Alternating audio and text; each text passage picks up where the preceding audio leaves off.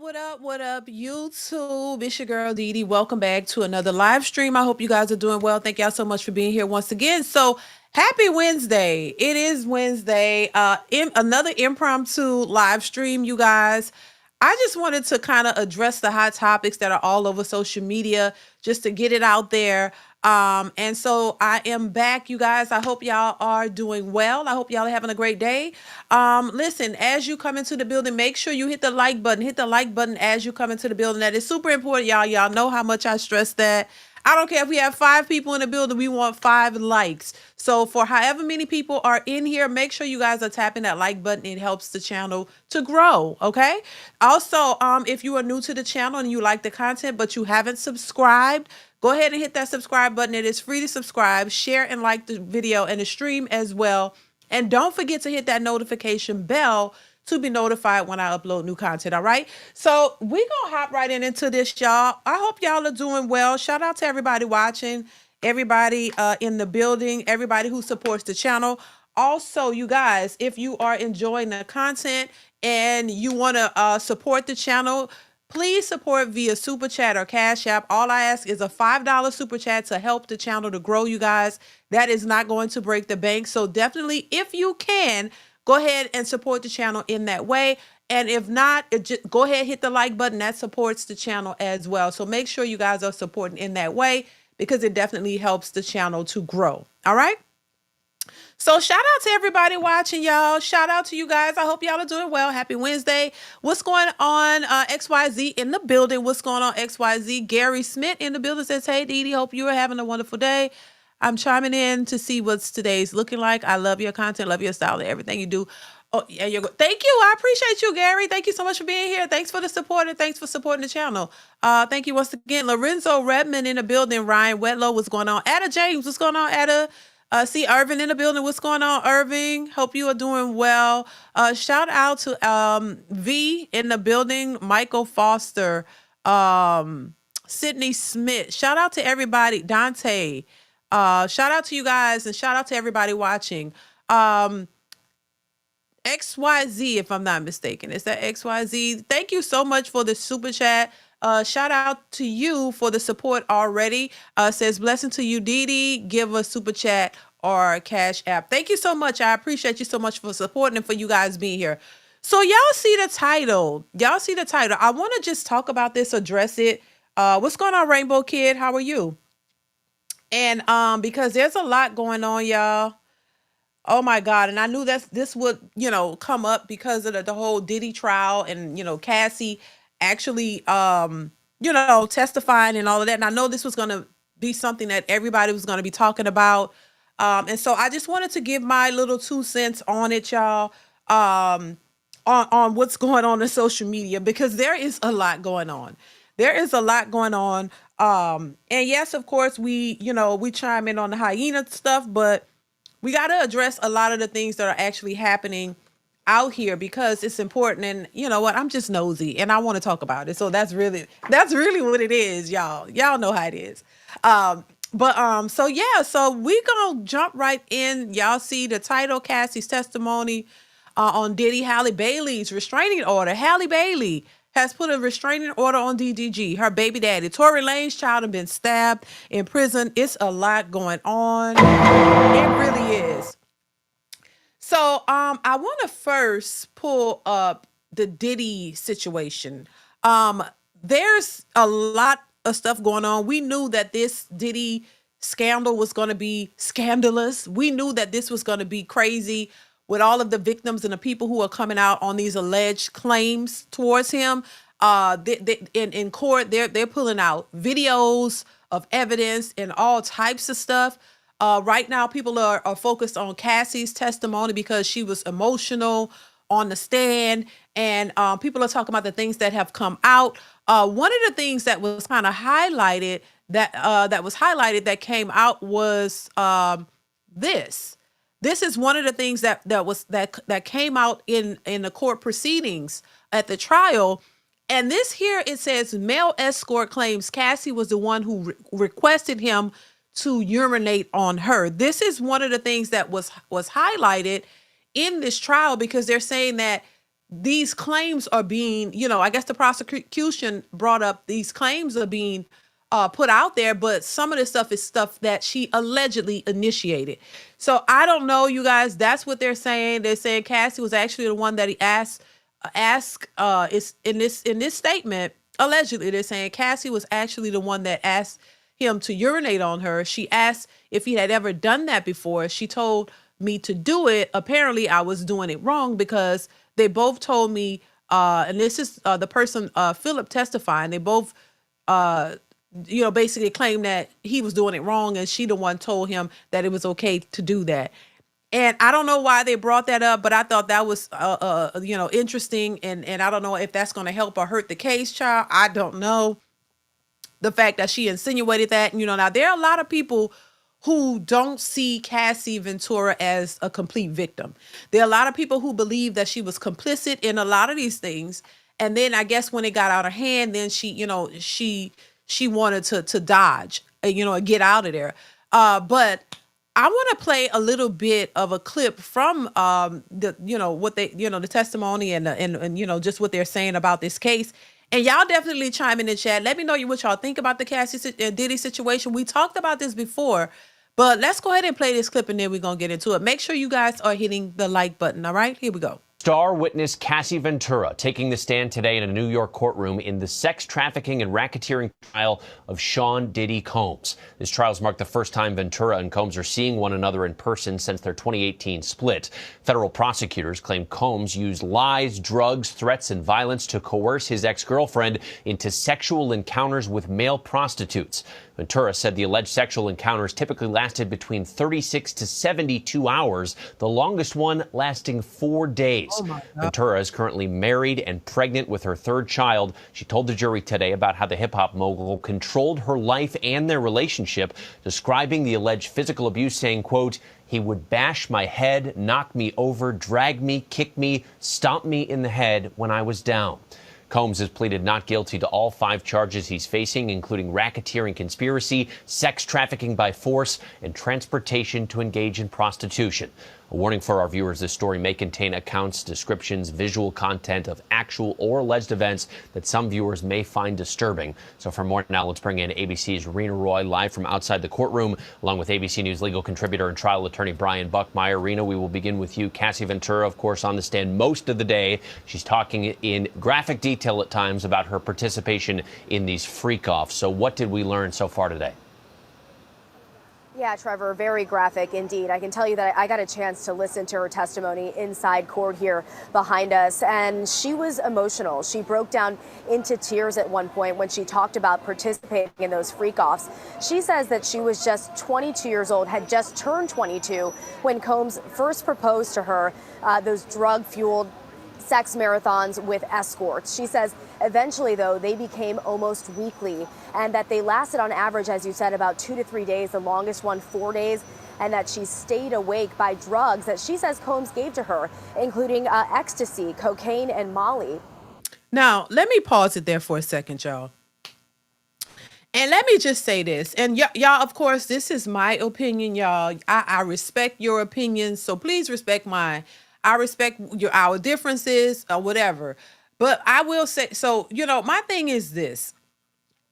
While I do feel for Cassie, I will not lie to you because I'm a woman and y'all know how women are. We are emotional and we gravitate towards women, even me in certain cases. But I'm still like, if you're right, you're right, you're wrong, you're wrong. But because we are emotional beings and we connect with women because we're women, we understand what women go through. I feel sorry for her on one hand. But on the other hand, okay, because I'm not just one dimensional. I do believe she was complicit in the things that were happening.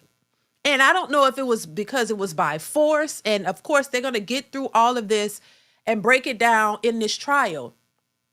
Can y'all hear me perfectly fine? Please put a 1 if y'all can hear me. If the sound is good, if y'all can hear me loud and clear. Before I continue, 1 in the chat if y'all can hear me, Lord. Because I be talking down and it could be muted the whole time. Please, and I don't always look at the chat. Put a 1 and let me know if y'all can hear me perfectly fine. Please hit the like button, y'all. Please hit the like button. Y'all can hear me? The sound is good? Okay, good. So my thing is this. I believe that she was complicit in a lot of what went down because there's no way in hell. If I was dating somebody, and I don't care who they are, you could be famous, you could be not famous, whatever.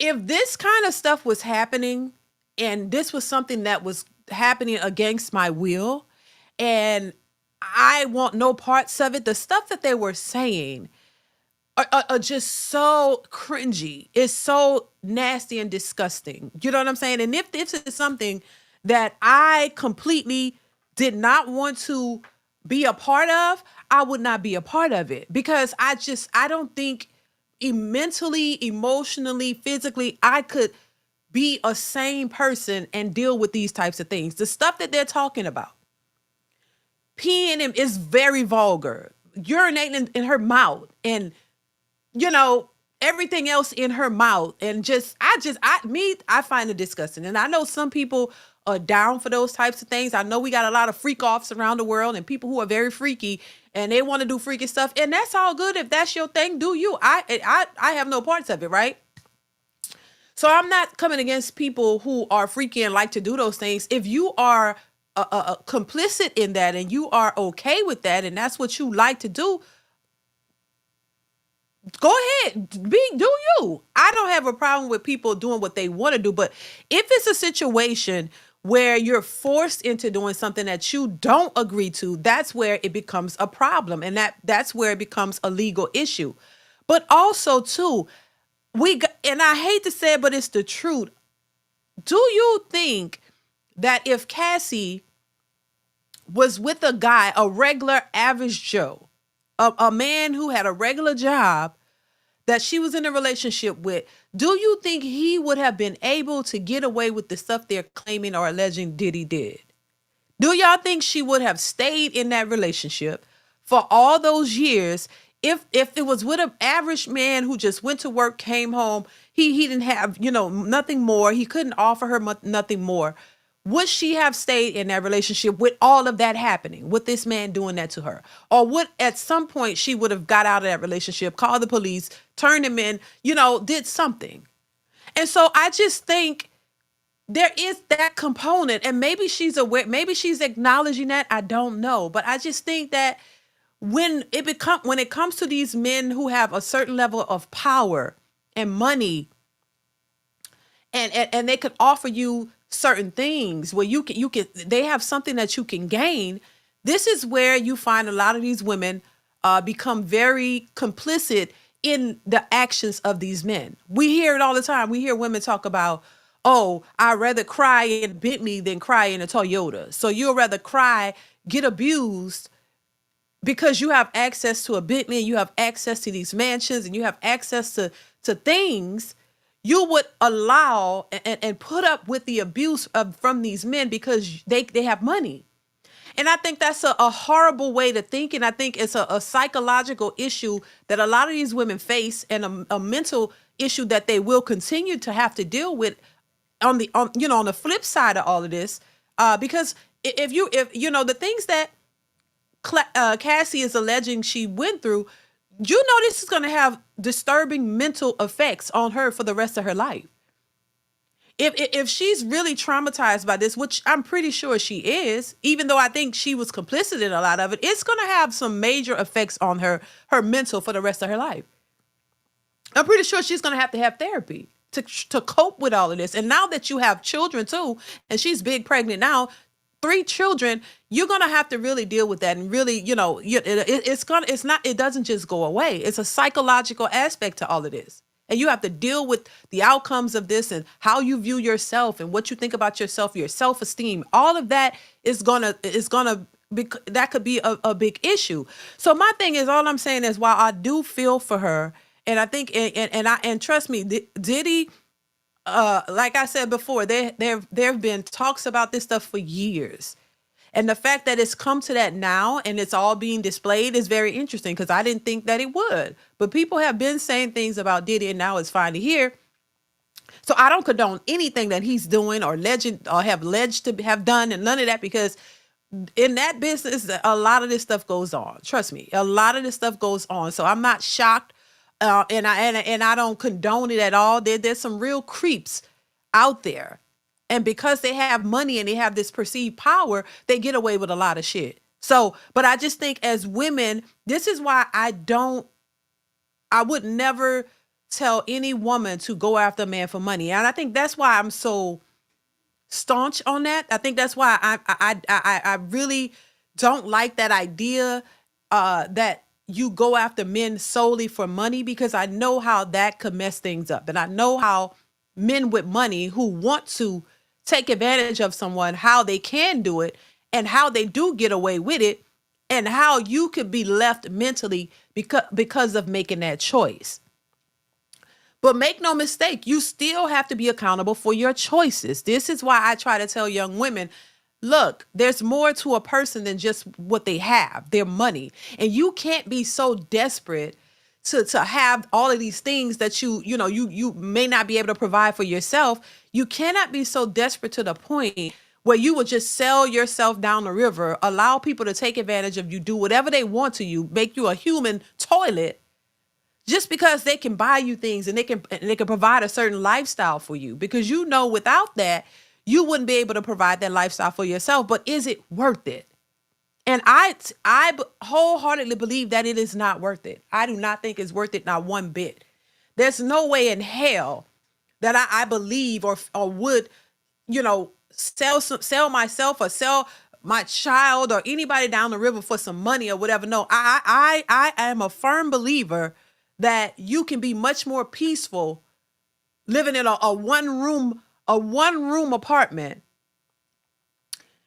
where you make the decisions you want to make and you're at peace to do what you want to do, and not have somebody over you dictating your every move or taking advantage of you, doing whatever they want to. You have no regard or respect for you just because they got money and they can buy you a Birkin bag and take you to the fancy parties and show you around and trophy you around.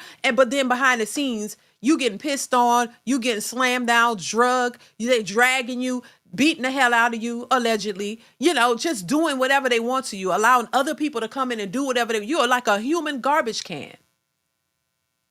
There's no love, no respect for you. And this is not just focused on the Diddy, because there are a lot of situations like that happen. And unfortunately, a lot of these women are so brainwashed and so stuck on things and money, they will put themselves into those positions knowing very well what is happening and will stay there for years. And then you claim victim, and then now you want to cry wolf and you want to get money out of it, because if you walk away, and that's the reason why a lot of them stay, because if you walked away, you wouldn't have that lifestyle, and the lifestyle outweighs your own human sanity, your own mental stability. So you're really willing to sell your soul for some bags and a mansion. All of this stuff isn't yours anyway. This is why I believe they end up having to sue. They wait and wait and wait, and then you sue for the money. You don't really sue, to put them in jail. You sue for the money because you need the money to uphold this lifestyle without the person finally.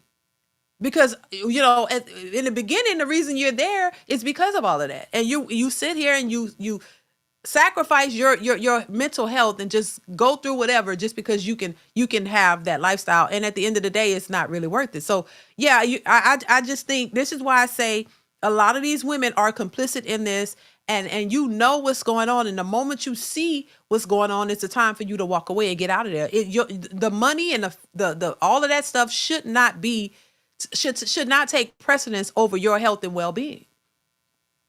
But it does. This is why a lot of these women are just pining for rich men. You want a rich man. You don't care about if he's a good person. You don't care about his all the stuff you should care about. You don't care about him and his character and whether he's a good person or not. That's why you never hear that. All you hear is the money, the money, the money. You want to get to the bag. He could be beating your head between the washer and the dryer. But they have so much concern about a man abusing a woman publicly, but you will just sell yourself down the river to be put in that position to be abused, if that is the case. Because I don't think every case is that, but a lot of them are, depending on who the persons are. But you will be willing to take that risk for some perceived power and a little bit of money and a few things. that don't really mean anything. So this is why I say these women knowingly put themselves in that position. Maybe in the beginning they didn't know, but they found out real quick. Because it don't take long for those type of people to show you who they are, no matter who you are. So yeah, there's a lot of the full blame is not always on the other person when you know exactly what they're about. That's when you're supposed to be hell with your money, to hell with what you got. I'm out of here. Because that's exactly, I don't give a damn what you got. I'm not going to subject myself to this type of behavior and just sit here and let you do whatever you want to me just because you're famous and you have money. No. And that's where they have to realize that is not worth it. And that's not what you should be doing. So yeah, you put yourself in those positions, unfortunately. And I just think, yeah, you can't, the full blame is not on everybody else. You got to take some blame for that too, because you know what you were getting into and maybe you just got tired of it or you had to figure out a way to get out of it. And the way you figure out getting out of it is suing because you need a bag. You don't want to go back to a regular lifestyle. You don't want to go back to just a regular work in a regular job and a regular life. You're used to a certain lifestyle now. You've become accustomed to that way of living, and you don't want to be without it. Part of the reason that's part of the reason why they stay. So it's a lot. Classy Perspective, thank you so much for the super chat. I appreciate you. Says she should have done like Tina Turner, just leave. She should have just left those bags. She want those diamonds. She want those Birkin bags. Dealing with a man like that comes with ass whooping. Sorry, Cassie. Exactly. You're absolutely right. Thank you for the super chat, Classy Perspective. Thank you so much for supporting the channel. A lot of them know what it comes with, and they're willing to put up with it for the lifestyle. I totally disagree. I totally am opposed to that. I don't think that you should subject yourself to that because that's a life of mental anguish. That's a lot of stressful, depressing moments that you're gonna have to deal with. And then when you start having children, now you have to really get yourself together because you have to really be the right in the right state of mind for your kids. And trust me, you don't go through that kind of stuff and then you just come out on the other side all great. No, it's a lot of therapy. It's a lot of, a lot of healing that you have to go through. And then you got to also accept the fact that, hey, you put yourself there. You put yourself there.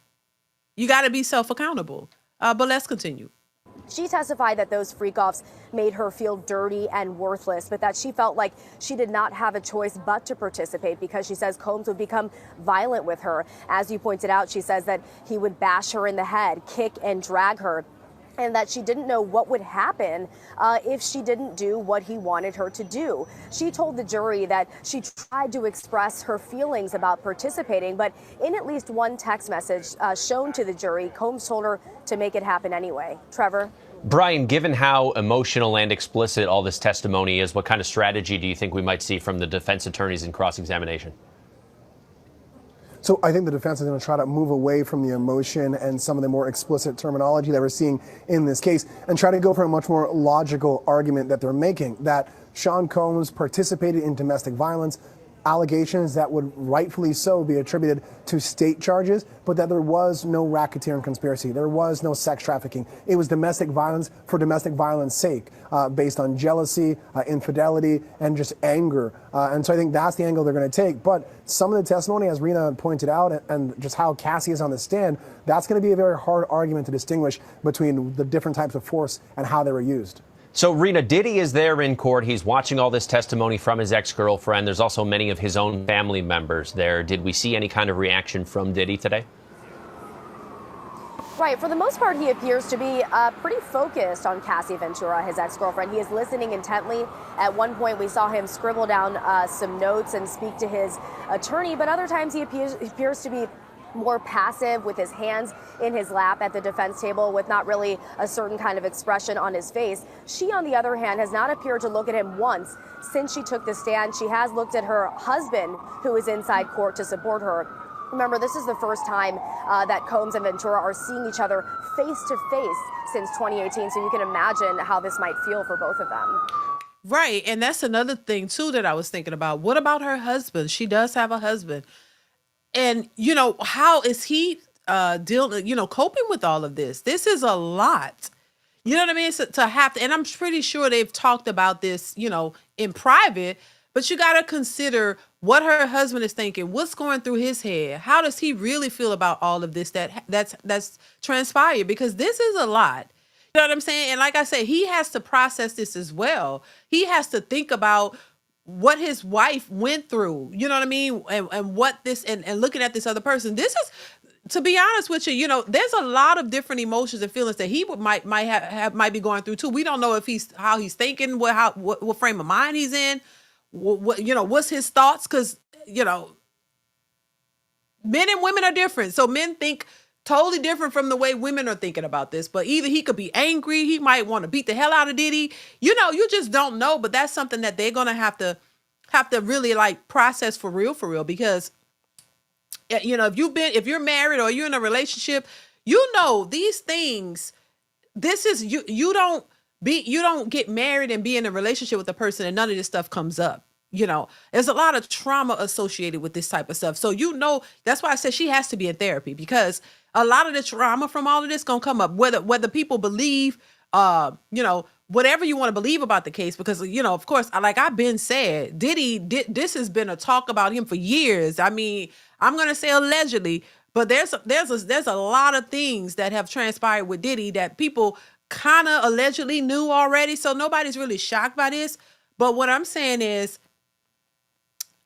so we know allegedly that about Diddy, but what I'm saying is, once again, and I can't ignore this, you have to be careful of the positions and the things that you want in life, and how you go about getting it. Because this is, once again, I would tell any young lady, please do not run behind famous people, fame and money. Please do not be so quick and ready to subject yourself to these people, because Hollywood, famous people, there's a lot of this going on. And we always seem to come out and point out the black ones. I'm just saying, Diddy, what's his name? The old guy, what is his name? What's the old guy, y'all? From what is his name? All the black ones we put out there, but it's not just them. There's this goes deeper than just them. Those are the ones who always seem to come to the surface. What's the old guy that they pulled out from way back in the day? Bill Cosby. They pull all them out and pull up cases from the damn 60s and stuff, right? But it's not just the black. It's the old rock groups and rock people. All kind of allegations be coming out on them. But we don't talk about them because those you don't really see at the forefront.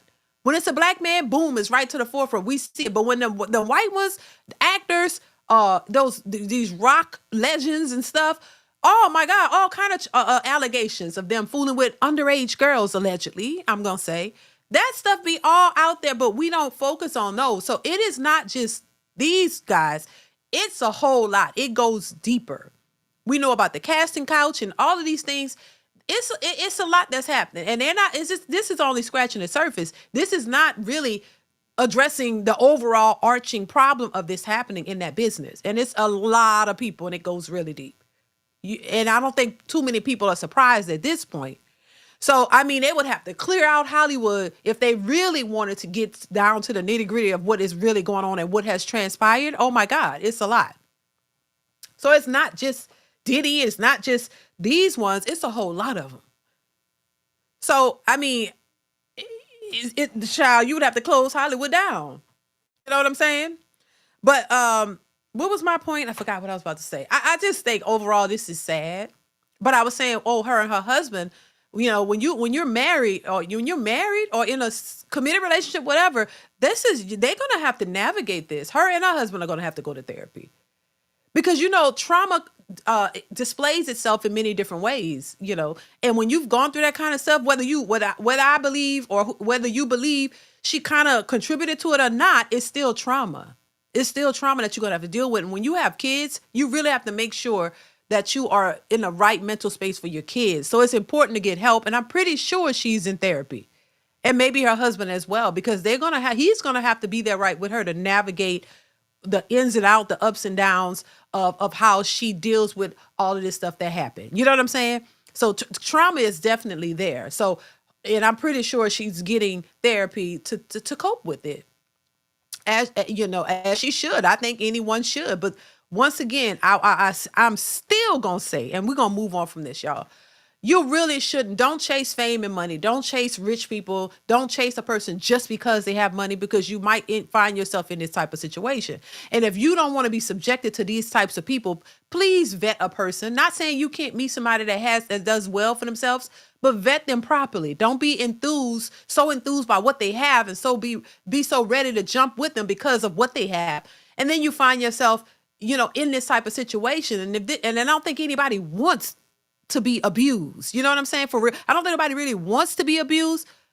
But you can't go into it with the mindset that, oh, the money and all this stuff is worth more than me being abused by anybody. You have to start thinking about yourself. You hear people talk about they want to put themselves first. This would be the perfect time to do that, in my opinion, to make sure you are in the right mental space and not subject yourself to this type of trauma. I'm just saying. This is why I say money and going after, you got to have all this money and all that stuff that we talk about all the time. I'm always saying, please don't do that. That is not what you should be looking for when you're trying to date. You don't want to have to deal with somebody subjecting you to all this. They're calling in male, just anybody. Like I said, just treated, from what we're hearing, this woman was treated like a human garbage can. And I'm just like, no, I don't think nobody set out to have that done to them. I don't think that's what you set out for. That's a little bit different than just being freaky with your man. You get what I'm saying? So it's just horrible to hear what's coming out. And that's why I don't understand, how could you just allow yourself to be in that environment for so long and deal with that type of behavior? And then the alleged being drugged, and all of this time they're saying she was allegedly drugged throughout everything, and just doing all this stuff till you become numb, and it becomes just a part of your day and you just go with it. I'm just like, damn, I couldn't imagine any of that. I couldn't imagine it, y'all. It's just too sickening to me. It really is too sickening. It really is. And I just think, like I say, you have daughters. When you start having children, and you wouldn't imagine your daughter going through something like that. And you wouldn't want your daughter to feel like, oh, because they have money and I need money and I need to be in this lifestyle, so I'm going to go and just put myself in a position to be treated this way. I don't think anybody would want to see their daughters in that position. And I think when you start having children, you understand that, and you realize that that was a mistake to do. See, Irving, thank you so much for the super chat. Says, well, the thing is, she did participate in it. I don't condone the abuse, but if you participated, you participated. Good point. Exactly. I mean, we can't ignore that, because once again, and I know that a lot of these celebrities have powerful people behind them. They have they got a whole system going. So I could understand on one hand how women could be intimidated by them or scared, or, because these are powerful people. I get that. But at some point you gotta walk away, because if I'm not mistaken, I remember a while back in this whole situation, Cassie had left Diddy. And I remember her saying years ago, she was on 106 in Park. I mean, it was years ago when, she had left. She had left a couple of times, and she said she had her own apartment. And then he ended up swindling her back. But if I'm not mistaken, I think the apartment that she had, I think he was actually paying for that. And then he stopped paying for it. And then she goes back. I remember the police were called. This was all on TMZ. The police were called for a domestic dispute. They was outside of the house. Something was going on then. So there was a lot of things happening. But she ended up staying there or going back or whatever, because I'm pretty sure, he lured her back.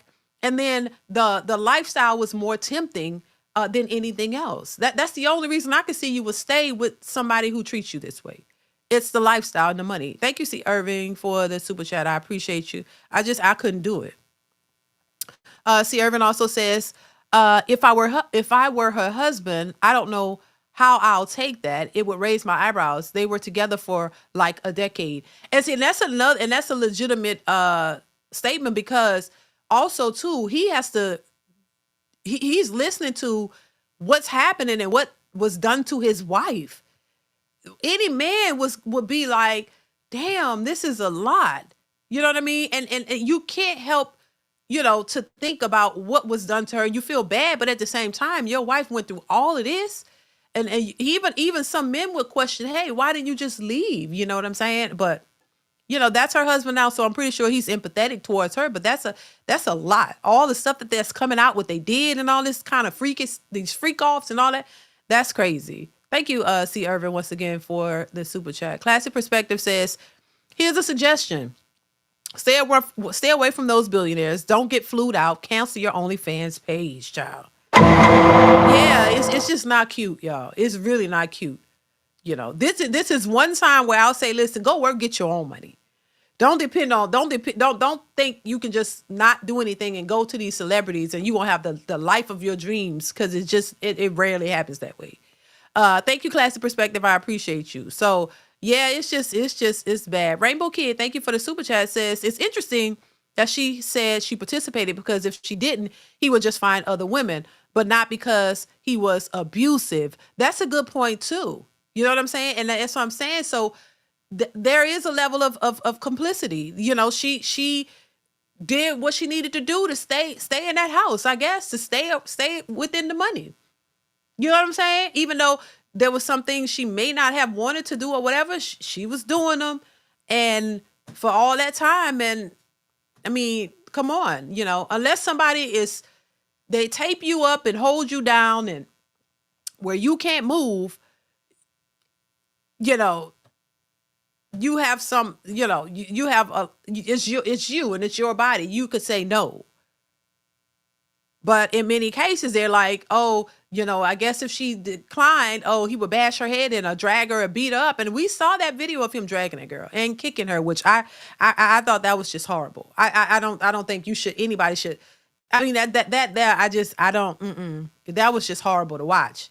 Kicked her like in her side. Like, so we saw that. So God knows what else he's doing in there and all and doing to this and have done to her. But that's why I say, you got one time to bash me in my head. You know what I'm saying? One time to bash me in my head. I don't give a damn who you are. And I think that's the difference. But everybody is different. But that's the difference. I don't give a damn if you Pookie, Ray, the president. I don't give a goddamn who you are. You got one time to bash me in my head. And I'm out. And I don't care who you are. Like I said, I'd rather be broke, living in a one-room shack, before I sit in a mansion with a man who doesn't respect me, does anything he wants foul to me, treat me badly. I couldn't do it. And I think that's the difference. And I think a lot of this could be avoided if women thought like that.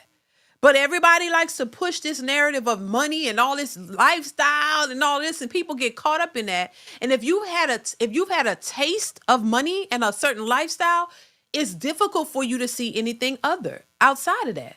Even if you grew up broke, because a lot of these people didn't grow up with money. But once you become accustomed to a certain lifestyle, it's hard, especially for women, to go backwards. It's especially hard for women to turn around and say, you know what, I'm going to go back to my regular old life where I go to work and come home and it's just mundane. It's hard for women to go backwards. And I think that's part of the problem. I really do. And this is why I say, listen, I would say any situation where you're being abused, get out of it. Nobody should be bashing you upside your head because y'all have a disagreement. Nobody should be beating your head in between the washer and the dryer. Nobody should be disrespecting you and treating you like you're trash. That is not love. And I think this is the message we need to be sending to young women. Hey, do not, I hear women on these apps talk about, oh, that, you do one thing that I don't like and I'm out, but they're taking it the wrong way. If somebody disagrees with you on something simple and they say, oh no, I don't, they ready to leave over the minuscule things, the things that could be resolved. But the things where it really matter, a lot of these women are choosing to stay, and then they want to play victim, and then they want to get some money out you. And I think that's a slippery slope, and that's not a good game to play. That's a dangerous game to play, in my opinion, because you don't know if somebody's crazy. You don't know what level they could take it to. You might not be able to come back and tell your story or sue for money, if you fooling with the wrong person and they end up taking you out of here. So I think that's a dangerous game to play. Now, if somebody, you got one time, I don't give a damn who you are. Once again, you bash my head between the wash and the dry, baby, that's a wrap. It's a wrap. I'm not subjecting myself to that, because I know that that's not love, and that is not what you should be accepting of. And I don't care who you are, how much money you got. I don't care. And I think that's the mentality women got to have. They look at the little small things and judgment on that and walk away over stupid stuff. But the things that really matter, if he has money, it don't matter anymore. You're going to sit here. And I mean, there are a number of situations where women have subjected themselves to abusive men, and they stay in those relationships. And what happens is, when the man gets tired of them and want to walk away, then they want to come out and say, he abused me, he did this, after the fact. They're not willing to disclose all of that while they're sitting there with them, enjoying, the lifestyle and the money. But the minute he walks, because that's what happens, the men get tired. They be like, I'm going to replace you. I can replace you now. They get tired of you. And then when they're ready to replace you, then you mad, and now you want to claim abuse. But you didn't care about the abuse as long as you was in the mix of the money and everything. So to me, that's the issue. Thank you, Rainbow Kid, for the super chat. I appreciate you.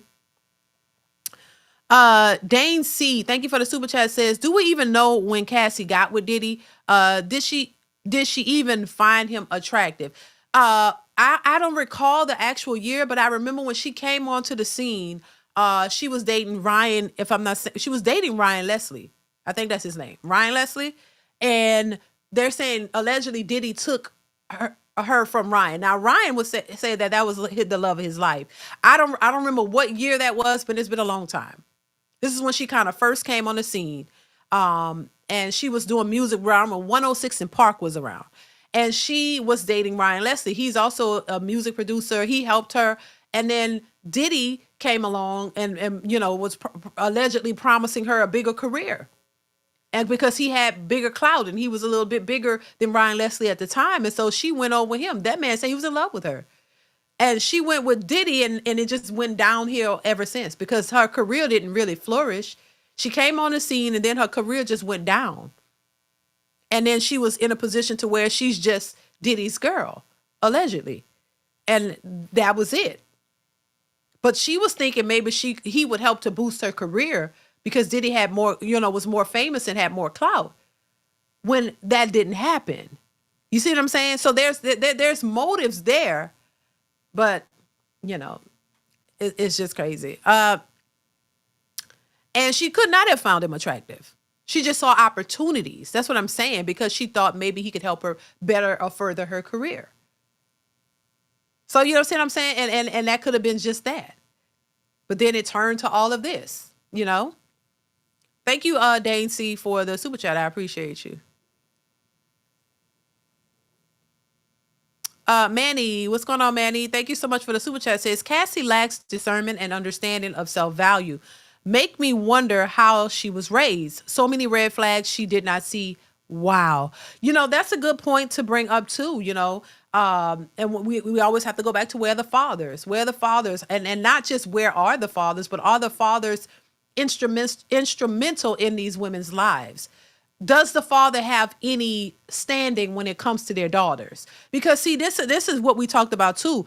There could be a mother and a father in a household, but does he have an impact on his children's lives? Do they respect him? Do they regard his opinion? Do they listen to what he has to say? Because there's a big difference. When you have children who take their parents seriously and respect them to the highest degree, and they take what they say very seriously, and they are, they use it, that makes a difference between having two parents there, but your kids, you're not influential on your kids.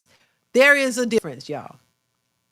There's a difference between having two parents there and having two parents who are influential in your life. Two parents that when they say something, you listen to what they're saying. You know, this is a problem I think a lot of people have with Deion Sanders and his kids, because they listen to what he says. They take his advice seriously. They hold him in a high regard. They take what he says because they trust him, they believe him, they respect him. So they don't just willingly, oh, dad don't know what he's talking about. No, they believe their dad knows what he's talking about, and they listen. And we don't have a whole bunch of individuals who are like that. A lot of children will listen to Lil Wayne and Gucci Mane and whoever else before they even listen to their fathers, because they don't have a lot of respect for their fathers. And they don't think that their fathers know anything because they're looking at accomplishments. If you see somebody else that's more famous and, you know, all of that, they respect money and fame. They don't respect, you know, their father's opinions and things like that if he doesn't have the level of, if he doesn't have something that they actually respect. This is why I always say, listen, I don't, you know, and this is just me because I'm speaking for myself. I can't speak for nobody else. And when it comes to my husband and our kids, you know, they are not materialistic. We've never pushed the materialism. We've never pushed it. You know what I'm saying? Because it's not worth anything. Like I said before, we've never owned Jordans. Don't plan on owning any of them. You know, the focus is not on that. The focus is not on materialistic things. You have to teach value and structure in your kids if you want them to look at the things that are important. They're not moved by celebrity. They're not moved by money. They're not moved by fame. They're not moved by any of the superficial things that y'all see out here. They're not. Because that's how we raised them. We didn't raise them with all the superficial stuff because we didn't even do it. So we were the examples. They didn't see us go and get Gucci and Hermes and all this stuff, you know. They're taught, hey, you can have nice things, but it's not about how much it costs. It doesn't have to be a name. And a lot of people don't teach their kids that. So what happens is they idolize this stuff. They get out on their own and they start seeing these famous people and seeing what everybody else is doing. And then they start to emulate that and they start to believe that that's what is necessary. And then that's what they pattern themselves behind, or who they pattern themselves around, because they end up not respecting their parents. But they respect these other people because they believe that fame and money and all of this stuff is they hold it in a high regard, and they think it's what you should strive for. And I don't think like that. I don't think you should be striving to be famous and rich. Now, if that's your goal and you want that, fine, and you work hard and you achieve it, that's your business, and ain't nothing wrong with it. But what I'm saying is to idolize other people who have it, or look at these people as if they're some type of God and think that you need to follow them in order to be successful. And I always say this, success is subjective, because what you deem successful, if you're basing it on somebody else, you're always going to have a problem maintaining that and being happy with it, because just when you think you've reached a level of success, somebody else has reached a new level, and your success compared to somebody else may be minuscule. And I remember Keke Palmer say some true stuff at times. She said, rich is subjective. It depends on who is in the room.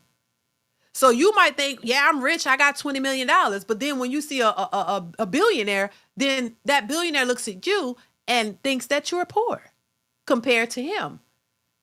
So it is subjective based on who is in the room. And a lot of times you could have a person who may have $20 million and they sit in a room full of billionaires, they're going to feel small because they may be looked at that way. Like, he just got 20 million. Oh, that ain't nothing. We got 20 billion. So this is why you have to determine what is comfortable for you. Do not compare yourself to other people and try to reach a level of other folks, because you're going to always find yourself trying to level up to the point to where you can't keep up. So you have to determine what it is that you want for your life and be comfortable with where you are and live your life, not trying to compete and get up to some level or match somebody else, because you're gonna die trying to, you'll never be pleased. You'll never be happy. You'll never be able to live your life in peace and just be happy and just be. You know what I'm saying? It's a blessing to age and get older and just be comfortable in your own goddamn skin and be comfortable with your life and what you want to do. It's a blessing to be able to do that. You don't have to be rich to do it. You're blessed when you wake up and you got another day to get up and do what you want to do. And make your life what you want it to be, not what others tell you it should be. This is why I talk the way I talk, and this is why I tell everybody, listen, don't go after just money. Go after things that will make you happy, truly happy, and have a fulfilled life. A fulfilled life is just not about money. There's a lot of people with money and they're not fulfilled whatsoever. Money is not the end all be all. It seems to be the end all be all for people who don't have any. If you dead broke and you ain't got nothing, yeah, money, I understand. I need money because you don't have none. When you have money, it is not the end all be all. You realize your health is important, your livelihood, friends, family, health is wealth and important. Having a peaceful life, getting up, moving how you want to move, doing what you want to do and being peaceful while doing it, that's way more important than just having a whole bunch of money. And people don't realize too, when you have a whole bunch of money, you got to maintain it. You don't just have money and then that's shit. You got to maintain your life. You got to work. People think when you have money, you got to stop working. No, you still working. If that was the case, all these celebrities out here touring and working hard, they would just stop. No, they still got to work because the water features cost money. You know what I mean? Water features cost money. That's what my husband would say. Water features cost money. You got to pay that every month. And how they say it, to whom much is given, much is required. So the more you get, the more you got to put out. The more you make, the more you put out. And at some point, that becomes very, very stressful. This is why you find people offing themselves, because it becomes too much and they can't deal with it. They're stressed the hell out and they'd rather just take themselves out.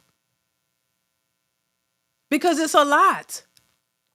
So, and this is why you find some people saying, look, I'm comfortable where I am because I'm at peace here. I ain't got to worry about all that. I'm good here. I can handle this. I don't need any more.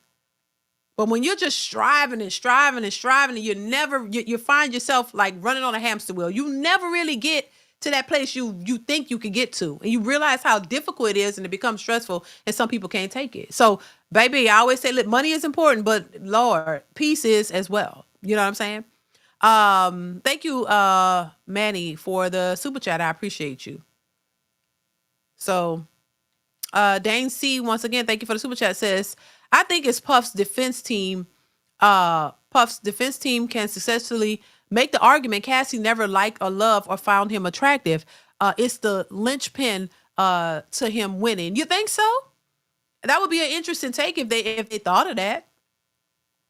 And you maybe, if they said she didn't really care about him, she just was there for the clout or whatever, maybe that would be a point. But I mean, does that really justify, the I'm gonna say alleged abuse and stuff that happened? Maybe if he found that out, I mean, still they would argue there's no excuse to do that type of stuff. You know what I mean?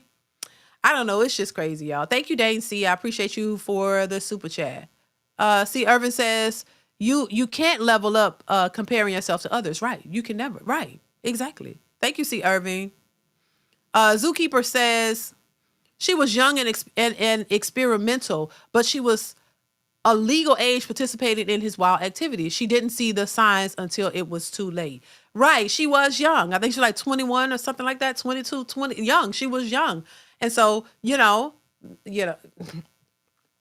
thank you, Zookeeper. Yeah, and then once she realized what it really was, I mean, it probably became too much, It's just a lot, y'all. And it's unfortunate that these women are in these situations because I don't think nobody could mentally handle all of that. You know what I'm saying? Thank you, Zookeeper. Thank you so much for the super chat. Let's continue the last part of this, y'all. Brian, how do you imagine this might land with the jury hearing all of this extensive testimony of this nature?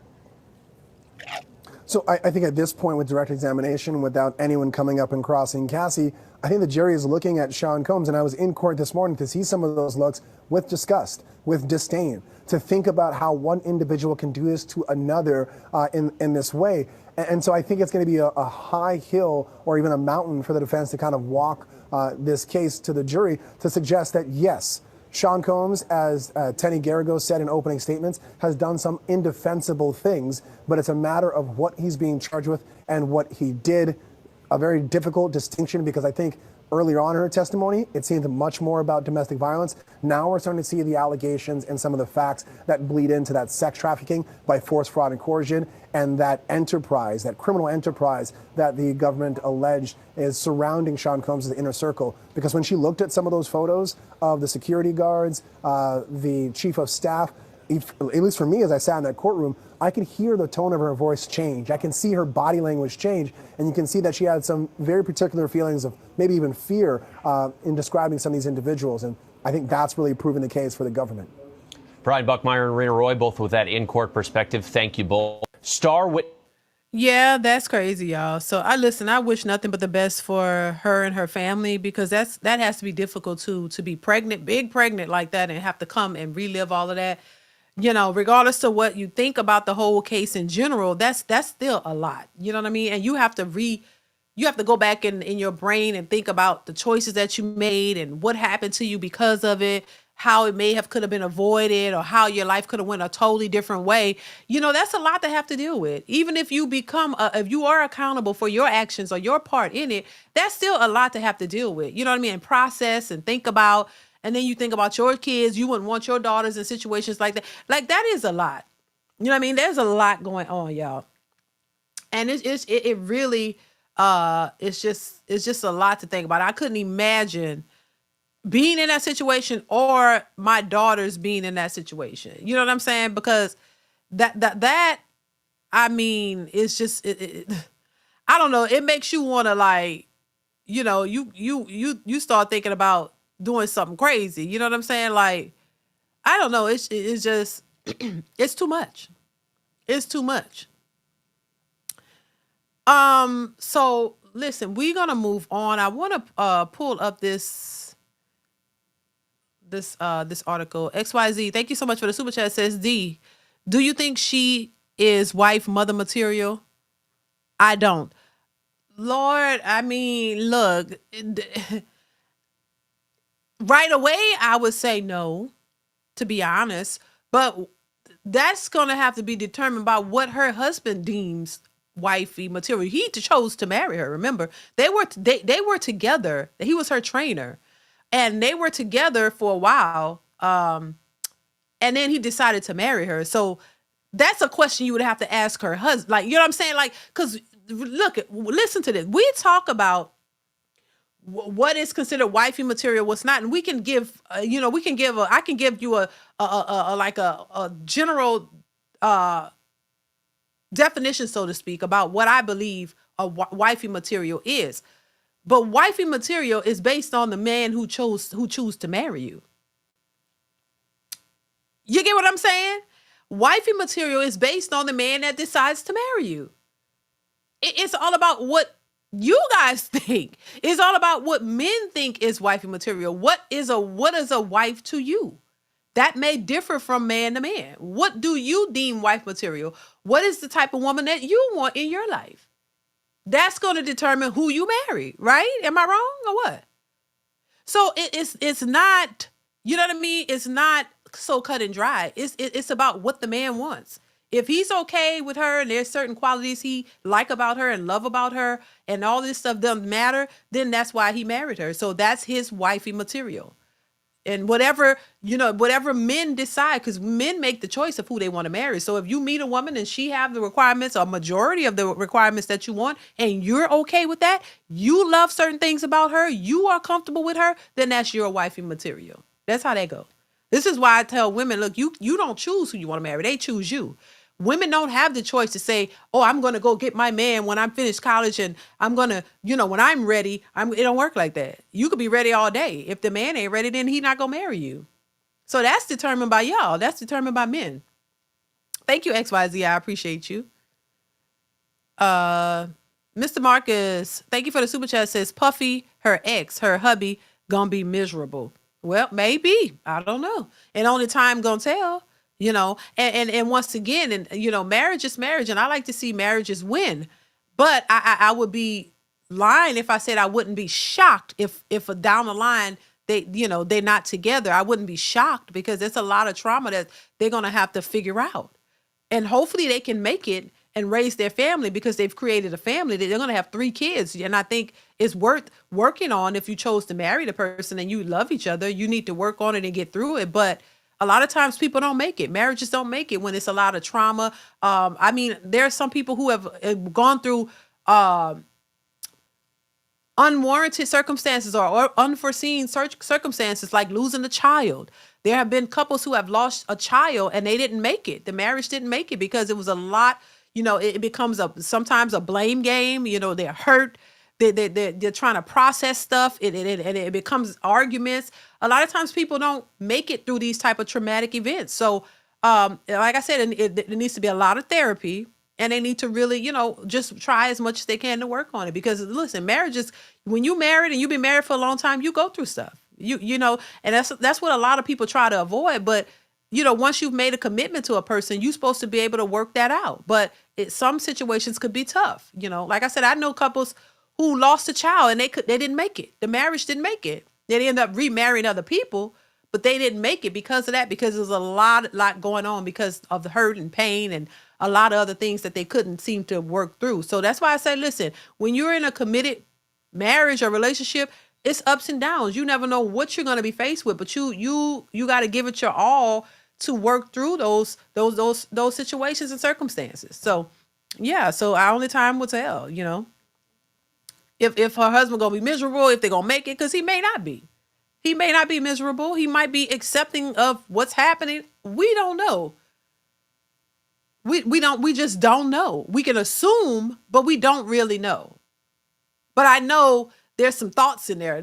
You can't have that level of stuff going on and not have certain thoughts or try to find ways to try to process all of that, because that is a lot. I'm just saying. Thank you, Mr. Marcus. I appreciate you.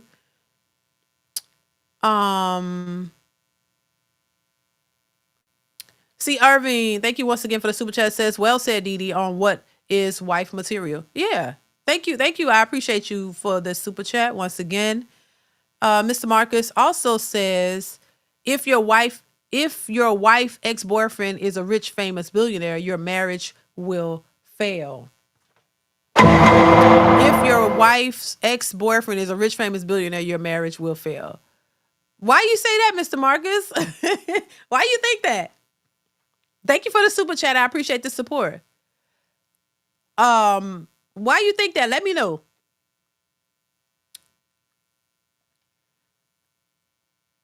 We're gonna move on, you guys, to this. I'm gonna go ahead and share my screen because I just heard of this. I really didn't know what was happening, but I want to move on to the Tory Lanez situation. So Tory Lanez was stabbed in jail, y'all. So he was stabbed. It says Tory Lanez stabbing suspect's rap sheet includes the M word, which is, and he's charged a charge that landed him life in prison. So he was stabbed in jail. The earliest reports said he was stabbed about 10 times, but people were saying he was stabbed actually more than 10 times. So they're saying the inmate who allegedly stabbed Tory Lanez in prison this week has been identified as Santino Casio, and he's already serving life in prison with the possibility of parole. The representative from the California Department of Corrections and Rehabilitation told the Post that Casio, 42, is being investigated for allegedly attacking a rapper at a housing unit in the California Correctional Institution Monday, May 12th at approximately 7:20 a.m. So he was attacked. We don't know why. People are speculating it could have been a racial issue. I don't know.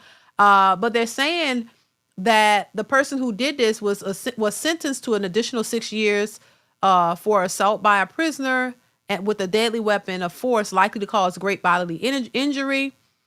And And then they're saying over 10 years later, he has given an additional 2 years for possession and manufacture of a deadly weapon by a prisoner. Child, this is crazy. They're showing Tory Lanez mugshot, which is crazy to me. I was wondering why they would do that, but hey, it's prison. You know what I'm saying? I've never been to prison, and don't plan on going to prison. But isn't that what they do in prison? Like people try to hurt each other and shank each other. That's what I heard. At least I heard about it in the movies. They make these shanks because, they're making them in jail, and they go and try to shank the person that they don't like. So maybe the attention that they realized who he was, or they didn't like him, or for whatever reason, I don't know. But he's been hospitalized, and he's going to make it. So he's recovering, they're saying, and he's going to make it. So, but this is crazy, and I'm thinking maybe he should be in separate from everybody else for his protection, because this is crazy. First of all, I thought this whole, him being in jail for however long he's in there. I don't know if they're saying how long I thought the sentencing for this was just outrageous. I don't know what you guys think. I just thought this whole Tory Lanez situation was just weird to me, and that there may have been some ulterior motives with this, because this was just crazy to me. There are people who have actually deleted people and got less time. I'm just saying. So I don't know how long this man is in there for. Now they're trying to take him out. This is crazy. All of this, back and forth with Meg Thee Stallion and what actually happened to her, and then her lying about sleeping with the man, and all this back and forth confusion with this case was just a hot mess. So I don't know if they, now they're saying he was stabbed 14 times, including 7 wounds to his back, 4 to his torso, 2 to the back of the head, and 1 to the left side of his face, child. He was rushed to a nearby hospital in Bakersfield, California, in an ambulance. Both of his lungs collapsed, and he was placed on a breathing apparatus, adding he was now breathing on his own and recovering from his injuries. So he is breathing on his own and he's recovering. This is crazy. This is crazy.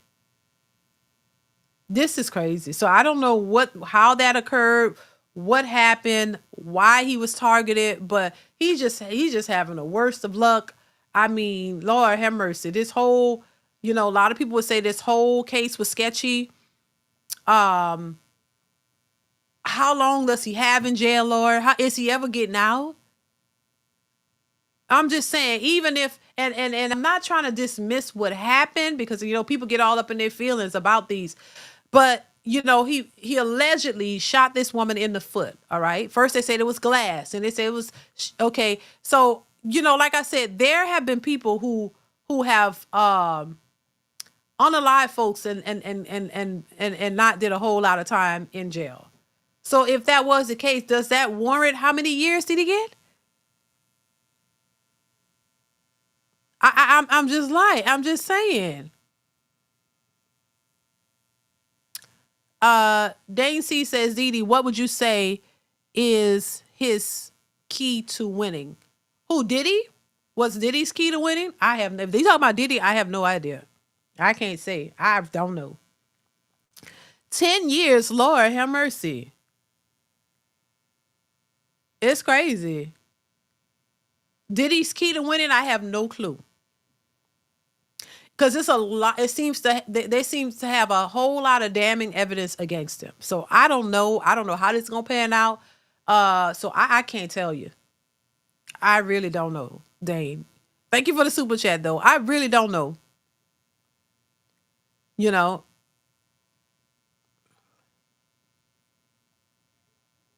Yeah.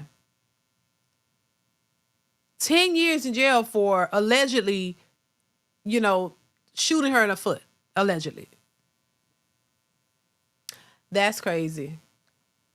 Yeah, Daisy, I have no clue, honey. I don't know. We got to see more of the case. We got to see more of what comes out, because a lot of this already looks bad as it is. So he has to, it has to be something really shocking or jarring that says, all of these people who doing this, they were complicit, and there needs to be tape evidence or video evidence saying we want this, we really want this, and we really like it, and we chose to do it. Something literally of them saying that in order for him to get off, in my opinion. I don't know, because somehow I think the powers that be allegedly want to see this happen. I'm just saying.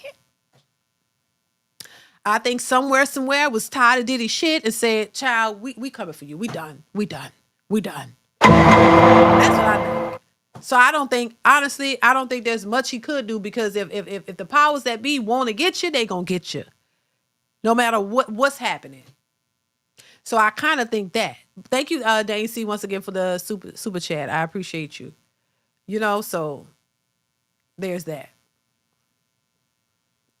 Successful MD, thank you for the super chat. Says, I would never be with the woman that calls herself a male castrated horse. Right. Stallion. Entertainment, stardom, and Hollywood have strange outcomes. They do. It's all strange, in my opinion. And we've known that for quite some time now. You know what I'm saying? Like, when I was younger, I was a little green, and I didn't think that all of these things were happening. My husband would tell me, because my husband, he's done music in that business. You know what I'm saying? And, back in the day, and he would tell me stories about things that look weird about a lot of your favorite celebrities. And I'm just like, nah, I don't believe that and this and that. No. And here we are years later, and all this stuff just seeping out. It's just seeping out. It's just coming out. And they've only scratched the surface, is what I'm saying. There's a lot more that's just sitting around. People get scared and start trying to move to other countries and things of that nature when they see this start happening, because they get scared. Hey, am I next?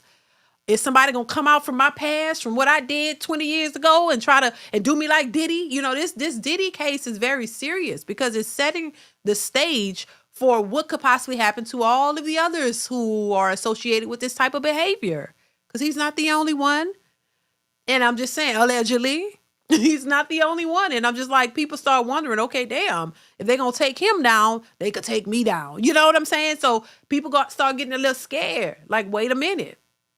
Am I next? What? Let me not say anything, because I don't want to be the next target.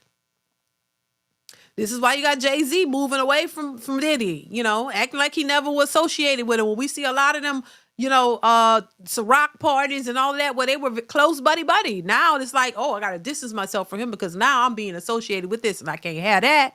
It's going to mess up my brand.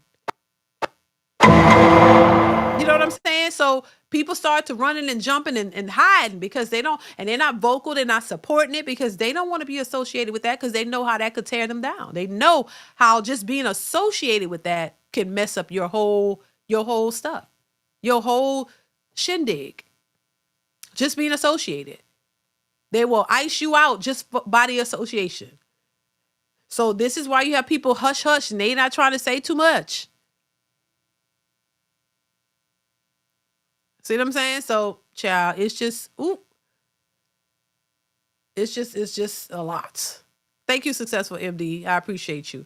So yeah, hopefully Tory get well soon, and hopefully they put him in isolation away from everybody, because he don't need to get all that. He don't need to get shanked no more. I'm just saying. That ain't good, because next time it might be a little worse. I'm just saying. Let's move on. I want to cover this real quick.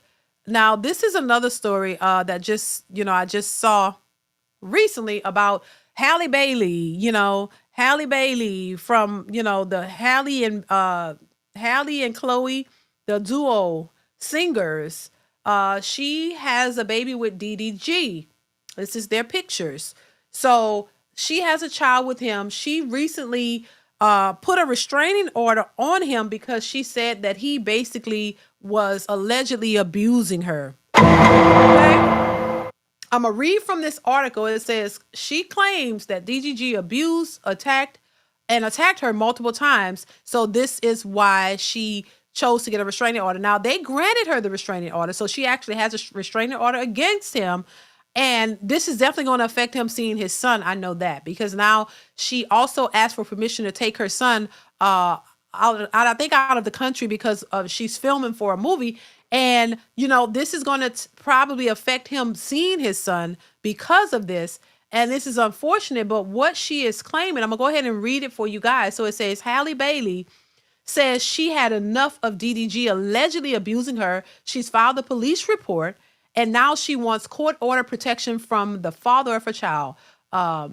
It goes on, and she posts pictures. So in the docs filed on Tuesday in LA, she claims things got physical in January. They broke up back in October, and Halle says DDG came over to pick up their son, Halo, and she tried to start a convo with the rapper about a child visitation schedule. And this is the picture she's posting here where the arrow is pointing. She has some bruises on her arm, and she's alleging that these bruises occurred by DDG. So she has the bruises on her arm. It goes on to say, as she was buckling Halo into the car seat, she claims DDG grew agitated and repeatedly said, "Get out of my car, B." Halle says the baby was crying and she got nervous about DDG leaving with him in such an agitated state. That's when they allegedly started wrestling.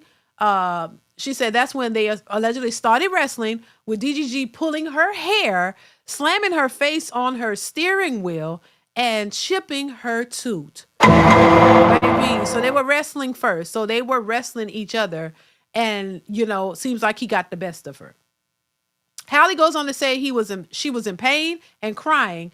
And although that stopped the fighting, she was still worried about Halo. So she remained in the car for the ride over to DDG's house, where she told his family what happened. So this is her, what she's saying. Her tooth was chipped.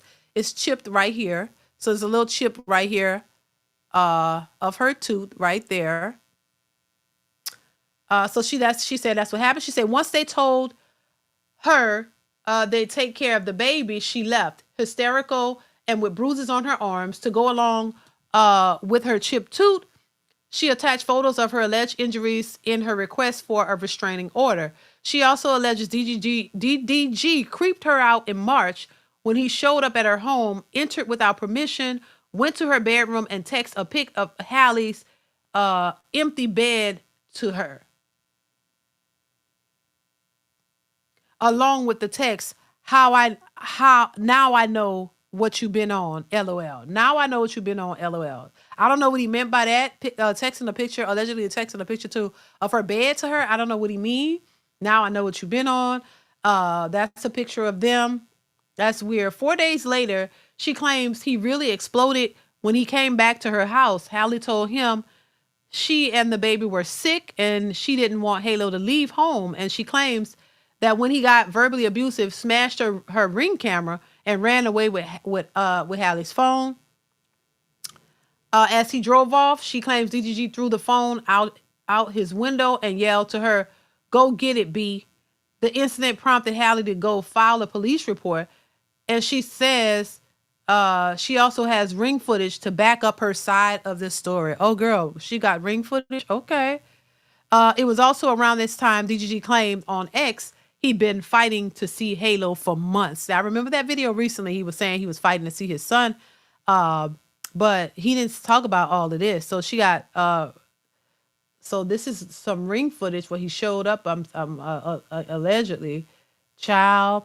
For Halle, though, the final straw came just last weekend when she says she was vacationing with Halo and her sister in St. Lucia. She says DDG texted her links to social media posts claiming she was on the island with singer Brent Faiyaz. Halle replied, "Not with any man out here. I wouldn't do that. I have Halo. Please let me enjoy my Mother's Day in peace. I hope you are okay and feel better soon." So that was her. The judge granted Halle a domestic violence restraining order requiring DDG to stay 100 yards away and gave her permission to take nearly 18-month-old Halo to Italy, where she'll be filming a movie for 2 months. Now, he responded to all of this. I want to pull that up as well, because this is where he kind of found out about the restraining order, you know, and this is him basically finding out about the fact that she put They saying GGTMZ. Let's see. Why are they saying GGDMB? Alright, I'm looking at her story now. What? Oh, fuck. Fuck all that, fuck all that. Don't even. That can't even be real. Fuck all that, bro. Fuck all that. But that can't even be real. But, that's the thing. But don't even. But you remember we talked about last night? Fuck all that. Let me say something. It's not. No, I'm saying, but I don't know where that even came from. Yo, stop these fake allegations. This is a father. This is a real person. It's a good human being. Even, but I don't. But hey, bro, we on stream, bro. Come on, like I gotta be. Just don't do it, bro. Like I gotta be. Just don't do it, bro. Come here. Don't even make no sense. Fuck all that. That's my real friend. We're not gonna do no false shit to ruin this stream. He's a great human being. He does a lot for a lot of people. He's a man. He's a father, and we're gonna respect him. We're gonna love him. WDDG, and fuck anyone who got anything to say. Yeah, DeeDee is not gonna come on the stream. He's just gotta go handle what he's gotta handle. So all love to my brother. We will figure something out. So that's when he found out about it. You know, there are a lot of women who already dismiss DDG. They was like, she should have been left him. He was not a good fit for her. Mostly women were saying that. I, of course, didn't say that because I don't know their relationship. I can't sit here and, you know, just say, oh, I saw a few videos and, oh, you should do this. No, I can't speak like that. I'm not, you know, I'm too old for that. I understand. You just can't, you know what I'm saying? I don't know these people's lives. And, you know, people on social media, they are ready to jump to conclusions. They already didn't like him with her just based off of the little bit that they've seen. And so now, you know, they're really out here condemning him and saying, oh, my God, his mother spoke out about this. They're basically, I guess, you know, saying that this isn't true. I don't know. After I seen the Amber Heard situation where she faked things, and I'm not saying that's what Halle is doing. I'm just saying I don't know what. I can't say shit. I don't know who's doing what's really happening. Because at the end of the day, they're the ones that really know what happened because they were there. So they granted her the restraining order, and it is what it is, y'all. Mr. Marcus, thank you for the super chat, says, Cassie got used to living in luxury in every major city, orgies with celebrities, red carpet paparazzi, her husband, boring. Z's, child. Time gonna tell how that plays out, Mr. Marcus. Thank you so much for the super chat. I appreciate you. Yeah, I mean, I do. They do get used to the lifestyle. That's just a part of it. Any woman would. This is why women are pining to get there, to get that lifestyle. Successful MD says, Simon says, all of the bonnet army are victims, child. Let them tell it. You know, I mean, it's like they strap the bonnet on and they automatically become a victim. You know, it's like that bonnet should make you a victim. I mean, because Lord, why? Y'all remember that video I played of that old lady, granny, all over the floor? Her bonnet fell off to the side. She had her bonnet on. Like it don't matter. The bonnets are just, I don't know. It's a part of the wardrobe, a part of the outfit, child. Thank you, Successful MD. I appreciate you. What is that? VR. What is it? I can't see. VR mission. What is it? 38. Thank you for the super chat. Says either all of these women are telling the truth, or they choose to gravitate towards the worst kind of man, child. Listen, two things can be true at the same time. That's a good, I mean, look, a good observation. I wonder that too. Why is it, and then they go have babies for them. You know what I'm saying? And then wonder why right after you had a baby, y'all break up. Why not date somebody and feel them out for a year or two or something to see how they are? You know, and if they show you who they are before that, you get out the hell out of Dodge. Why does the baby always be the baby? You know, it's almost make you wonder, do they just want the child? You want the child and not the man? You want to have a child with a certain dude, but you don't really want him. Because they'd be so quick to go get the babies. They don't require marriage. They don't require, you know, you don't vet the people well enough to determine whether this is somebody you want to connect yourself with and a child. Because that's a recipe for disaster. That's a recipe for disaster. You know, you add a child, now y'all get in these disputes, and now you can't see your child, and now you got to fight for custody, and now you could possibly pay child support, and all of this, and now you become a single mother. Like, did you want that in the first place? I don't understand it. It doesn't make sense. It doesn't make sense. VR Mission, thank you so much for the super chat. I appreciate you, because You got a good point there. I mean, everybody, all these women go and have multiple babies by these deadbeats and say, "Oh no, he's just trash." But you had a baby with him. Did you do this on purpose? You know, I'm just asking. Like, vet these niggas long enough before you give them a baby. See their true colors come out. See if they're abusive or what they like when they get mad. So if they get mad and knock your head between the washer and the dryer, you know, hell no, I'm out. I ain't got no baby with you. I ain't having no, or I ain't marrying you. You know? I don't get it. Thank you for the super chat. I appreciate you. The Lucid Experience says, who didn't know that this res order was coming? Shaking my head. All it takes is an allegation and a brigade backs her up. The order was the final piece. Right. And boy, they get so pissed when you have a different opinion. Like, they want every woman to just be like, oh, yeah, jump on the bandwagon. Nah, I got a brain. You got a brain. You're supposed to think rationally.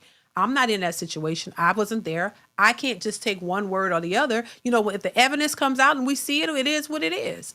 But then you still have to take accountability for the type of people that you're choosing to be with and make children with. You know what I'm saying? Like, come on, who a person is, it's going to come out. It's going to come out at some point. And you just got to stay the course to see what comes out. How they are when they get mad. You know, what they do. Do they start running into you? What? Punching walls and punching you? Like, what do they do? And that way you can see if this is something that you could deal with or not.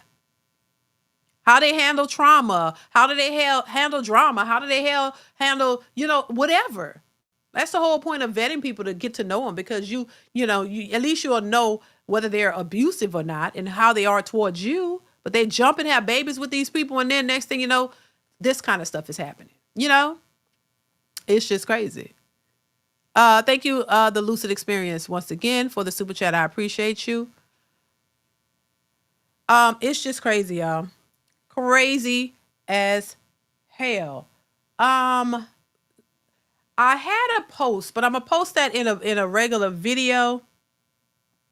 What does DDG do? He's a streamer and he's a rapper. I can't tell you any names of his songs actually, but he's a rapper and he's a streamer. That's what he does. Yep. And if I'm not mistaken, I think he said she approached him in the DMs. I think she approached him because she was interested. So, you know, it is what it is. I wish the best. I always think about the kids. I always think about the babies involved, because the children are the ones who really suffer from all of this, because they're not in their relationship. They just know that's my parents and they want to be around their parents. And we all know that this caused a rift between fathers and their children, their sons, because they're the ones who don't get to see their kids. And you know what I'm saying? It just becomes a whole lot of trouble that's not necessary. And, you know, sometimes you got to just, you know, either just walk away. And I know DGG said he don't see himself getting in another relationship till he about 49. So he's not trying to get in another relationship. This one probably was too much for him. I don't know, he's not looking to have a serious relationship with anybody. And he said he did, I heard him say that he wanted to have another child, but he want to have the child with the same woman. So he don't want to just have children by different women. He want to have, so, I mean, I don't think they're getting back together after all of this. So I guess we can only watch to see how this all plays out, y'all. I don't know, but I wanted to come and give my take on all of this. I want to bring up this because also too, there's a video out here. And I actually made a video on this that's going to be posted on the channel real soon. So make sure you guys are watching and sharing those videos as well, and liking those videos as well that are posted on the channel. But there's a video and a post of women over 30 who are struggling to find a man, right? And, you know, we know what hitting the wall is. We know that at that point, it's going to be difficult, you know, to have a stable relationship. But a lot of women are complaining about it.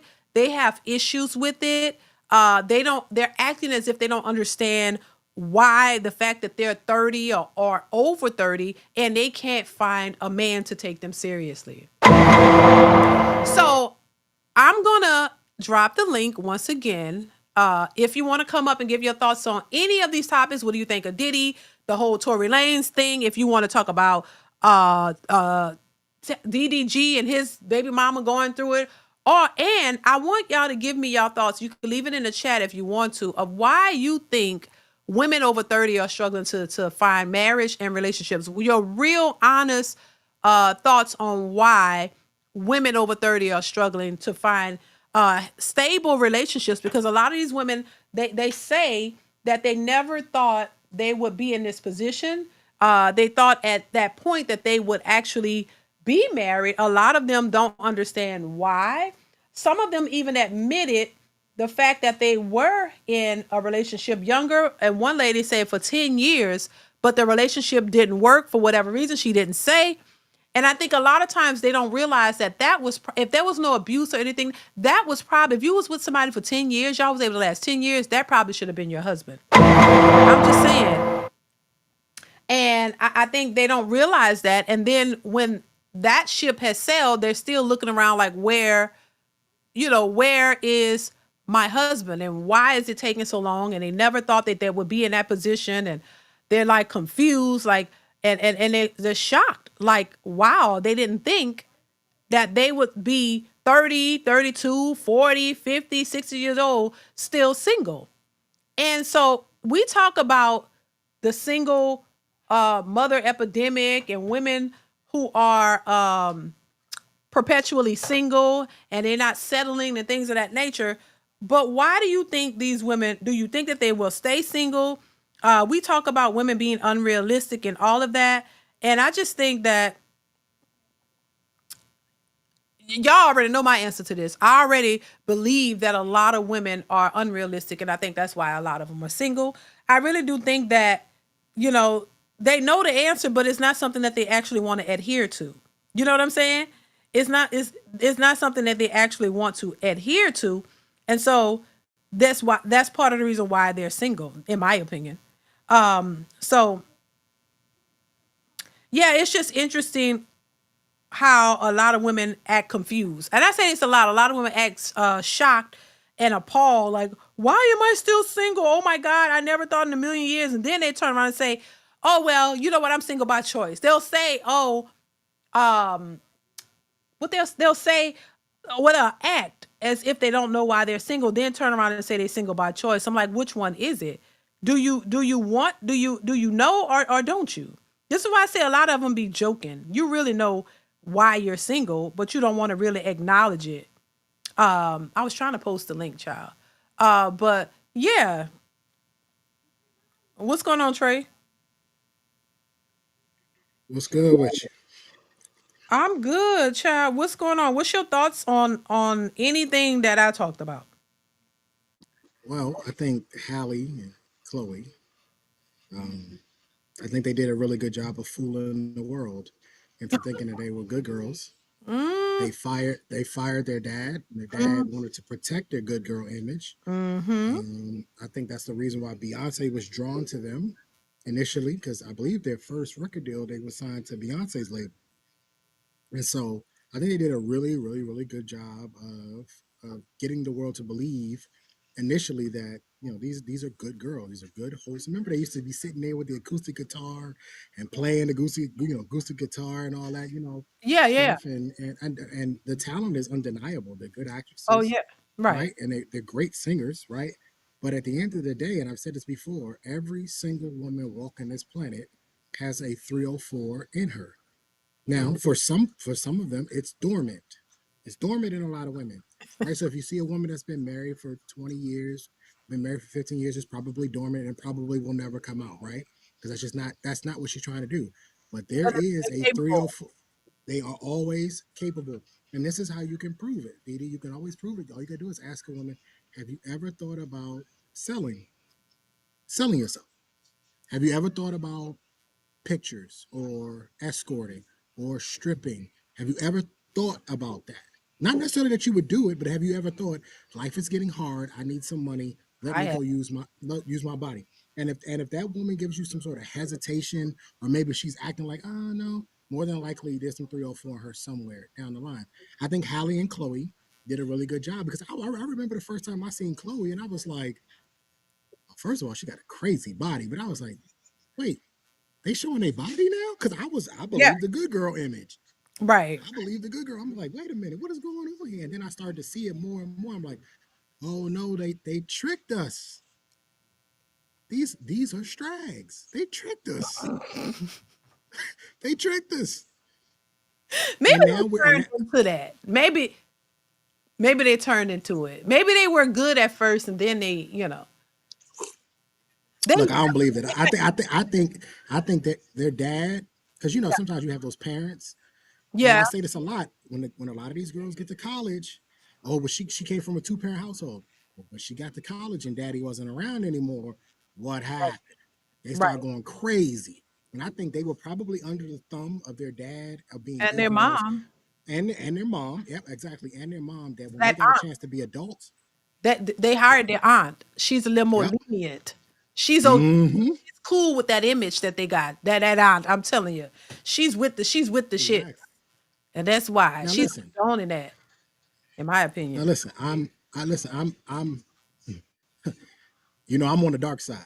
So I don't mind Chloe doing what Chloe do. I love to see it. Okay. I love every minute of And it. you're a You man. know what I'm I saying? mean, you're a man with a bald head, of course, Hey, of course. hey, It's all hey, good. I love to see it, right? I mean, that woman got a body on her. But anyway, that at the end of the day, I think this is something, and you gotta remember, it's always about the initial thought, right? The initial thought is I guarantee you there's people right now who still think they're good girls. And I don't Yeah. believe I think DDG probably has a little bit of a temper. I will say that he probably has a little bit of a temper, but I don't think that he's abusing. And I always find it funny that anytime these sort of relationships start to break down, the man is always abusive. It always comes out the man's Right. abusive. Anytime the woman feels like she's losing the fight, and people are starting to side with the guy, it's like, well, he used to beat me. It's like, Right. okay. I mean, I listen to Cassie. I listen to all that testimony. That sounds like a Friday night for most people. If if you don't have a vanilla sex life, that Cassie, nothing she labeled or said sounded crazy to me. Did not sound like you were forced to do anything. Right. Right. Didn't sound like you were forced to do anything. It sounded like you were a part of it. I never once heard her say, he made me do this. Right. He made me do that. And if I didn't do it, this was what was going to happen. I Right. didn't hear that. Nah. I hear this was available. Cocaine was available. MDMA was available. Participated. And I took it Yep. because it was there. Okay, well, that means you made a decision. Mm-hmm. And I was watching this reporter. This reporter kept saying she was just 19. She was Mm-hmm. just 21. She was just 22. Why do we keep doing that? That means Right. she's an adult. Right. She's not a child. We keep trying to make it seem like Diddy's this big bad. And listen, he a freaky dude. He's a weird dude. There's a lot Yeah. going on there. There's no ifs, ands, or There's buts something going about on it. there. He a freaky dude. But this idea that she was a victim, I don't believe it. I believe she was a volunteer.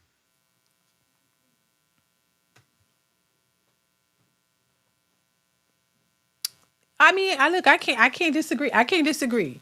I think it became too much, maybe. I think when she got tired of doing it, she found a way to get out of it. Oh, I'm gonna use all of this. And she got that money, and now, she can move on. Because before the money, she was still hanging around. And that's why I say the money was the motivate. Like, you know what I mean? Women, if you could come out and say, oh, I'd rather cry in a Bentley than cry in a Toyota, then that clearly tells me you only care about the money. So if he's knocking your head in between the wash and the dryer, you're complicit in that. You are okay with that because he got money. So I'm just saying it's just a mess. The other part of this is too, DeeDee, is Yeah. that in that sort of lifestyle, the women sort of age out. right? We never want to really have that conversation, but it's a truth. It's a disgusting, maybe, or an unfortunate truth. But if Mhm. you look at Leonardo DiCaprio, right, Mhm. 25 years old, she's Yeah. aged out. He moves on, right? He kicked At one girl out on her birthday. You know what I mean? 25. 25, she's You know 8. what I mean? She can't get no older than that. He does not date women over 25. That's And one crazy. girl literally on her 25th birthday, he didn't even wait. He kicked her out of the apartment or whatever. Hmm. So I think when you have these sort of, you know, ultra wealthy guys, they get to a point where, remember he started dating her when she was 21. Mm-hmm. So at some point in time, she probably got old to him, and he was ready to move on because the timeline for men and women are different. You Mm-hmm. know what I mean? Yeah. And I think there's a point where, and I always say this, and this is my advice to all you young guys. Take it from a 40-year-old man that's got 2 baby mamas and child support and the whole nine. Listen to me when I tell you this. Everything you say and do can and will be used against you in the future. Everything you say and do can and will be used against you in the future. Do not send text messages. Don't don't do it, because I guarantee you when she gets to a point where she wants to get you, she got you. And that's exactly to me what happened. I believe that at some point in time, Cassie realized, you know what? I got him. He's dragging, I got video of him dragging me down the hallway. I got him. And now that he's trying to replace me, this is what I can do now. And I can go get 30 million from him because he doesn't want this to be public. He's just going to want to settle. Well, it's public. It's public now. What do you? Okay, so what do you think is gonna happen with this case? You think Diddy gonna get out of this? Be out, Yes, I don't think they're going to be able to prove RICO statutes. I don't. I think he's going to be able to weasel out of this. Yeah. like entirely, like everything, not just the. I I think he walks out the front door. And this is why I believe that. When I was watching the report that the lady was given, she said Yeah. something that really stuck out to me, DeeDee. She said that she was watching, because she was in the courtroom, she was watching the jury. And as Cassie was giving these details about being urinated on and the whole nine, she was going through this whole thing. She said that the jury didn't even flinch. Typically, when you go to a courthouse and you start to give the gory details, Yeah. you'll get at least one juror that will go, you get one. You get at least one to Yeah. go. They'll make a face. They'll do something. They'll Right. let you know, okay, we got him. We got him. She said that none of them, she said not one of them were like even moved by it. She just said they were just listening. And that tells me, I think a good portion of them don't necessarily believe that she was a victim of in this. And they think that this might be a little bit of a setup, because you usually can get one. If you just need one juror to kind of just Mhm. feel it a little bit, because they'll Yeah. take that into the deliberating room with them. But when you talk about none of them reacted, I don't know. And remember, the burden of proof is on the prosecutor. You got to prove Right. beyond a reasonable doubt. I can't see that. So I don't know. I don't think he gonna walk out. We gonna see though. We gonna see. It'll be interesting to see because It will be. if he gets out, oh Lord, everybody who didn't support, didn't say, oh, he gonna let that be known. I don't know. It's just it's gonna be some chaos. I think, in a sense, Look, I think that the prosecution had Young Thug nailed to a wall. he got out, Personally, he right. walked out. Did he walk out the front door? What he was in there for? I don't even know. He had RICO statute too. He had RICO Oh, well, charges he too. got out, so they couldn't He prove it. walked. He pled guilty to a lot of it, but he Uh, walked out the front door. yeah, I watched a little bit of that, but not a lot. You Yeah. know what I mean? Like people don't understand, like, court and law, it's a Mhm. funny thing. It legitimately is a negotiation, and people don't Right. understand that. A lot of the times, if you ever got in trouble for anything like a little theft or destruction of property, your attorney and the prosecuting attorney have already decided your fate before they walked in the courtroom. They've already had it over coffee this morning and bagels. They've already decided, hey man, tell your guy to plead That's such and such. crazy. I'm telling you the truth. I'm telling you some, Coach Ferg, am I lying on this? I'm telling you some real That's stuff. why I couldn't get in no trouble. Hell, that's why I I'm stayed telling you, inside. listen, I know because I've been in them rooms That's crazy. where I've had to go in, I'm supposed to go testify, right? Mhm. And the prosecutor be like, yeah, we won't need you today. And I'm like, for real? This is a burglary one. This is a felony. yeah, he's gonna plead to, unlawful entry, and he's gonna do. You're like, they have already worked it out, because you got to remember, they're about wins and losses at that level. It's about W's. So the prosecutor, like, if I get an unlawful entry conviction, it's still a W for me, right? And then the defense gets, I got my guy off of a felony and got him to plead down to a misdemeanor. So everybody wins. And by the way, this is all before you even get into the courtroom. You ain't even got into the courtroom. They've already made the deal. A lot of people don't understand it about court. It is a negotiation, which is why I keep telling you, if you are a black male, you look like me and Coach Ferg, stay your ass up out of that courtroom. Yeah. Stay out of that courtroom, because you cannot win. In most cases, you cannot win. Young Thug walked out the front door, but he pled guilty. He's on probation. Remember, he couldn't be friends with Young Gunna. He had to separate himself from Young Gunna. He can't be like, he won, but he lost. Gotcha.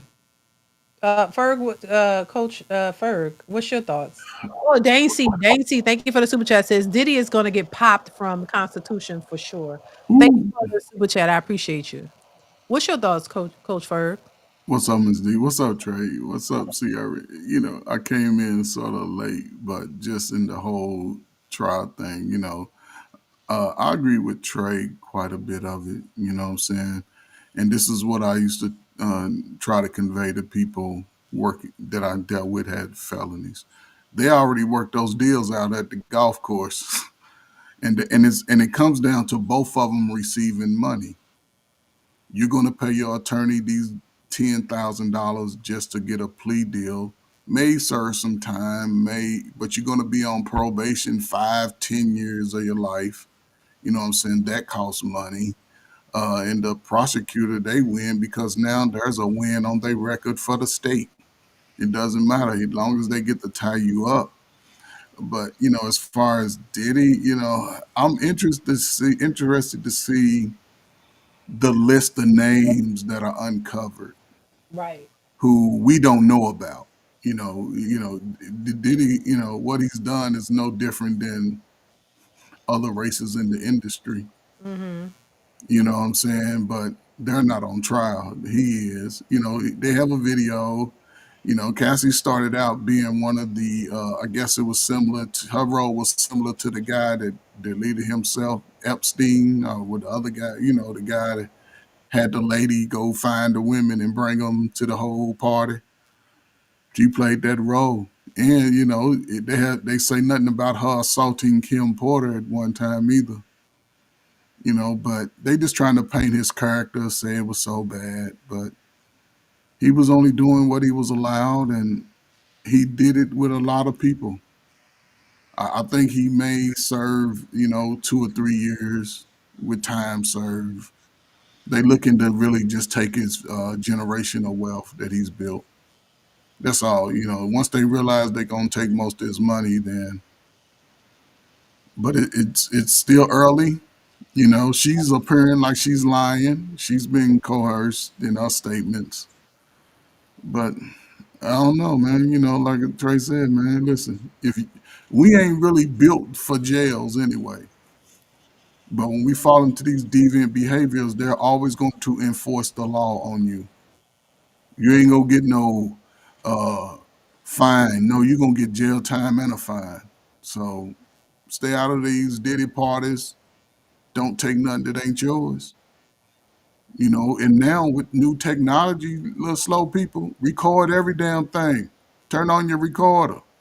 Because you see people coming back lying at the end, especially if you get a little money under your pocket. So just record everything, man. Let everybody know if you ain't with the recording, then we can't make it happen. So. Yeah, you know what, Coach Ferg? A lot of guys, if you don't have the money yet, you have to understand that when you start to get the money, you become a target, right? Mm-hmm. And you have to understand something, that a lot of women now, they hip to it. There's channels like DeeDee out and some other channels that are telling these women, these men are going to marry you. Y'all acting the way y'all acting, these men are not going to marry you. And so now what they've done is say, okay, well, fine, then I'll just file a civil lawsuit against you. I'm going to get the money one way or another. Mm-hmm. So now civil lawsuits are the new divorce. Y'all dudes better wake up. Civil lawsuits are the new divorce. She sends you a bunch of text messages telling you she wants you a big black baby and where she wants you to put it. And then as soon as you do it, she says, "Oh, you SA'd me. Now I'm going to sue you." I don't need no criminal charges because you got to remember in civil court, the justification is a preponderance of evidence. It's not beyond a reasonable doubt. Preponderance of evidence meaning, is it more than likely it happened? The story that she's telling, more than likely did it actually happen? That's all she's got to prove. Yeah. And boom, and in some states, the jury gets to determine what the punitive damages are. They get to come up with the number. And so if you start making yourself some money, maybe you start a good business, maybe you invent something, you start making a few $1 million, and you thinking you home free now I can go get a woman. Meanwhile, she's thoughting and plotting the entire time on how she gonna get you. And when she realizes that you're not going to marry her, she got to go to plan B. Well, plan B is, well, he did things to me that I didn't want him to do. Yeah. But I don't want to charge him criminally. I just need $3 million and I'll be good. Yeah. And that's just part of the whole. Yeah, but that's part of the whole systematic bureaucracy, right? Because they know to take your money. And I'll say this and I'll share. Listen, fellas, I don't care how bad you think she is with her new body that she paid for. Don't fly nobody out.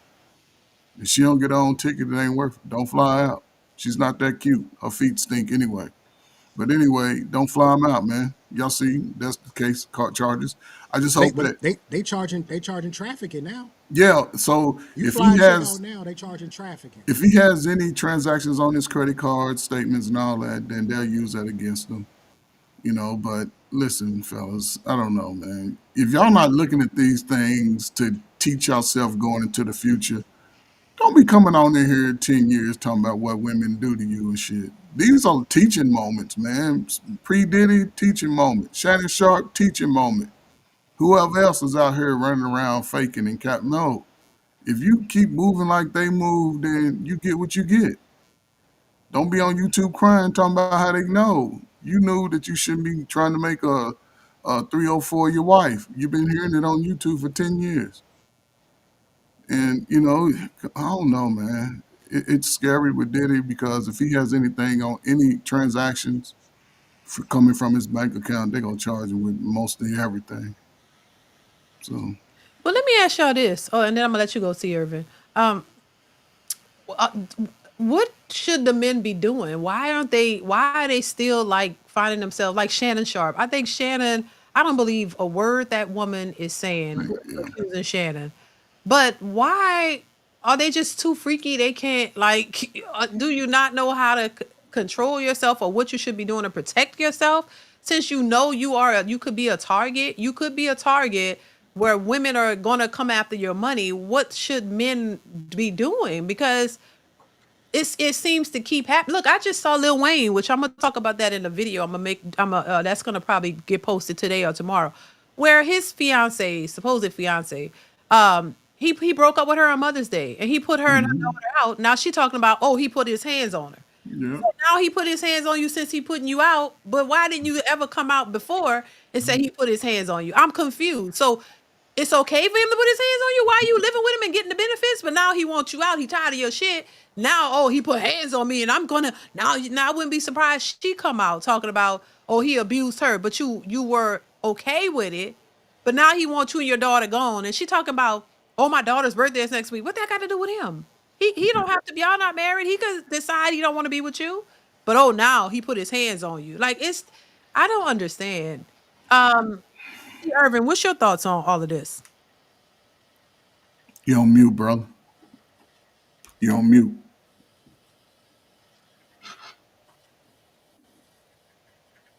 Damn. I just saw that video of Yeah, I saw it yesterday with Lil Wayne and how she was out there with her daughter. Yeah. Now listen, the crazy part is if he did all that, he did it in front of your daughter, and the fact that you exposed your daughter to that, it says a lot about who she is. Listen, Lil Wayne is what, 5'3", 142 pounds with his jeans and jacket on and shoes on all together. So I don't believe anything like that. He's been, especially over the last 3 to 5 years, and he's had some medical issues. He's an awkward dude. I'm sorry.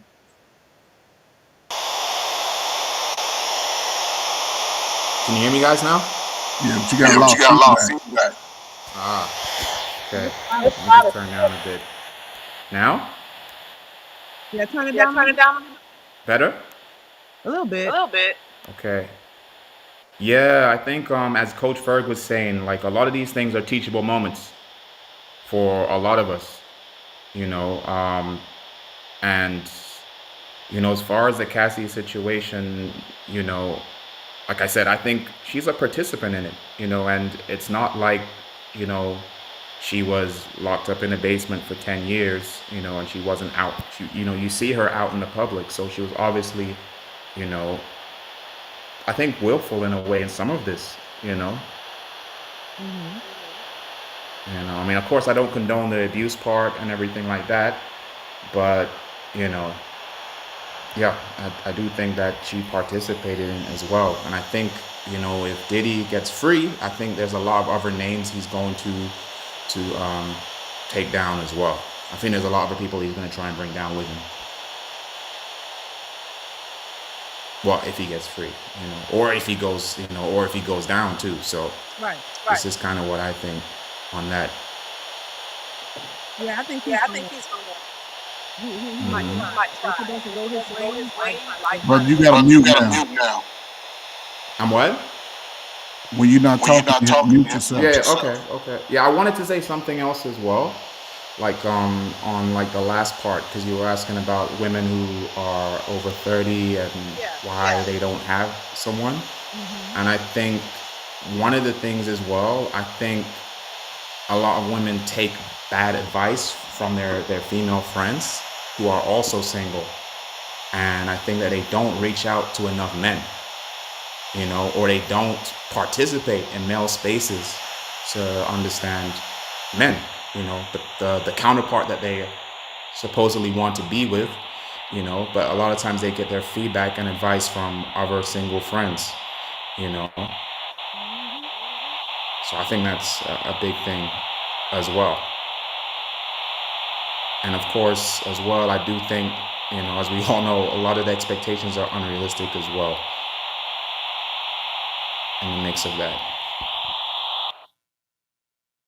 That's a good point. I mean, yeah, we talk about it all the time. Women over 30, they're complaining. I got that video coming out too, so I'll be posting that. Yeah, they're confused. They're acting confused if they don't know why, but it's your own actions, in my opinion. I don't think. I honestly don't think. I don't know. I don't think it's that hard to meet somebody and see if y'all have common interests and develop a relationship and decide to be together. Is it that hard? Is it that hard? Yes. Trey, It's I knew you would It's say that. extremely difficult. I knew you would say It's yes. extremely difficult in today's climate. You want to know why? I'm gonna tell you why, DeeDee. I'm gonna tell you why it's extremely difficult. Because what you just said is innocent. It comes from an innocent place of you really legitimately would want to get to know someone. That's not what these women want. They don't want to get to know you. The fact of the matter is that getting to know a man doesn't cost a dime. Doesn't cost anything. If Right. you wanted to get to know me and you, we can go on a walk right now. And we Yeah. could talk for hours on a walk. Yeah. Doesn't cost a dime.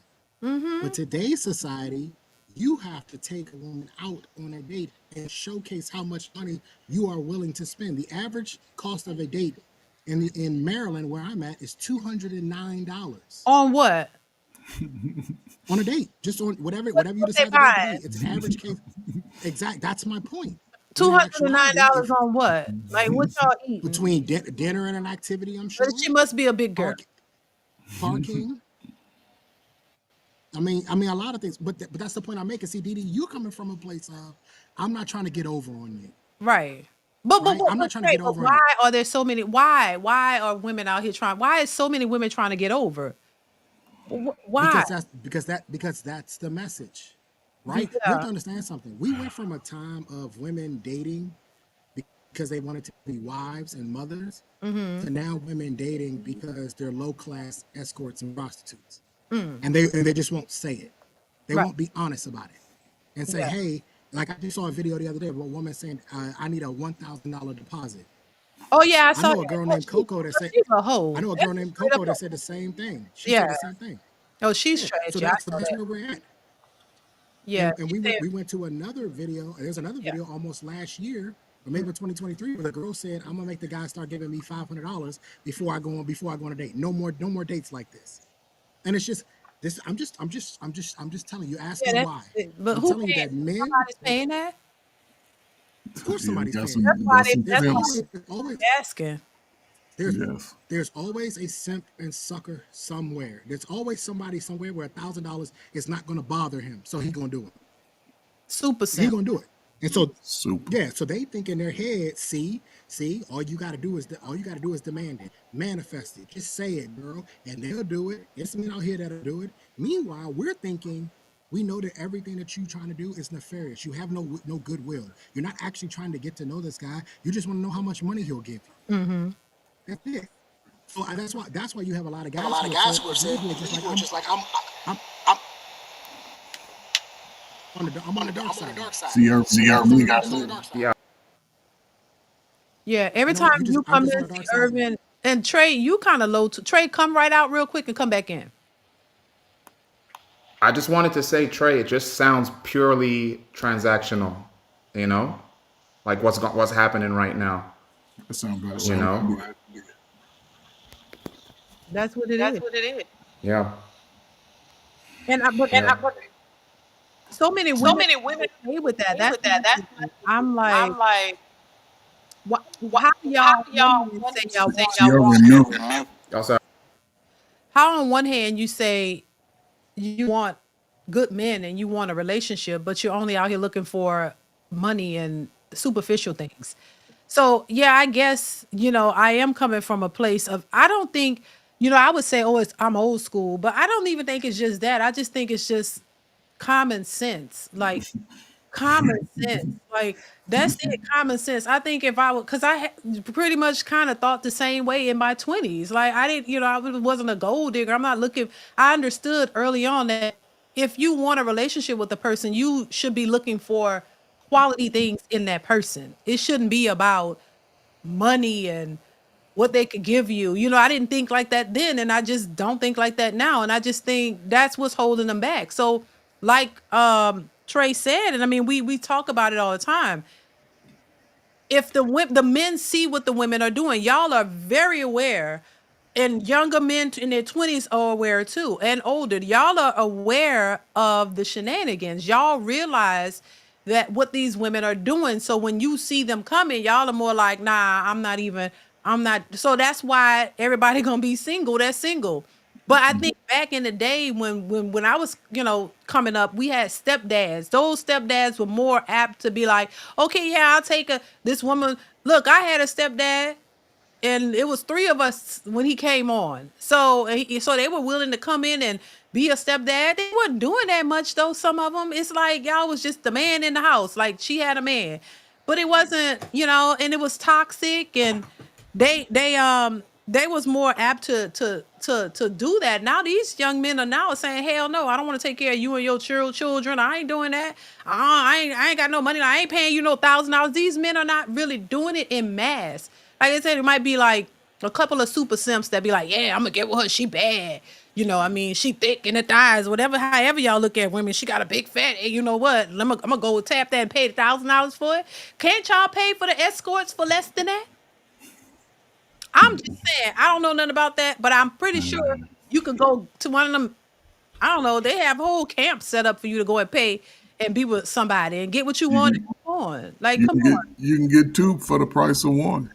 But I this mean, it's thing, the same outcome at yeah. the end of the day. It's the But same outcome. But okay, so I just break it down in reference to age in a sense, right? For the 40-year-old generation, right? A lot of these guys have sisters move like it. They seen the mother and the auntie moving in this reckless behavior. Even though some moms was messed up, they didn't let the kids see the messed up shit that they was doing. You found out when you was 40, like, damn, mama, yeah. But now it's seen early in young people's lives. There's no way I seen it that. early on though, Coach Ferg. I seen it early. But what I'm saying is, you didn't. It wasn't I as just saw it.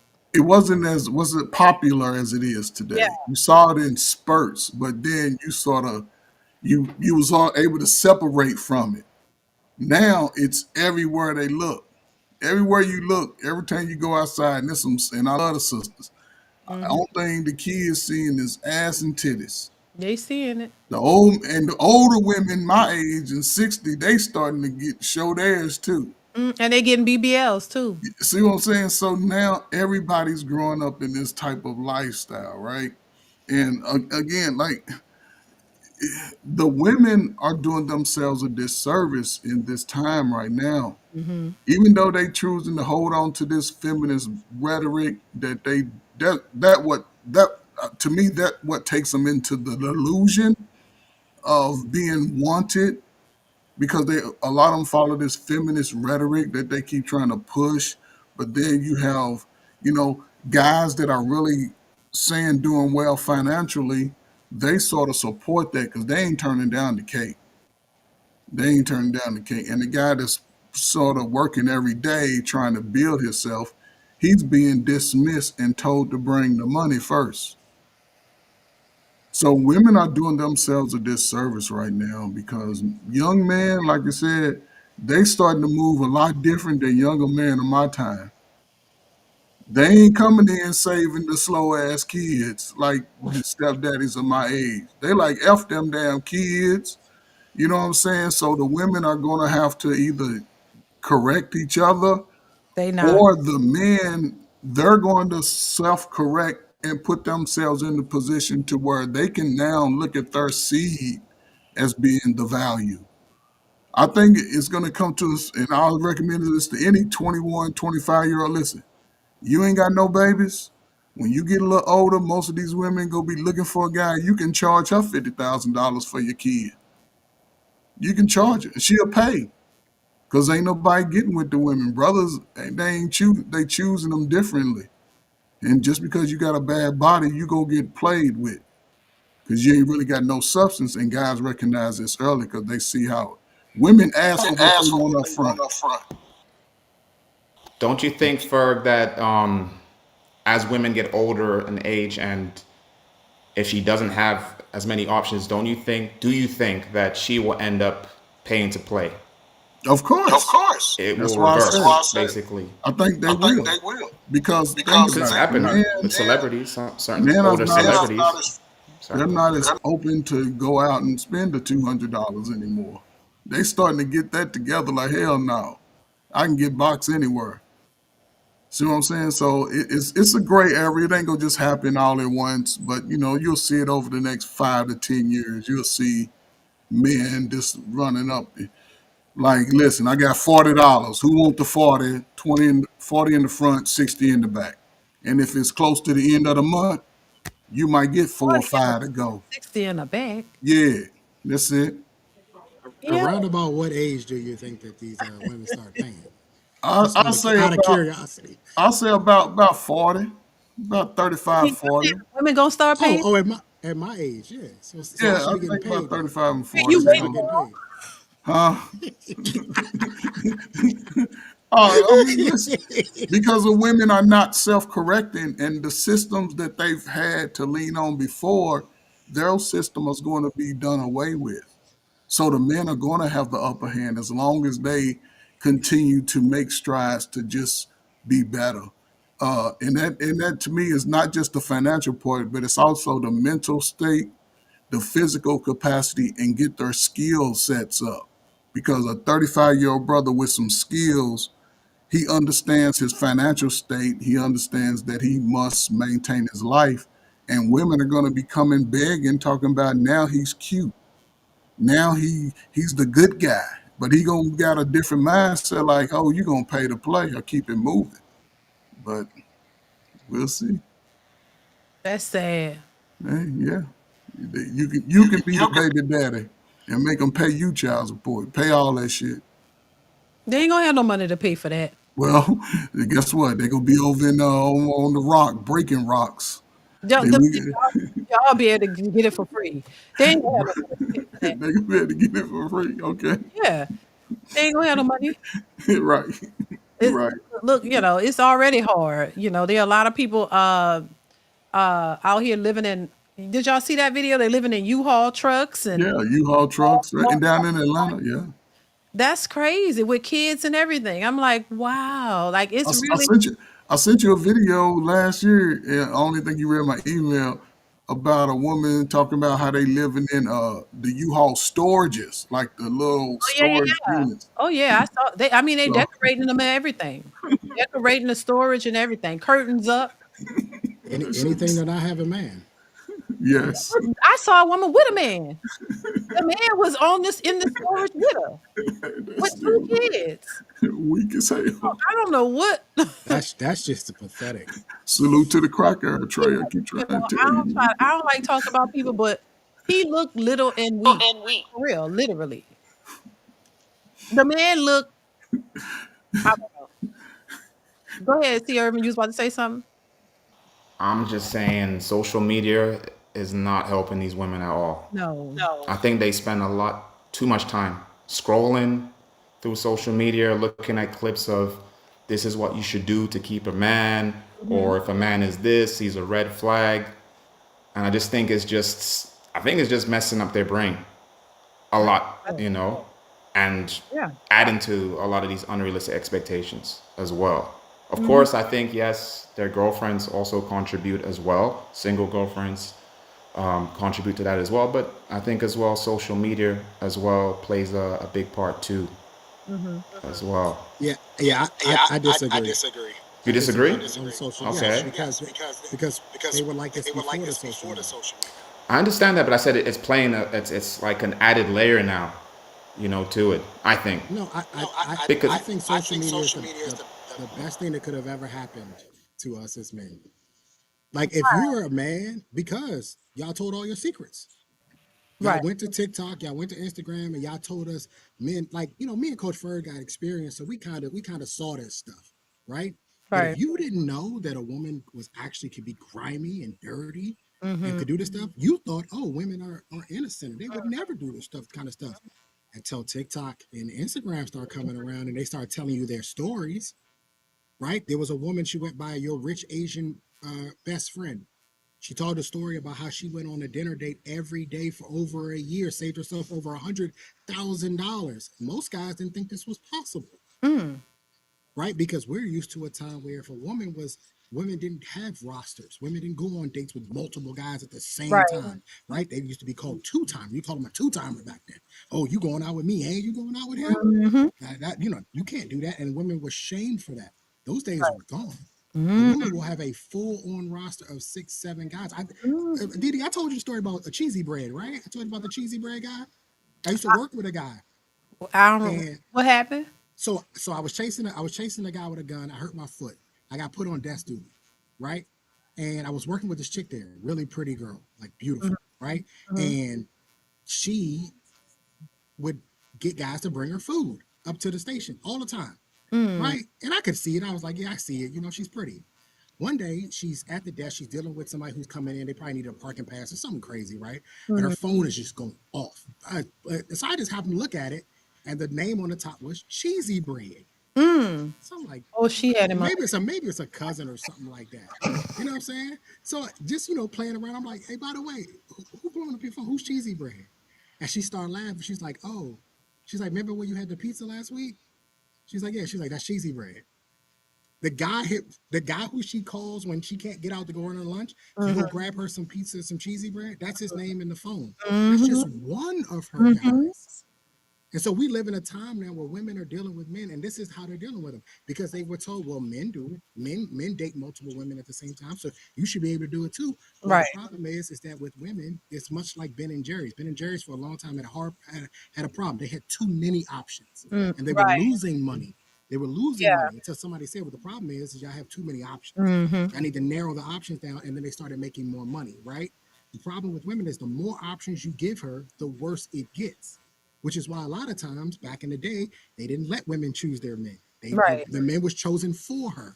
Because if you gave her the world, like Sierra was talking about, like social media, this is what you have, right? You have too many options. So I think social media is great. I love it because I think young men need to be educated on Yeah. what you're actually dealing with. And a lot of guys don't realize this until you get divorced and you go to child support court. Yep. Yep. Definitely, definitely. I do think there's a lot of perks in social media, especially for men, who maybe didn't have the tools coming up or didn't have the male presence as well, and men who understand female nature, of course. Um, yeah, I agree with that.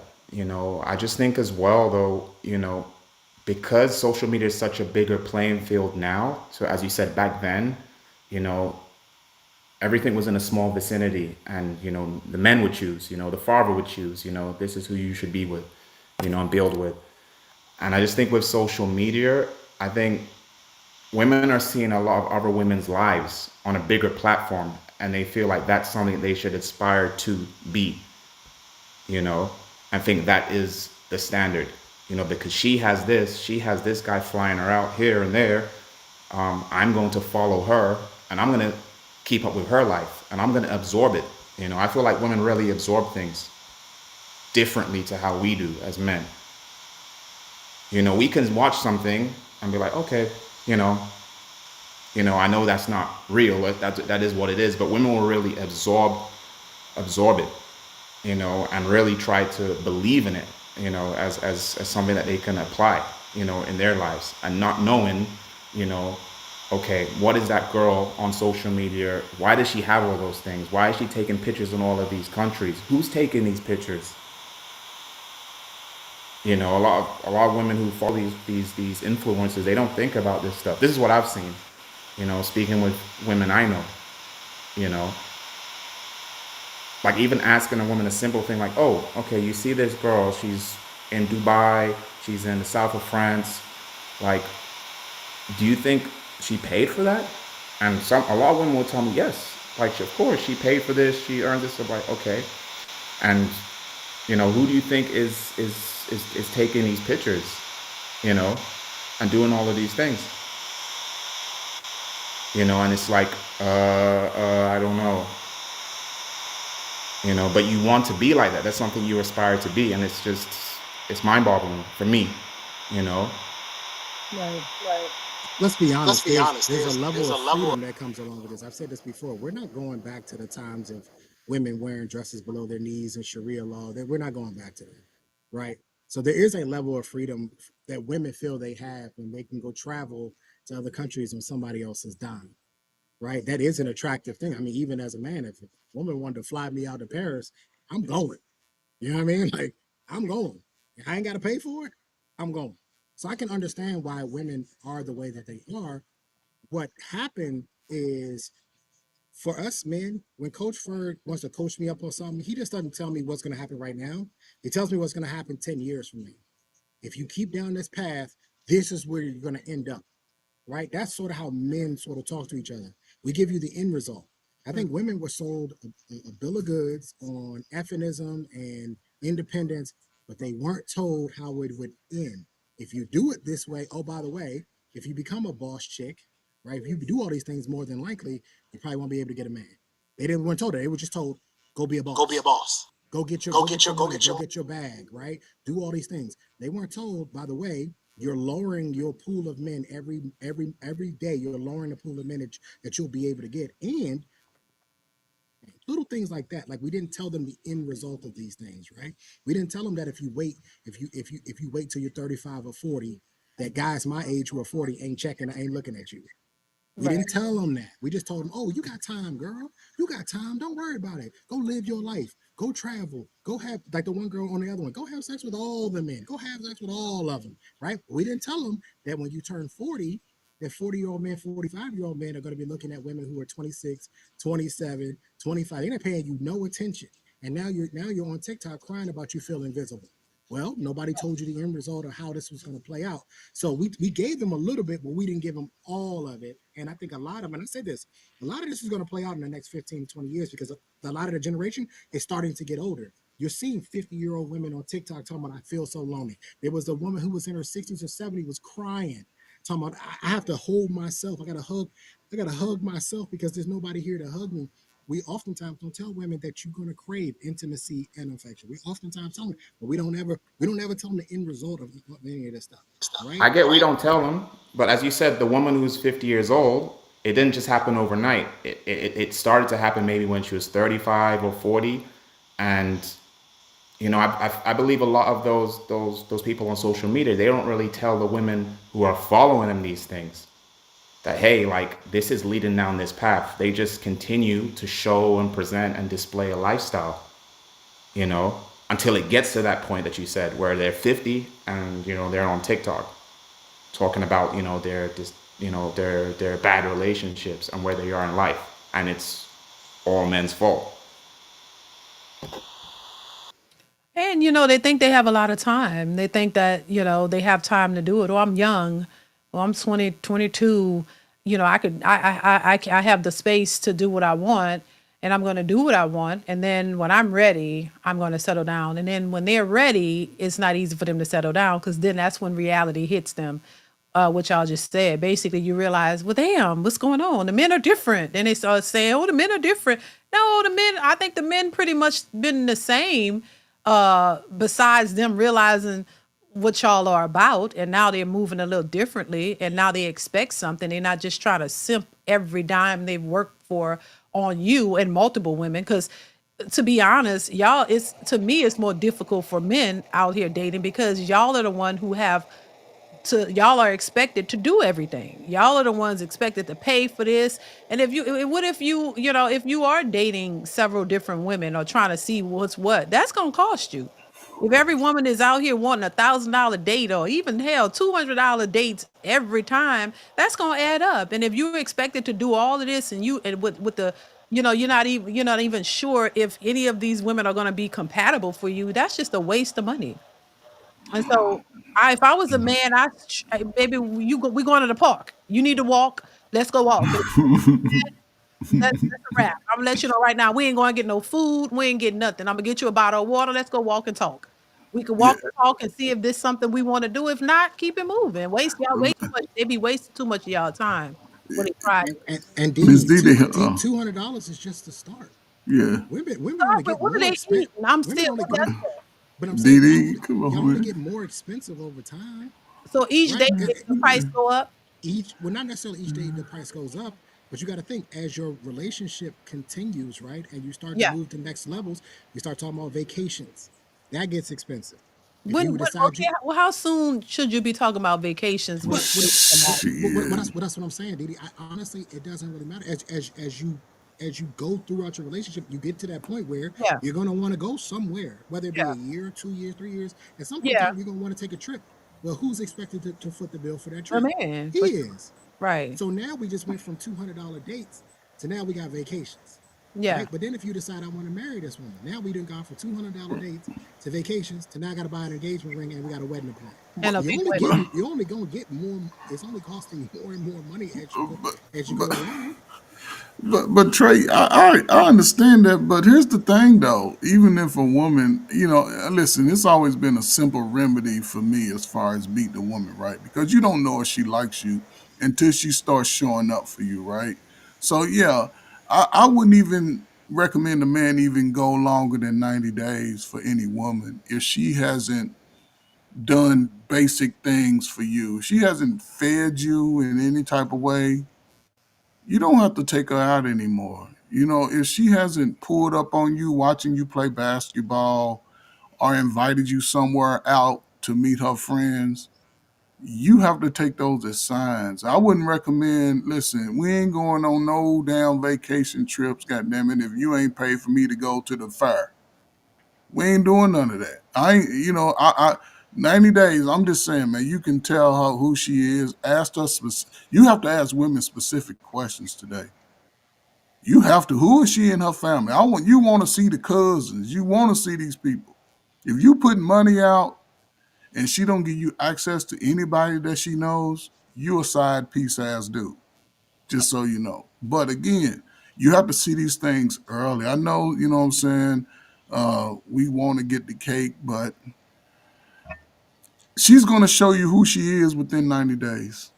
She really is. You ain't gonna have to figure it out. And if she's moving anything like them old fucked up sisters you got, stay away from her. Your cousins that act like her, she's not gonna change. And what person is not gonna change? I don't care how much money you put out. So you just have, like I said, I'm gonna say this. I'm gonna shut up. The men are not different. They just moving different. Their thought process towards women is different. You know what I'm saying? So I think that's gonna benefit the man in a years down the road. Men just can't give up right now because women are still giving up the cakes. If you grow to be a handsome dude and you got your workout on, that's why I say being a single man, you should be in hella shape. So they don't care how if you looking enough, you in good shape, they like a good body. But over the next few years, man, they're starting to understand finances more. They're starting to understand reckless spending don't get them nowhere, even when it comes to date. So as those things turn, they're going to get better, and the women are underestimating what YouTube is doing. I don't know where y'all live at, what state y'all live in, but this is real time in 4 or 5 different parts of the country. So when those messages start going coast to coast in real time and men start getting on the same accord, the women are in trouble. Y'all might be, especially y'all good looking dudes and shit, y'all might have 2 or 3 women trying to beg to get in y'all little huts.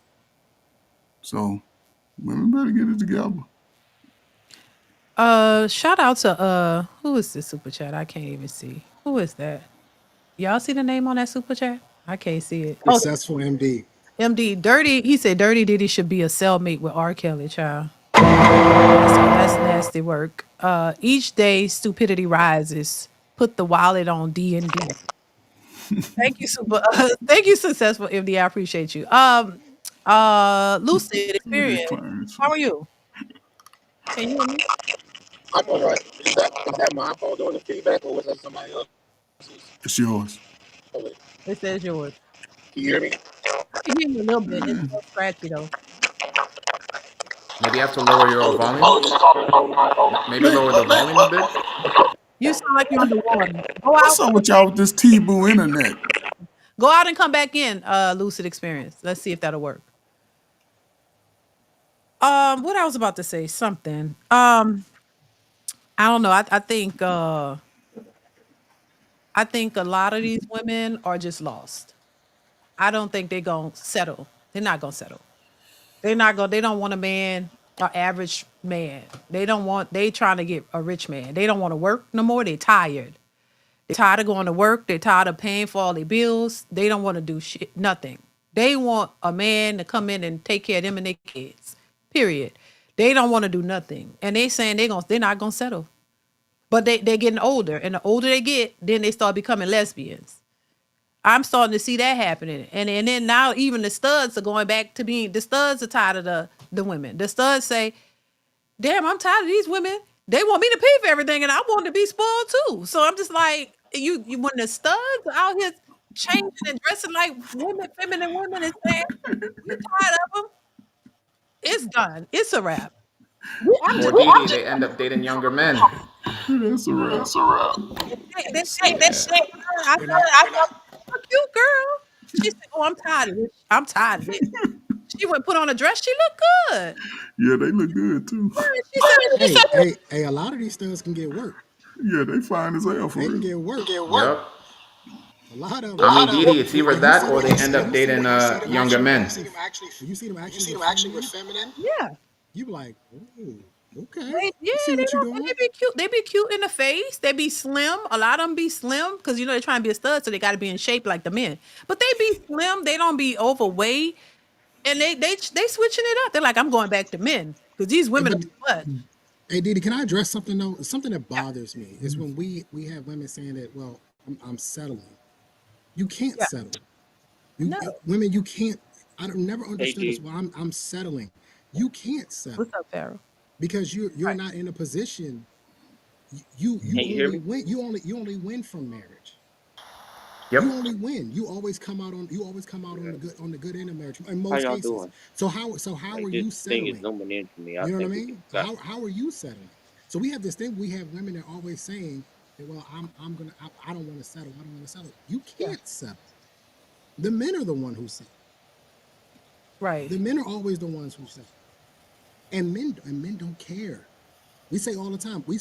Men will say, "I'll take a 5 or a 6 as long as she got a good attitude and she's a decent person." The men are always willing to take 80%, but women want 100%. It just doesn't work that way. There's trade-offs to everything. There is no such thing as a perfect woman. It doesn't exist. It just doesn't exist.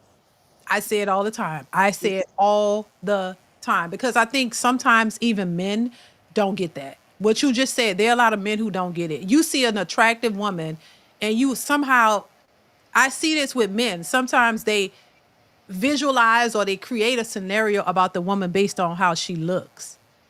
And a lot of times that it's not going to measure up to what you think she is. I saw a video of a woman who was an attractive woman. I think this was Rick Ross's ex-girlfriend, one of them.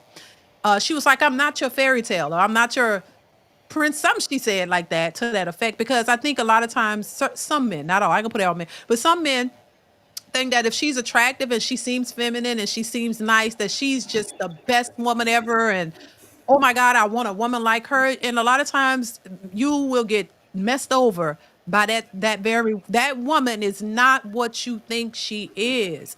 This is why I try to stress a lot and I insert myself on purpose a little bit to a degree because I want people to understand it, and I want women too to understand. Listen, it's not about perfection. You shouldn't be looking just as we are flawed. We're not perfect. I certainly am not. I would tell you in a heartbeat. It took some work. You know what I'm saying? I was raised by a single mother, so I didn't just come to this conclusion. I didn't know a lot. And so it's a lot of work I had to do. So, and I try to tell women that but also for men to understand, listen, you might see a woman who has the qualities that you want, but she's not going to be perfect. Baby, it's give and take, just like y'all are not perfect. But I don't know. I think with all of this, I see more of the men are willing to get it and understand a little bit quicker than women. I feel like women are just so stubborn and they don't want to hear anything and they just want it to appear. That's why you see women jump on the bandwagon of any woman that complains about a man. They just automatically take her side, automatically assume that she was perfect and he was the problem. I think women got to stop doing that. And I think there are men who just assume, they're looking for perfection in women too. I think there are some men they ain't going to settle. They want a woman who's damn near perfect. She got to be feminine, fit. She got to be all this stuff that we hear on social media. But you got to understand too, she's a woman. The same way I speak on men we talk about how women are emotional. I've said this before too. We are emotional. I'm emotional. I go back and forth. Don't give me too many options because it's gonna be a problem. Don't tell me to have all these choices because I'm gonna end up not picking nothing, and then I'm gonna be pissed about it. So that is a part of the nature of women, me and everybody else. So and I have a husband, so he know how to reel that in. But when you're just dating somebody and getting to know them, you might not know how to navigate that. Women are that way. I'm not saying everybody got to be ratchet, got to be obese and just ghetto and loud and all of that and have it. No, that part, no. But what I'm saying is, if we know that women are emotional creatures, right? We say men are logical, women are emotional. Understand, if you get with a woman, that's not going to change. That's part of her nature. She's going to be emotional. She's going to cry at some stuff. She's going to act a fool sometimes. But if she has the core values that you want and she loves you, then that's all you really need. The rest of the stuff you got to understand. When women get crazy, we go through emotional changes. She might just want some food. Don't ask her what she wants. Just go get her something and give it to her. And she gonna just be appreciative for you getting, oh, you got me some food. You thought about it. Get her some candy. Sometimes we need snacks. We need chocolate. We just need something like that. Just go get us something like that. My husband done it all. He do it all the time. If I'm acting crazy, he'll come back with a Snickers. Here. And I'm like, you got me a Snickers? You know what I mean? It's the little things, really, honestly. If it depends on the type of woman who will accept that. You know what I'm saying? Like, it's the little things that'll get her, it really don't be taking much, but it depends on the type of woman, I will say too. Because you don't have to do all that extravagant stuff to please the woman that cares. You know what I mean? That's why I say when it's all about money for women, those aren't the type of women that you should be going after. Because she's never going to be pleased. You're gonna have to jump through hoops and stars and the skies and the mountains to make her happy, and she still ain't gonna be happy. So and who has time for that for real? Like why would you even want your man to have to do all of that? Why does he have to always feel pressure to please you 24/7? Jumping around and just making you happy all day. Like who has the time for that? We got to go out and work and take care of you. So It's a, nah, that's just crazy. Go ahead. no, I was going to say that's actually to C. Irvin's point about social media. That is one of the things where social media has been telling women that the man needs to worship you. Yeah. He needs to worship Oh, you, that's crazy. right? And that is to C. Irvin's point where that Yeah. is that's a problem. But Yeah. I've been telling guys, especially my younger cousins in their 20s, you got to understand, the woman you met at 21 will not be the same woman at 25. She will not be the same Yeah. woman at 30. She will not be That's the true. same woman at 35. She will not be the same woman when she has her first child. She will not be the same woman when she has her second child. She will not be the same woman when you marry her. Yeah. Women go through changes. And you have to understand that in most cases, it's not actually for your benefit. It's for her survival. You got to be able to deal with that. Got hormonal changes, y'all bodies changes. I mean, y'all go from being 200 pounds to 130, and it's all types of stuff. One day you feel great about yourself, and I'm beautiful. The next day you're like, oh my god, I'm the ugliest woman in the world. It's like it's a helter skelter roller coaster type of thing. And if you as a man don't know that this stuff is coming, because it's Right. coming, You gotta be it's prepared for inevitable. It's coming. You got to be prepared for it when you're dealing with women. It's one it. of Yeah. the things that I look back in my relationship, like some of the stuff I wasn't ready for.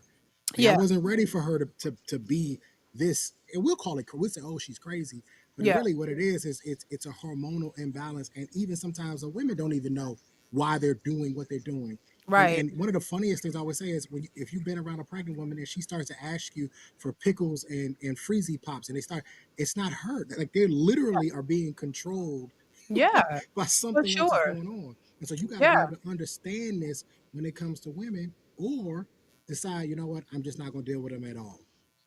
That's why I think it's a good thing when men have sisters or you've grown up with sisters because I think they get it. They understand women are a little crazy or she gonna act this way when she going through her they kind of they're a little bit more prepared for it because they've seen it with the sisters. But men who've never had a sister or women around, they're clueless about it. So a lot of this stuff take them by surprise. And some men be ready to leave because they're like, wait a minute, she's totally changed and why is she doing this? They don't realize that that's a part of being a woman. Yeah, I think you change.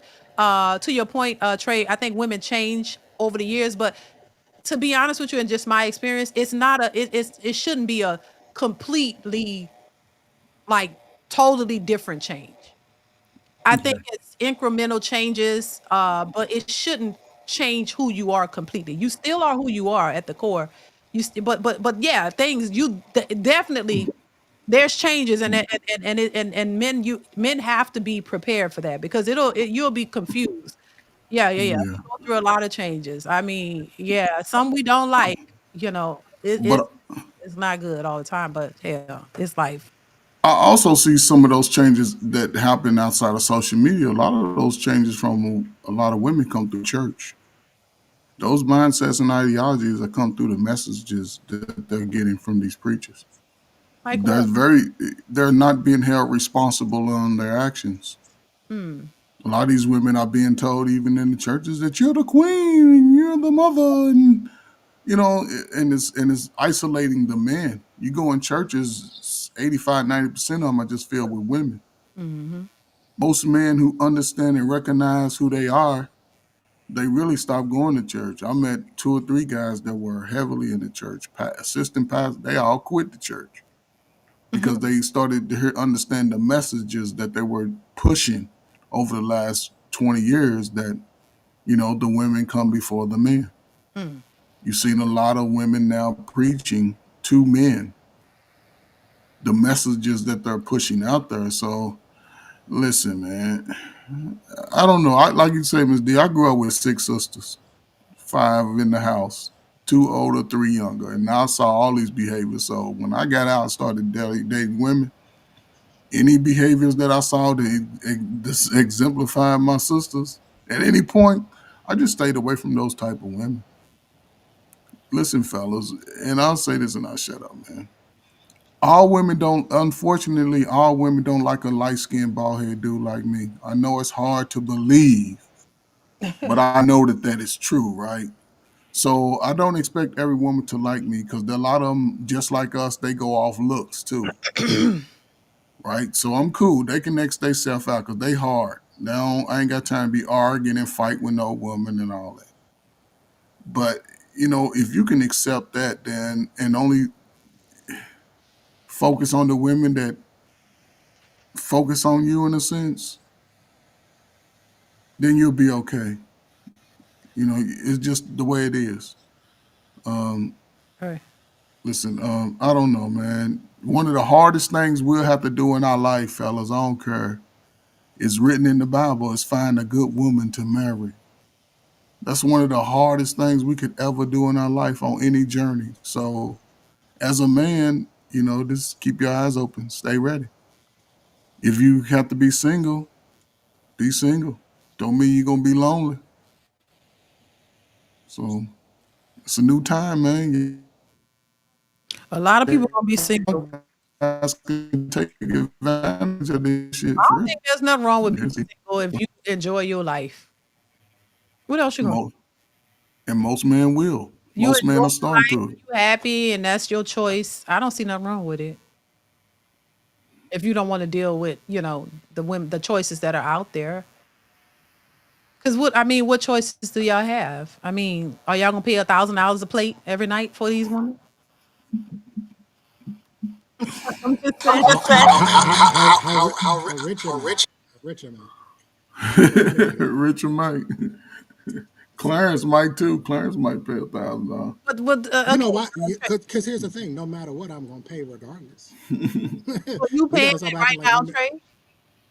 Huh? Would I pay for it right now? Yes. 1,000? Nah, Yes. I ain't doing 1,000. But have I done it? Yeah, of course. I was gonna pay regardless. Clarence, I I'll was in pay a I for was it. in a whole relationship for 4 years. I tried to calculate how much money I spent in on that 4 years, and Mhm. I damn near threw up in my mouth. I was starting to get sick. Wow. Wow. How much was Be, it roughly? it was just Just short of a short hundred of a thousand hundred thousand. Okay. because when Okay. you Because start when to you add start to in add in dates, dates, Yeah. vacation, vacation, birthday, birthday, Mother's Day, Mother's Day, Christmas, Christmas, Valentine's Day, Valentine's Day, you start to you add start to in add in just just because because she had a she had a baby. baby.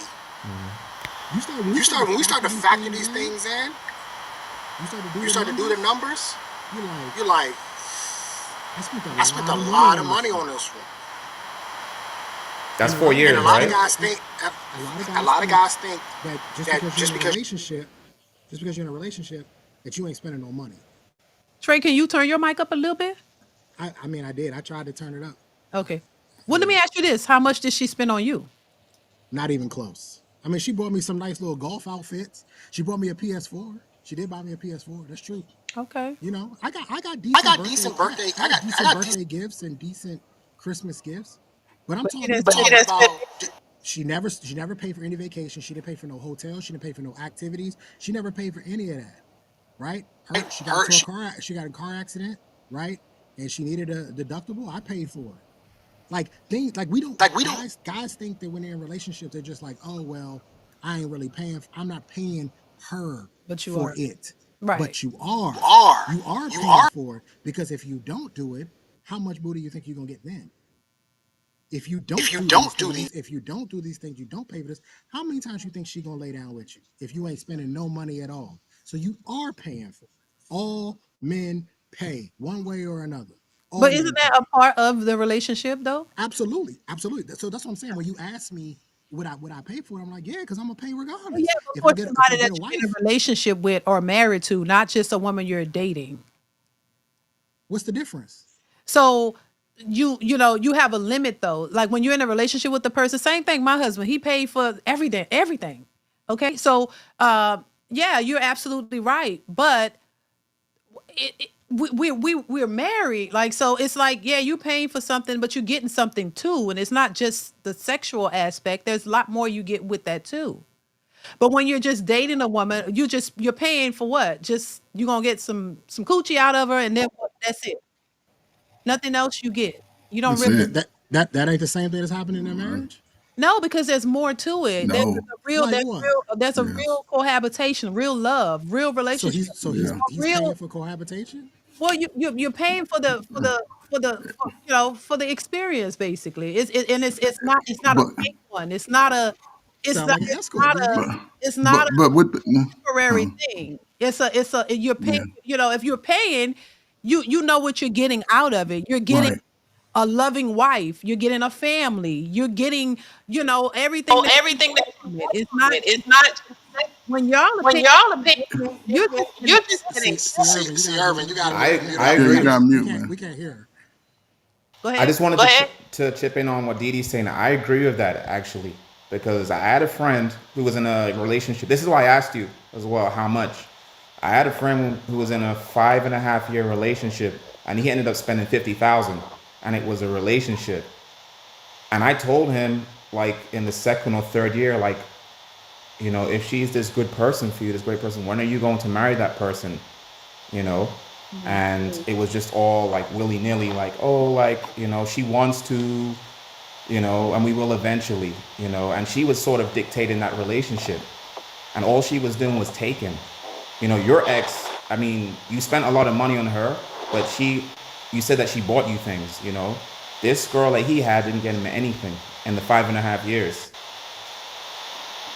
Yeah, You know, Oh yeah. not even the commitment of marriage, because probably if she did commit Hold to on, marriage, let's get go back to ahead. DeeDee because I'm trying to figure this out, right? but Because you said experience, and that to me sounds like this is the same words that Cherry used on me. She said you're gonna love the experience. Who is It's Cherry? the same thing. You know who Cherry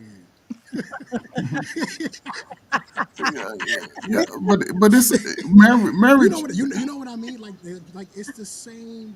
It's the same. Listen. I'm not. I don't think you can put a price on true affection, Right. intimacy, and companionship. I don't think you can put a price on it if it's genuine. I think what you and your husband have is genuine. So you're gonna see it from a different angle. But I think also what you guys have done, and I oftentimes say this, and Trey Fergus heard me say this before on other platforms. You guys captured lightning in a bottle. Like I don't think married people who are, I'm talking about legitimately married, Yeah. actually like their spouse. They love them. You can tell they have a healthy relationship. They still flirt. They still touch each other. They're still Yeah. affectionate and intimate. You can tell, like, no, Yeah. they really dig each other. Like they really like each other. I'm talking about those relationships, right? Right. Yeah. That is, you got a better chance of winning the lottery than to find it. And they've actually done the math on this. You legitimately, to find your true love, you have a I hear nothing. 0.0003 chance of actually doing this. And I think that a lot of times when married people don't understand, I think they think, oh, you could just go out there, and it's like, no, it's not as simple. There are a lot of marriages out here that are purely transactional. This is what she does. These are her duties. This is his duty. He take care of the house, the family, yada, yada, and it works. But what you guys have, it really is. It is lightning in a bottle. It is hard to find. Trey, okay. What you to that extent, I'll say that's part true, right? But let me say this: what Miss Diddy was saying, and before I got married, I was having the most fun in my life. Before I met my wife, I was having the most fun. I thought I was balling, but when I was single, living like that, I was tricking. Now, when I met my wife, what I realized was that I was looking for 7 qualities in 7 different women, right? So my wife had everything that I was checking out for. And I think for a marriage, and I think Miss Diddy can attest to it, when you find somebody who's really invested in the marriage, everything that you all make and create comes to the family unit first.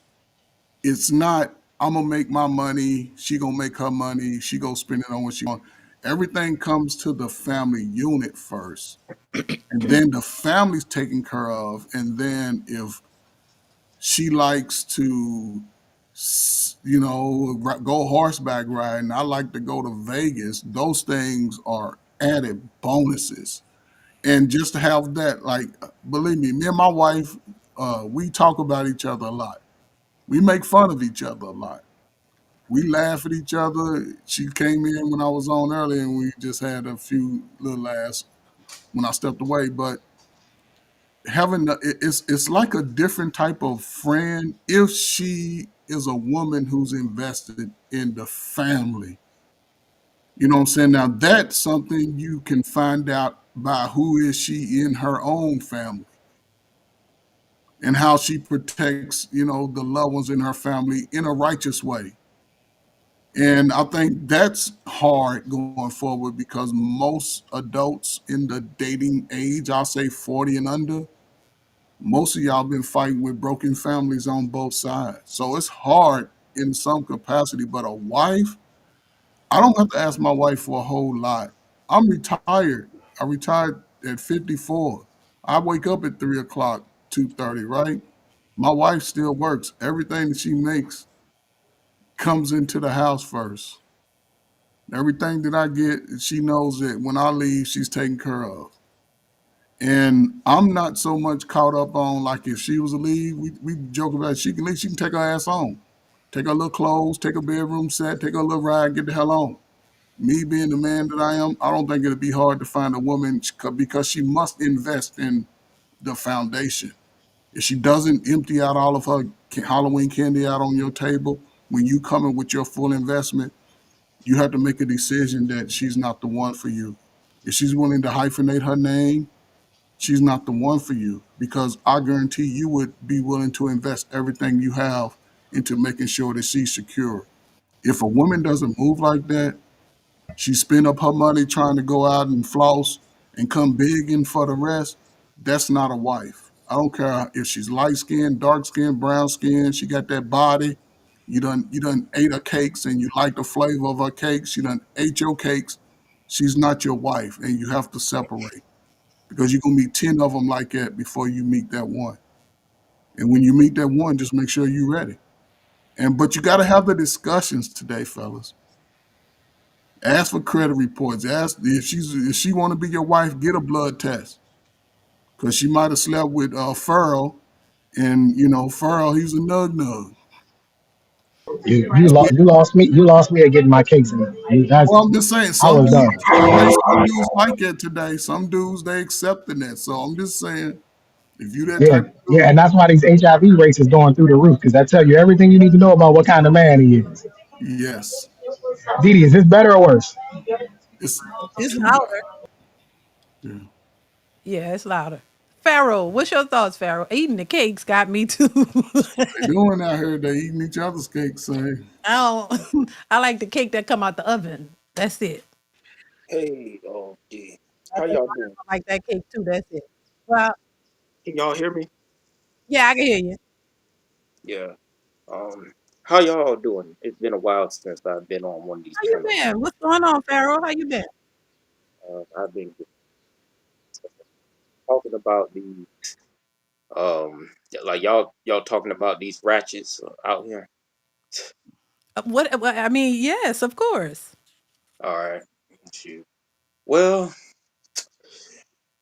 I know that the pH and the stank athlete statistics have gone up, so we got to we beat them up. We pretty much got to watch out for that because all I see is like you know ever since getting back on Facebook, the new viral video that popped back up is like Sukihana's nasty ass it's basically nasty ass video where she was twerking in a G string in a hospital. And and the deal is that nowadays this is what I want to say. Our people basically need to cut ourselves from this degenerate society of where everybody who what is what and what it is basically we see the world for what it truly is. It's not going to be no. I'm trying not to offend certain people and certain people's beliefs, but it's the deal of we need to see it for we when people who know the truth about our history, our knowledge of self, and our knowledge of where we're going to go.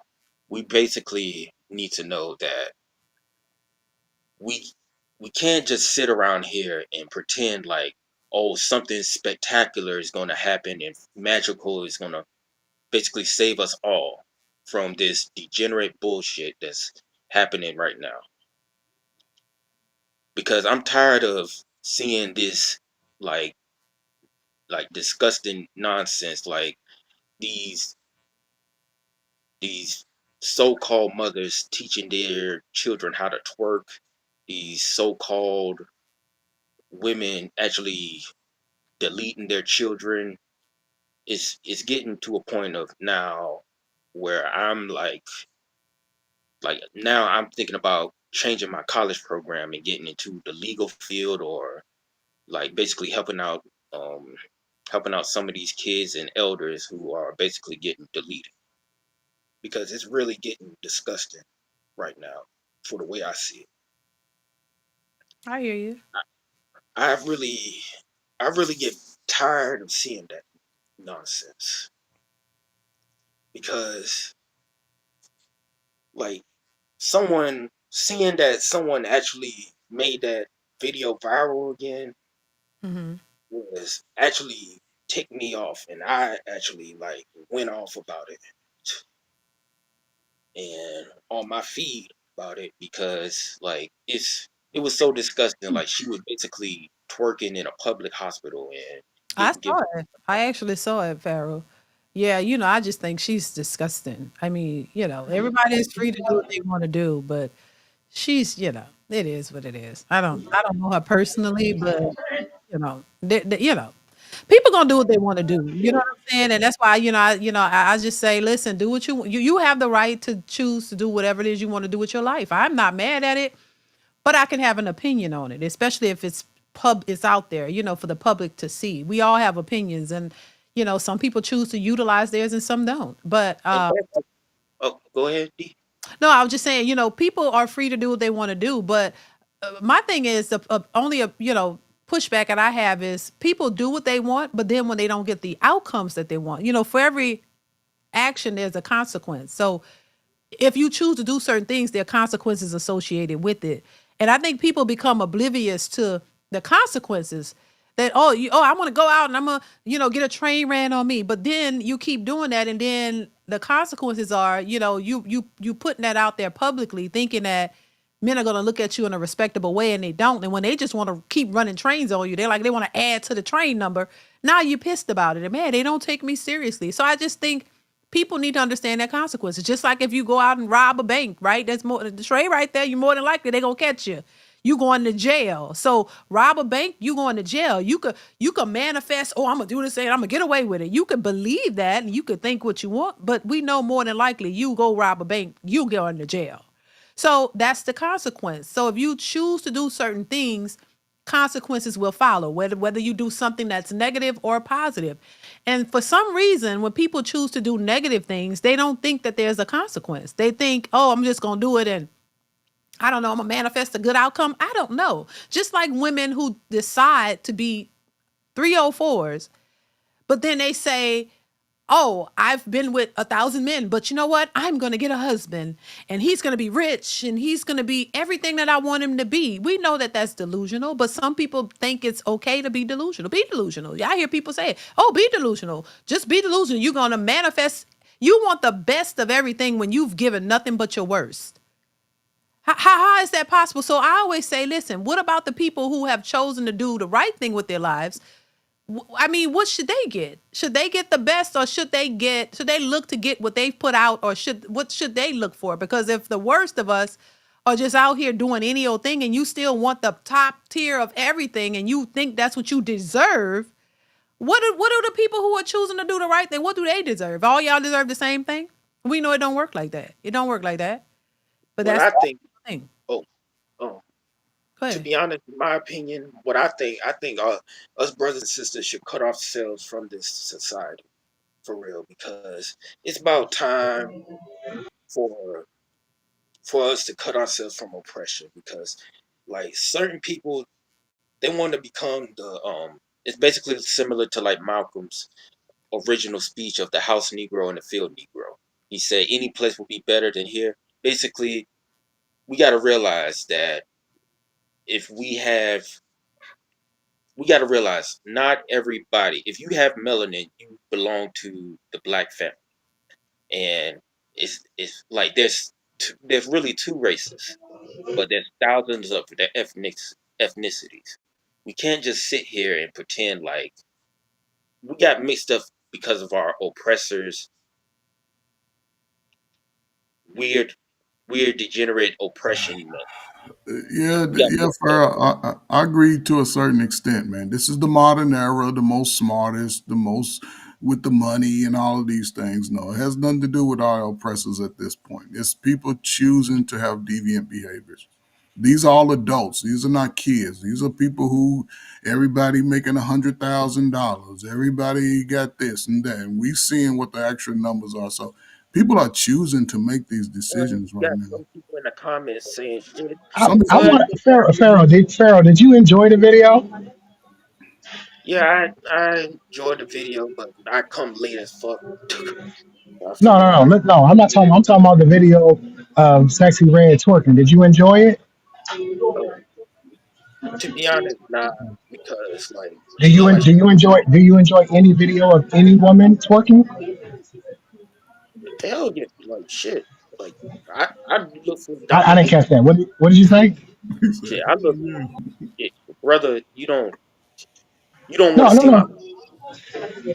Right. That's the point I'm making. Thank you for making my point. That's exactly the point I'm making. You don't like it that she did it, but you do enjoy when women do it. Take your time. Okay, so what?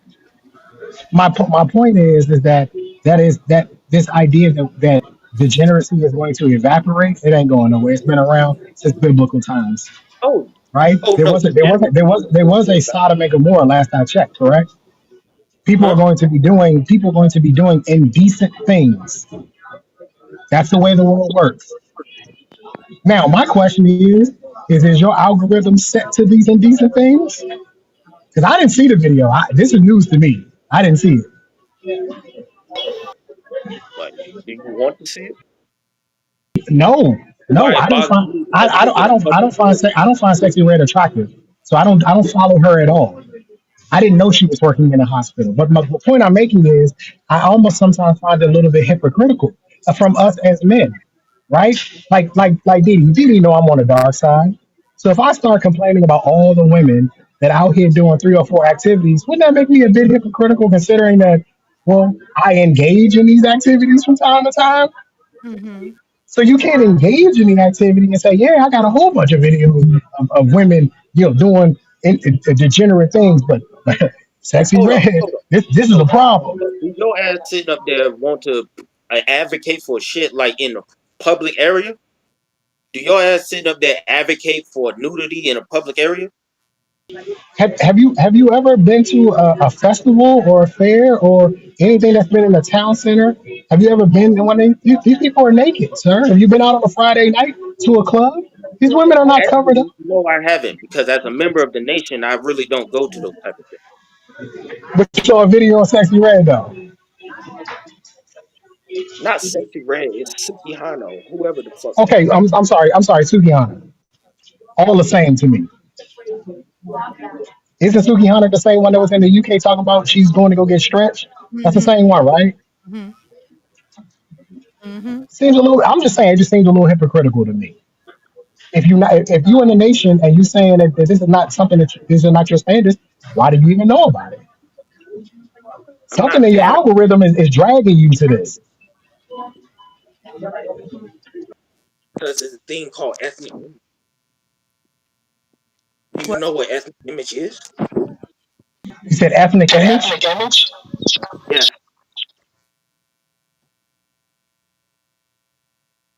Like, do you know what ethnic image is? Yeah, but the issue with ethnic image is who is you trying to improve this ethnic image for? White people? No, it's not for white people. It's for Who is it for? self-respect, dignity. But it's called self-respect. I have respect. It's self-respect.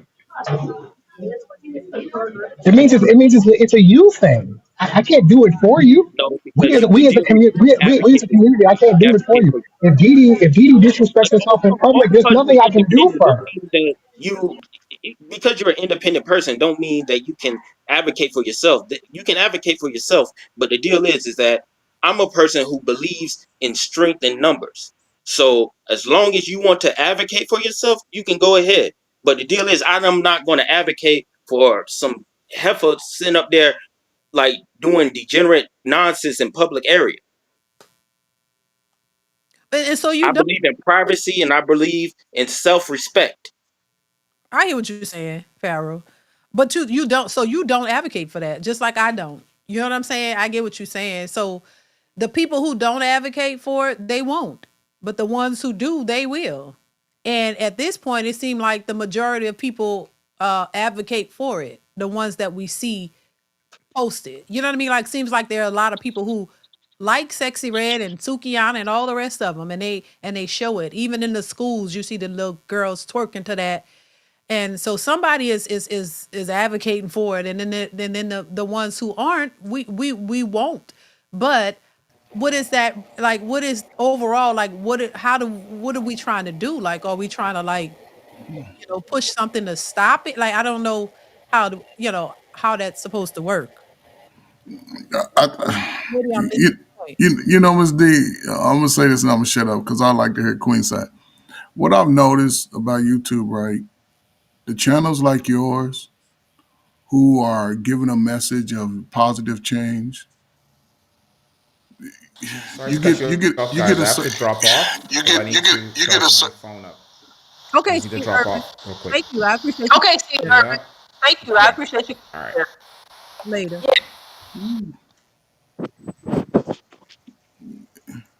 You get a certain type of audience, right? And the audience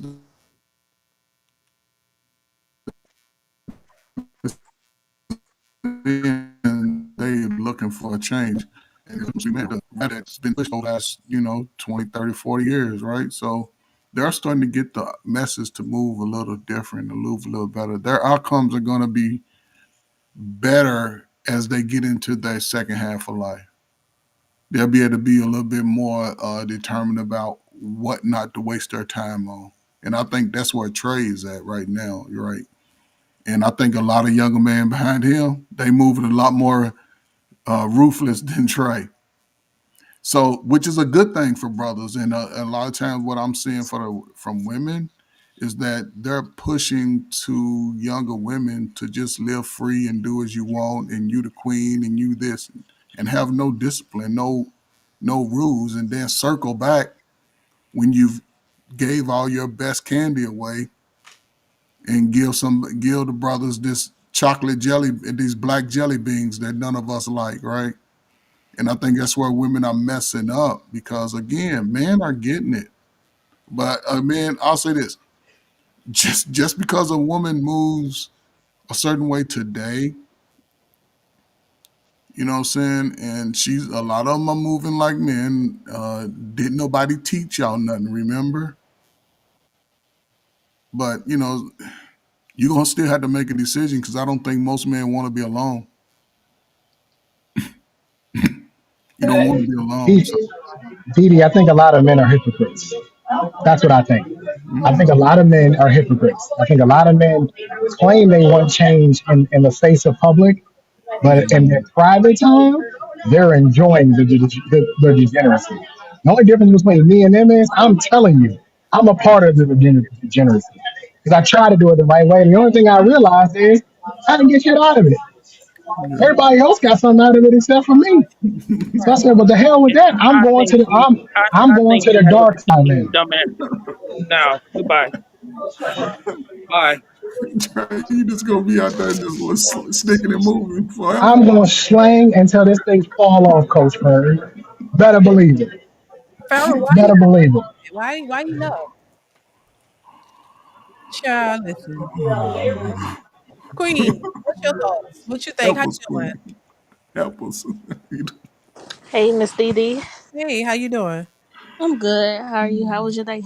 Good, good. What you think? What you want to add to the conversation? Why Pharaoh left like that? Like he called you a dumbass. He said that and left. Ah, shit. That's crazy. Ever since dropped the mic, he dropped the mic on me. You call A you a dumb mic drop. man, I'm out. Pharaoh, don't do that. Go ahead, Queen. I'm sorry. Oh no, you good, good. See, that's why I don't do panels now, because y'all go slow. No, Miss Diddy, no, you gotta Right. go. It's all good. I'm No, listen. Look, no. you know that I think he probably felt a little attacked because I was kind of Hey, going at him a little bit. But that's why I asked the question. If you watching the videos, because again, I didn't see this video, so I'm like, well, how? Because I know I'm out here. Like I know, like how did I miss this? Right. But you saw it. Yeah, she was in the house. She had a baby. She had just had a baby, Trey. You might not have wanted to see that one. shoot, I But forgot no, that fool got a she baby. had just had a baby. And you just couldn't imagine. She just pushed the baby out and she on the bed in the hospital twerking. But the other thing is too. We know we're going to get certain behaviors from certain women at this point. Like, is that fair to say? Yes. Suki Hana, Icy Spicy, Cardi B. We know we're going to I get forgot she certain. existed. Yeah. What I mean, so why is it that when they do things, we go, well, we got to get rid of this? And it's like, no, that's what we expect from her. That's exactly up her alley. Yeah. Go ahead, Queen.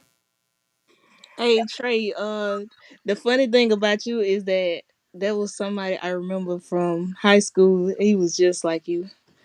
Oh, He was a gunnery sergeant, and he used that exact same energy towards me, but I was able to handle it though. Well, look, look, Queen, I'm definitely not for the weak. I'll give you that much. Could you imagine dating me? Could you imagine putting up with this every day? Um, no. But DeeDee said, no, no. it'd be a funny challenge, yeah. though. But he's funny though. He has a sense of. I like people who have a Me sense too. of I humor. love that. I love sense. Yeah, you can Yeah, laugh and joke. So he might not be all bad. He got a bald head, but he might be. I would stick That's around for the twice. sense of That's humor. twice today, DeeDee. What could be Trey? Coach, but it's all good. They had hair at one point. Trey, you had hair at one point, huh?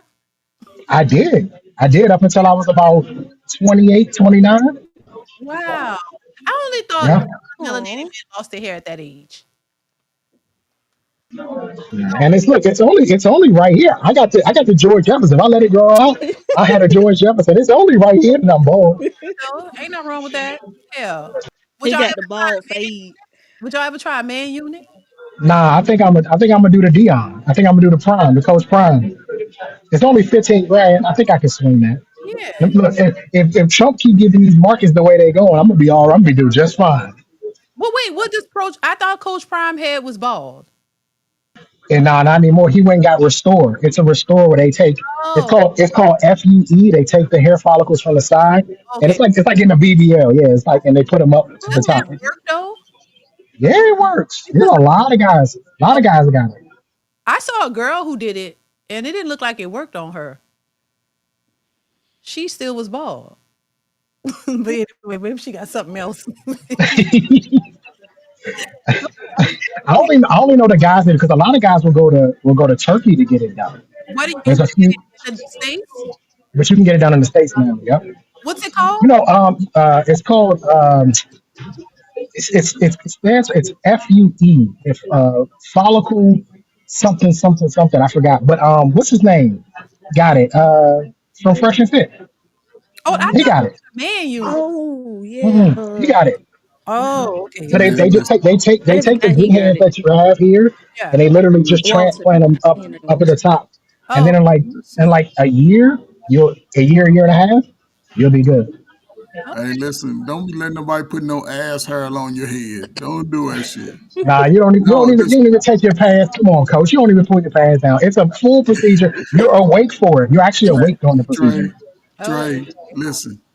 You bald. We gonna rock the bald head forever. Right. Ain't no mama ever Some turned men, Listen, down a bald listen, some head. be listen, looking good. listen. The young girls, they like the bald head to a certain degree.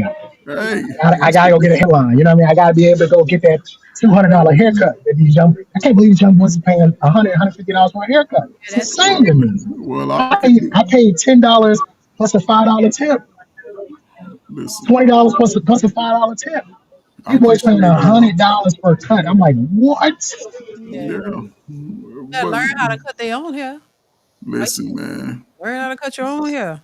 Sisters love to be able to, you look, they ain't worried about no hair on the man, Well, man. I ain't talking about the sisters though. Oh, No okay then. disrespect. No disrespect. But, You so you know, full of there are other types of women out here. you so full of it. What are you talking Oh, I know what he's talking about. Didi. I'm just saying, you know, they come in the spicy. They come in a flat back white.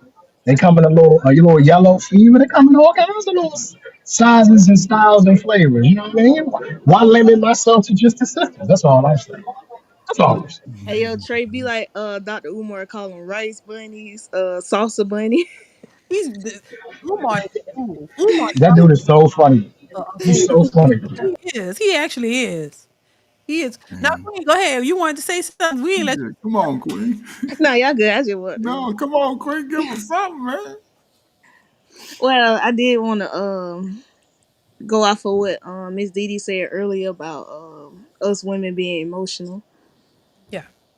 So like I kind of experienced what she was saying last week, where I kind of went through like a little emotional moment where my emotion was way up here. And the best way I usually handle that is when I just go for a walk and just cool down. Yeah. Yeah. Yeah, I remember. Yeah, I've had to, do that a lot. You know, especially when I was younger, child. I was a mess, to be Hot honest. head, yeah. Yeah, my emotions have been all over the place. I've been pregnant a lot too, though. So, and during those times, I used to be high, then low, and confused, and all kinds of stuff. Like, you know what I'm saying? That's why I say my husband. Thank God for that man, because he's better than me. I would say. I would definitely. He's way more. I'm not the patient one, and I can be, but when it comes to me, and our kids, yeah, he's the patient one. I wasn't so patient at one point. You know what I mean? Right. I've been insecure, a lot of things you could think about. Very insecure at one point. Oh my God, that's why I try to talk to young women, because I could give them a few, tips and let them know, look, baby, you got to work on yourself. You can't always look at the men and be like, thinking that you need the perfect, you got to have everything right, when you got issues too. And I was kind of selfish too, younger. I was kind of Hmm. self-absorbed, all of it. I just thought, I kind of was kind of selfish, and thought the world, should revolve around me. I knew that. And I didn't have a whole lot. It's just like, it's a mentality, you have to change that. You got to realize, child, you look, if you want to be in a relationship, it's not just about you. You really got to consider the other person. You got to, just as much Right. as you want them to consider you. You got to work with people. You can't just think about self. And especially when you bring children here, when you have a child, it's definitely not about you. Oh my God. And women should know that more than me, because we carry the babies. We know when the baby come out, they hand it to us. We either gonna breastfeed it, we gotta feed it, we gotta the most. So it's, look, hair be all over your head, you be sleepy as hell, no rest. It ain't about you. You gotta put yourself to the side to take care of that little infant that you just pushed out. So I don't know why women don't understand that it's not about them. You gotta understand that in a relationship as well. You gotta consider your partner. You gotta consider his needs and things he might want. And this is why I say too, because somebody took offense to the fact that I say men are simple.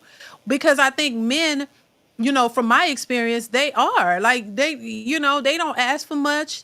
If you got a good man, he's more concerned about what you need, especially when he knows you need him. Like in them vulnerable times, like having a child, you're weak. Hell, your body is all out of whack. You know what I mean? You're going through some changes when you have. I mean, hell, I don't want to get explicit, but if Trey, y'all know what you women go through with Yeah. a child. Oh my God, it's just a mess. And so you don't feel like yourself. I felt ugly when I was pregnant. I was just like, I'm fat as hell. Like, I'm hot. I can't sleep. I'm pissed off. I've experienced it all. And that's Yeah. funny, because I experienced all that, and then I go back and get pregnant again and again and again. Like it was I don't understand that part. So Hey, what hey, would you, hey, Miss DeeDee? Didi. Huh? Go ahead. One of y'all go. Oh, Go, so how would you recommend? Like, would you do back to back or have them at like let's say you have your first kid now and then you wait a couple years and Oh have hell next. no, no, no, no, no, no. I would recommend if you know how many you and your husband know how I many. ain't having no more than two, but I was just asking which If one you you want would. to, I say have them close. Have them close. It's hard. It's hard when you wait. Like when you Yeah. wait years in between. It's more difficult in my from what I gather. I think it's when you have them close together. I think you like my most of my children are out the way. They out the way. I Mhm. still look pretty decent. I'm holding it together. You don't wait. Don't wait. I would recommend have them close together. That way they grow up together. They my Yeah. children Right, together. They grow up together and they get out the way quicker like that. You don't want to wait. right. I always felt like Yeah. that made more sense. Yeah, a couple It does.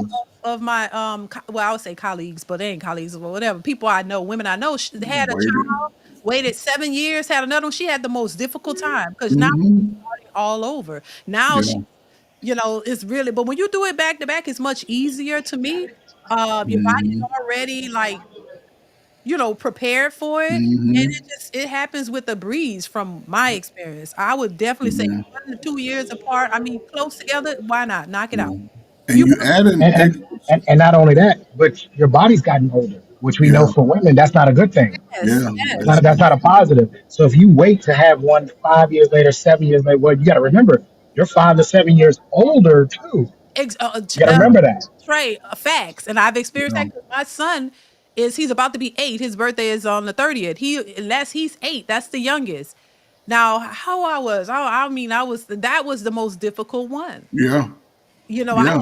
some complications and I had never had no complications with none of my Yeah. pregnancies. With that one, yeah, I had some complications. So the older you get, oh yeah, that's Yeah. definitely a factor. And yeah, you don't want to be doing that. So yeah, I would That's this is why I always laugh to myself when I hear women say, "I was in a relationship with this guy and he put me through so much," and I always think to myself like, "Why do women never think they don't put men through anything?"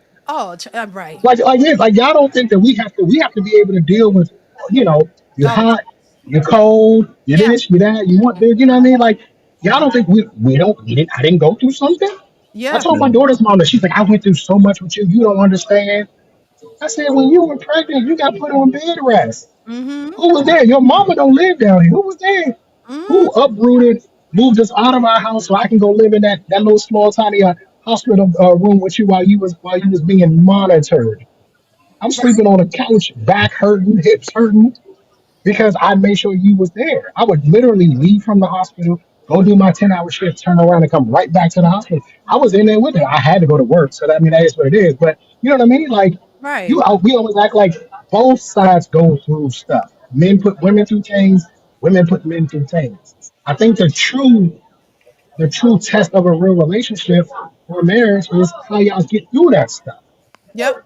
Now, I've never been fortunate enough to be in a relationship with a woman who actually wants to get through this stuff. Mm-hmm. When it gets tough and when it gets hard, they trust the deuces. I'm out. I Right. can't. I can't. I can't deal with this. I can't put up with this. It's too much. Only to come back 6 months later and say, you know what, Trey, you're not really that bad. Because you done been out in these streets and you realize, Yep. yeah, I may be tough to deal with, but them dudes don't even care. Right. Don't care at all. They Yeah. don't care nothing about you. They wanted to get what they wanted from you and they got it and then they moved on. Bounced. You know what I mean? And then they bounce. But I'm actually here. Yeah, I might be a tough pill to swallow, but there's a method to my madness, right? You know And what? I for damn for damn sure I ain't gonna leave you hanging. I give you the shirt off my back. But you Right. may not like me throughout the process. That's the thing. Right. But when you look back at it, you're like, you know what? He was right here the whole time. And I told him, that, we go through things too as men because I have to talk about. I always say this. I think men have the real emotional intelligence. Emotional intelligence is being able to manage somebody else's emotions. Ooh. Men do that every day. Ooh. Ooh. Men do that more than anybody You ain't lying. because we have to manage. I got to manage your emotions. That's true. Oh my God. Trey, you know what? You telling that story made me realize you not that bad after all. You know, you And not Trey cooking. but no, that's the truth. That is the truth. Because like I say, when I think about, take myself out of it and I think about my husband and like the sacrifices he had to make, like he said, that y'all go to work. Oh my God. And then come home and make sure we're good and the whole family too. And then, ask him, hey, what you need? He's concerned. Okay, you need this and I'm gonna go do this and all this stuff that they do. A lot of women take that for granted because the focus is always on us. All we see is us. What we and you don't realize you have a man there who's actually cares, like he said, and he's there and he's doing a whole lot. We could take that for granted a lot of times. So, and this is why I say women are selfish a lot of times. You don't realize when you have something good and then you walk away thinking that the grass is greener on the other side, and you realize you ain't getting half of what you already had. We're not gonna always agree. It's not gonna always be, this kumbaya moment. We're not gonna agree on stuff. We're gonna argue. Yes, there's arguments in relationships. But you know that this person loves you and he cares, and y'all might be disagreeing, but he's still showing up. He's still showing up. And that's a lot to be said about that. And I think women miss that. They really miss that. Yeah, that's a big deal. Because I know I've watched my husband do it, and it's a big deal. You cannot ignore that. And I think a lot of women of the modern women don't get that. They don't get that. And Oh, do you see now why I say you capture lightning in a bottle? You know how Yeah, hard that is to yeah, find? yeah. That is literally lightning in a bottle. It Yeah, is so difficult. And here's the thing. That's the actual aspect of the relationship. yeah. It's That's not just the relationship. yeah, yeah. We ain't talking about money, Right, health and sickness, the right. kids. Where you want the kids? You want the kids in private school? You want the kids in public school? We haven't even got on. We're just talking about just the two of y'all and Yep. how the two of y'all function. It's so complicated. That's why I get a little annoyed with married people. I'm like, I don't think y'all realize what y'all actually have. Yeah. but again, they don't know because what they saw around them growing up. Mama was a single mama, had three baby daddies. Grandmama was a single mama. Again, I'm Gen X, so we the baby daddy generation. Y'all see one behavior most of your life. Most people don't get to see how they daddy live on a regular basis. They don't get to see that stoicism that he might display. When you calm, you get that personality of him. But when you ratchet, you get the personality of your aunties and your mom and them. Y'all see them at the birthday parties, getting too drunk, then cussing and fighting and having you fight everybody. It's just a lot of it's learned behavior, and it's just unfortunate because again, I don't think the women see it. I really don't. I think the women are so caught up in this modern psychobabble that they push it on every young woman They and they just try to shame the man. So, if you want to have your children based off the new information, just do your best to plan. Teach your baby the real life issues of everyday life. No more hiding and acting like they don't know it. And keep certain people that you know ain't shit away from your babies. You got to keep them away from your babies. I don't care if that's your best friend. You know she ain't nothing and you trying to go to another level, you have to sort of leave them behind. yeah. If Why not, is it every time black people, not just black people, but we black, so we see it. Why when there's a gathering, people always get the fussing and fighting? because they still Why? trying, they don't want the secrets to come out that They go to talking about the past, and then somebody said, "Well, nigga, you said this in 1982. Well, what? 82, And nigga, you alive? My mama ain't said this. She said this. The next thing you know, they fighting. Why? 82, Why? 82. What? Why it's, does a, it always happen? it's a crack out thing, man. You It's wouldn't so understand. weird. Because we don't address issues when they come up. Yes. Like when it Yeah, actually happens in a black family, you'll have people who will be quiet and they're gonna talk about you behind your back and they'll call Gammy and Mimi and them and be like, "You hear what she said?" And now you just creating all this problem. And then they have a tendency to boil over at the function because you done had a little too much to drink, you done got sauced up, That's had a little true. bit too much to drink, and now yep. you're letting everything slide. You know what? I never forget this. My great uncle, that's his soul, Uncle Roger. He went down to my grandmother's liquor cabinet and got saucy. Listen to me. Ooh. He got lit down there. He was smoking his little, because he said he just takes the tobacco and put it in this little pipe. He went out back, he smoked his little pipe. He came back, he said, "Let me tell all you I got something to tell all you motherfuckers." And he literally went around the room and said, "You ain't shit. Your mama." You ain't because your mama ain't here. He ain't the money. Your Yeah, money. He talking about his brothers. He Lord, talking about his sisters. that's He how you. talking about his nieces and nephews. The And dog. that, but you know what? But I remember my uncle.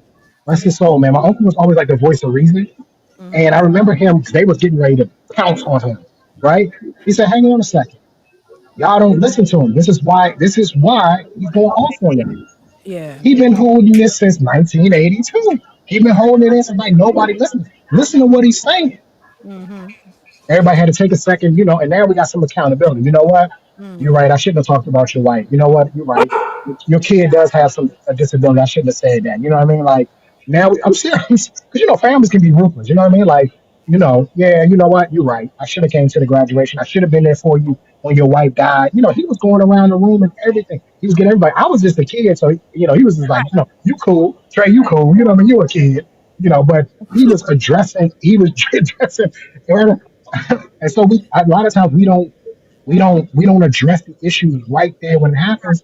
But I have a different philosophy because I had a family member say something about my police service, right? And we're talking about the police one now. And I addressed her up and down. I said, first of all, you got a whole family full of officers Mm. and all types. You may not like it, that's perfectly fine, but you're gonna respect it while you're here. Because Right. there's people in this room, and if you passed out and stop breathing right now, they're gonna bring you back. Yeah. They're gonna take care of you. Not just because they're family, but it's also our duty to do that. You know what I mean? We got firefighters in our family, we got teachers. Like you're not just gonna disrespect hardworking, people. Like you're not gonna do that. Had I let that fester, had I take that home and let it fester, Right. it came out on Christmas when I got drunk. You know what I'm saying?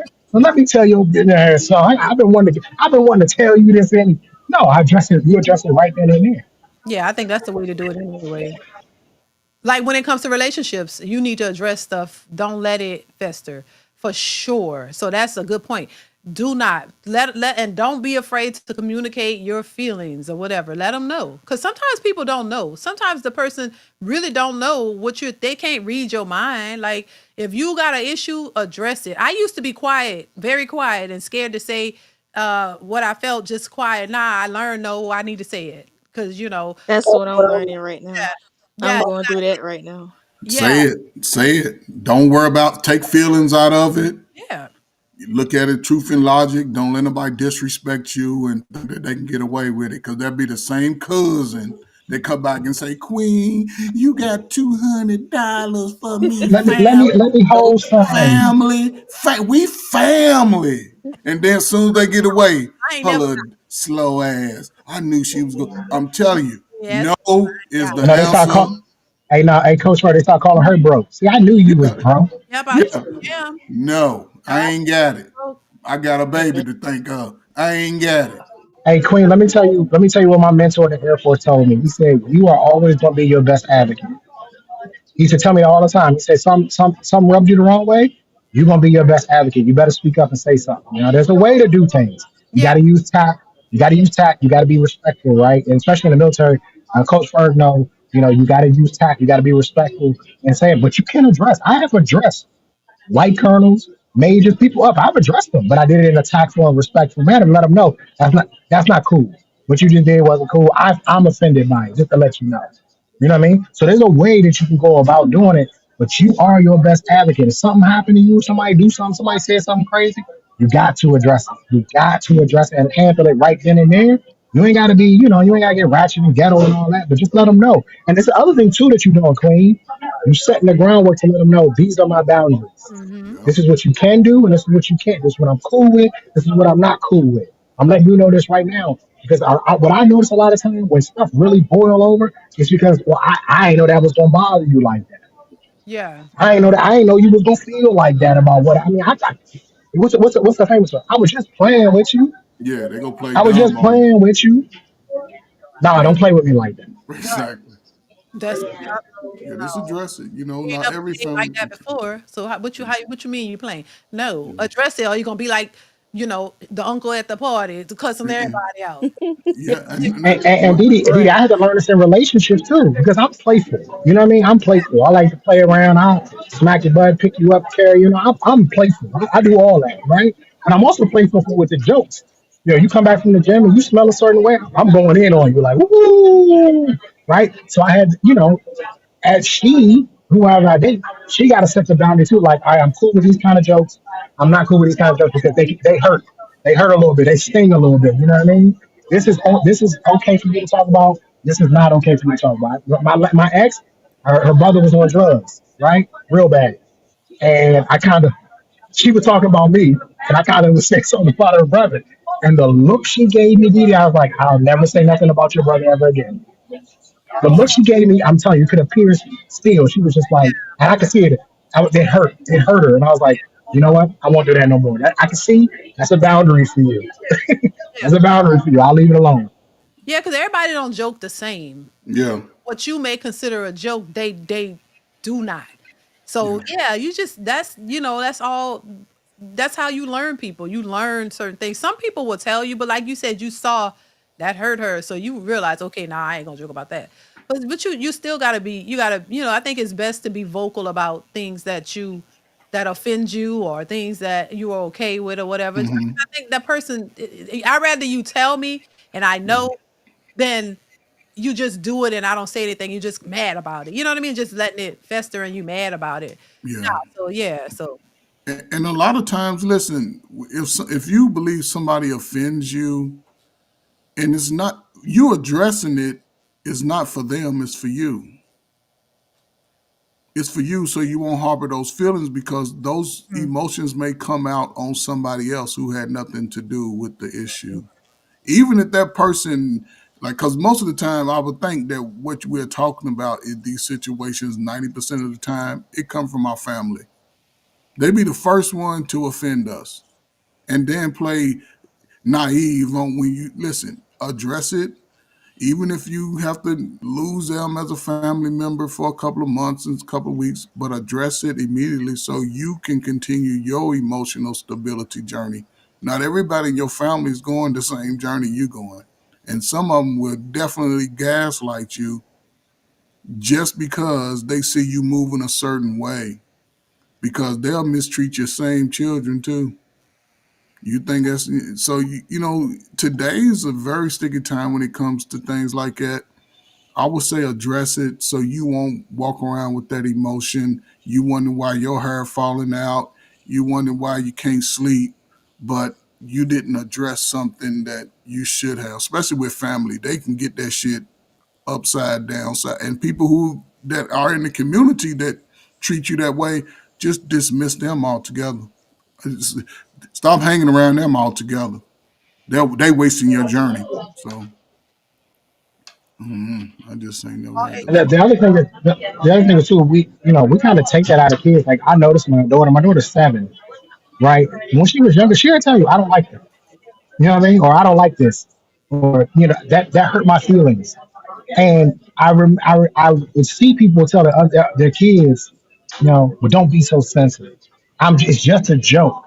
And it's like, nah, they letting you know, look, that might have went a little bit too far. And they're telling you at a young age, and you want them to be able to express it. You don't want them to grow up and think, oh, I can't tell you, I can't tell my dad that he hurt my feelings. My son right now can tell me, Dad, all right, that was a little too far. Like, you know what I mean? Like, a yeah. little too far. You kind of got me on that because I'll get on him. I get on him about certain things, and he's got to be able to say, okay, nah, Dad, that hurt. That hurt. I know you're trying to teach me a lesson, Dad, but that actually hurt my feelings. All right, cool. Let's take a step back. Let's reset. But the lesson is going to be what the lesson is, right? That's my job as a father, is to guide you and teach you. But I need you to get this. When we do that a lot of times, we take a lot of the normal, natural stuff that kids do. We kind of knock it out of them Mhm. because we don't want. Well, don't be soft. And it's like he's not. A lot of people say, "Oh, you just being sensitive." Like, is it really sensitivity, or is he just telling you, like, look, like, what if the dude's a fighter? When I was in the military, certain dudes will fight you. You talk about their mama or you talk about their dead daddy or something. He's about to fight you. It's coming. Or it's coming. Like sometimes people are telling you don't go that far because they trying to save you. Right. Yep, yep, yep, yep, yeah, yeah. But then people talk about emotional intelligence that men don't have it and all this kind of stuff. Well, how are you supposed to develop it? I think part of that is being able to say, hey, look, what it is. I don't like this, or whatever, that's, I mean, you're just communicating. That's how you communicate. If you don't say anything and just hold it in, then it's going to come out the wrong way. And then they're going to say, oh, see, you lack emotional intelligence. You don't know how to communicate. You don't know how to do this. No, that's part of teaching them how to communicate by saying what it is, whatever they thinking or feeling or what, say it, just say it. So that's how you teach them how to communicate their feelings or whatever. So yeah, I get it. Successful MD. I'm gonna read this super chat. Below sea level and say I'm not settling is crazy. I think he was talking about when we was talking about women always talk about they don't want to settle. Thank you, Successful MD. And he also says Pookies don't even buy a 2-piece and biscuits. Stop, child. They sure don't. They gotta. They But gonna Pookie's pay though. Trust me, I'd have been on a lot of scenes where Pookies are paying in the end. I know pay. it don't seem like it. It don't seem like it at the time. Like, oh, Pookies can get it, and the girls give it up to the Pookies for free. It seemed that way. But I'm telling you, I'd have been on a lot of scenes where Pookie is walking out in handcuffs. He still paid. He just didn't pay him monetarily. Successful MD. Thank you for the super chat. Again, says DeeDee, did you claim to be medium ugly? Did I claim to be medium? Yeah, I think I might be. Thank you for the super chat. I appreciate you. Yes, ain't nothing wrong with that. Nah, ain't nothing wrong with No, don't worry. You are not meeting with. shit. Yes, Medium we are. ugly is good. Yes, it What's is. wrong with that? I'll claim it. Nah, I ain't taking medium ugly.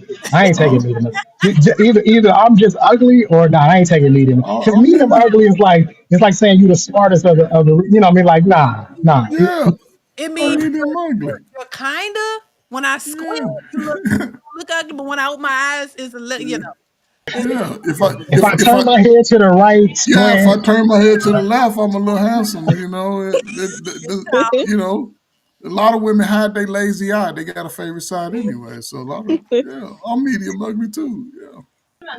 or they hide their one cheekbone higher than the other, so they all return like this, so you can't see it. hi. Y'all not y'all. Yeah, because you know what? You know why? Because a lot of everybody's face is not symmetrical. It's not. Like Yeah. it's not symmetrical, and a lot of people know that. They know that how to turn their face. That's That's why why you I like. I say, the bad side, a good side and the bad side. Yeah, this my good side. This my See, bad. yeah, see, most women believe it. Most men, we know we ugly on both sides. I'm ugly. We know I'm we ugly on handsome. both sides, no See, we matter which know way that. you cut it. We Yeah, you know, we know. no. We accept our ugly, Only men who will say this and have this, y'all know y'all not ugly. Because the but dudes we who accept are it, Miss kind of like, D. they ain't saying this. They going to be quiet. No, Miss D, we accept our Y'all, ugly.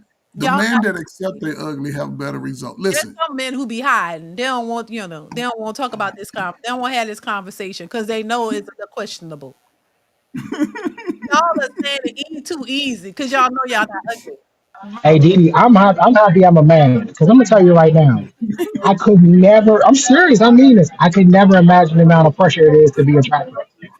Like, like the shit y'all put yourselves through. Like, I would, yo, you could never pay me to wear heels, son. I mean, looking at these girls' feet, I'd be like, yo, you look like you were in pain walking down the street. It looks like it hurts.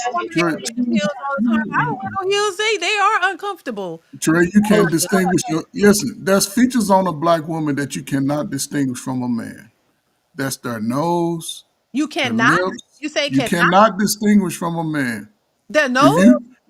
we all got the fat, big old nostrils. We all look at Miss Queens. You can see her brain, but anyway, we right. got the same type of feet. We got them big old wide feet, big heels, My and feet little ain't got sausages. it. But Yeah, listen, actually, I got but small feet though. No, wait a minute. But they small. But I guarantee your toes are like little short sausages. Oh yeah, yeah, that's true, how the true, men true. We got features similar. We got a lot of features similar. Lips, nose, and them feet. I go do wear 9.5 wide toes. It just the way it is. And again, I accept my ugly. Not every woman likes a bald headed, light skinned dude. They would tell me that. So I take my little ugly feelings and I go find somebody who like light skinned bald head. And for the most part, I win. Because the girls that didn't like me anyway, their whole substance, everything about them is low level, low tier. So I think it does us some good. But if a man accepts his ugly, he'll be okay.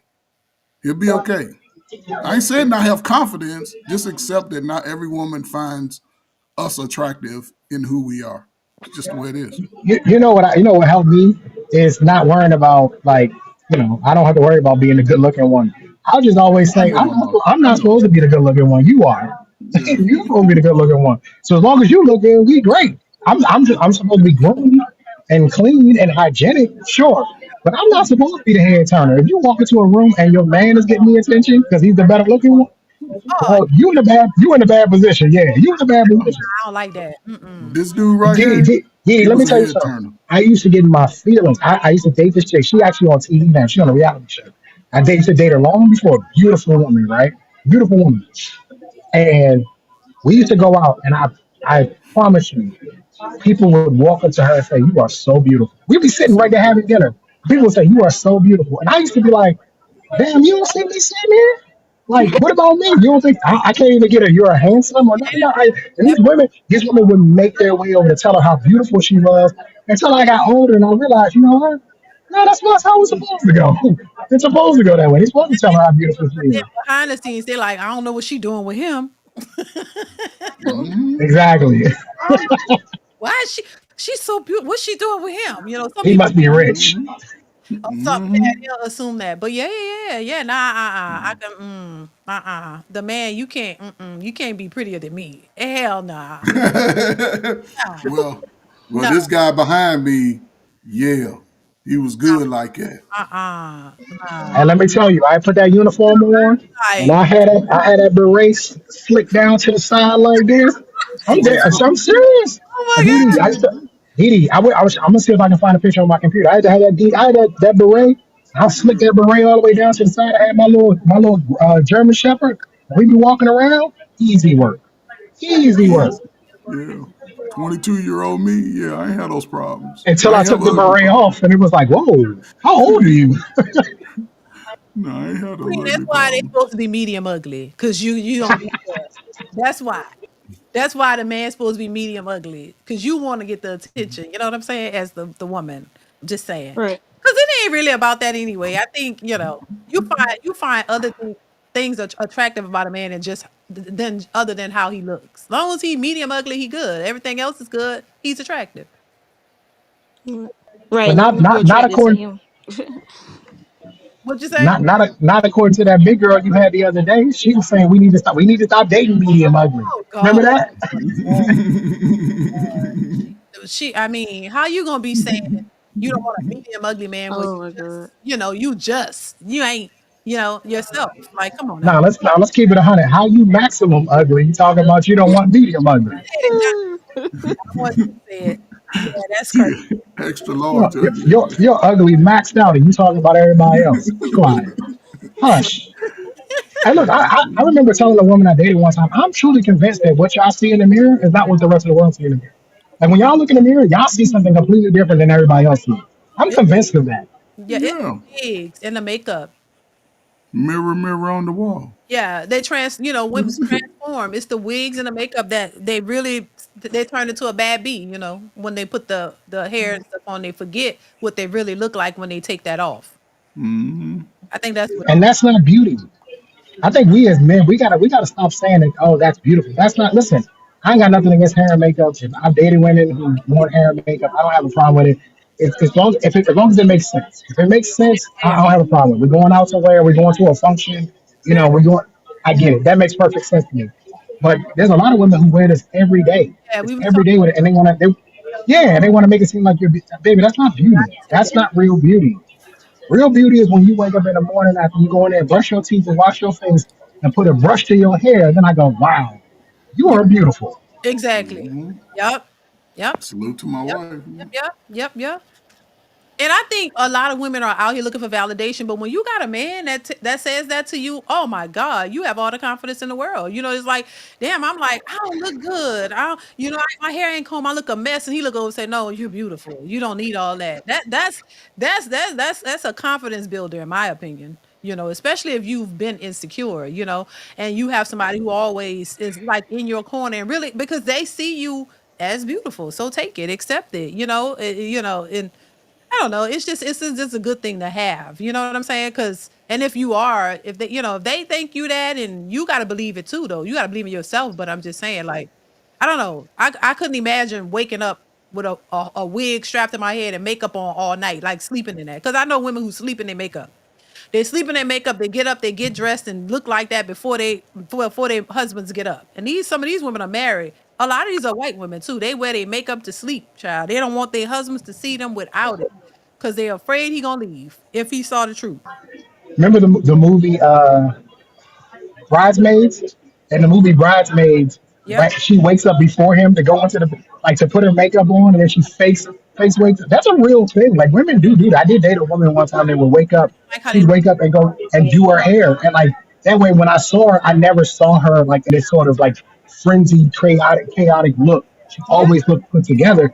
But the problem with that is it's not real. And I think most men we want there's a realness we're expecting. You Yeah. know, like Yeah. I remember being in relationships, and the first time like she farted, I'm like, well, at least you're human. You know what I mean? Like at least it stinks. You need to go take a shower, but at least you're human. You know what I mean? I think a lot of women they want to sell us an image, a facade, right? And it's like that's not you. And I think most men are like, I want to know who are you? What's up with you? You Yeah. know, let me see you, and then let me judge. Then Right. let me make a judgment of whether or not I want to be with you. Mm-hmm. Mm-hmm. You gotta unmute. Okay, Sierra.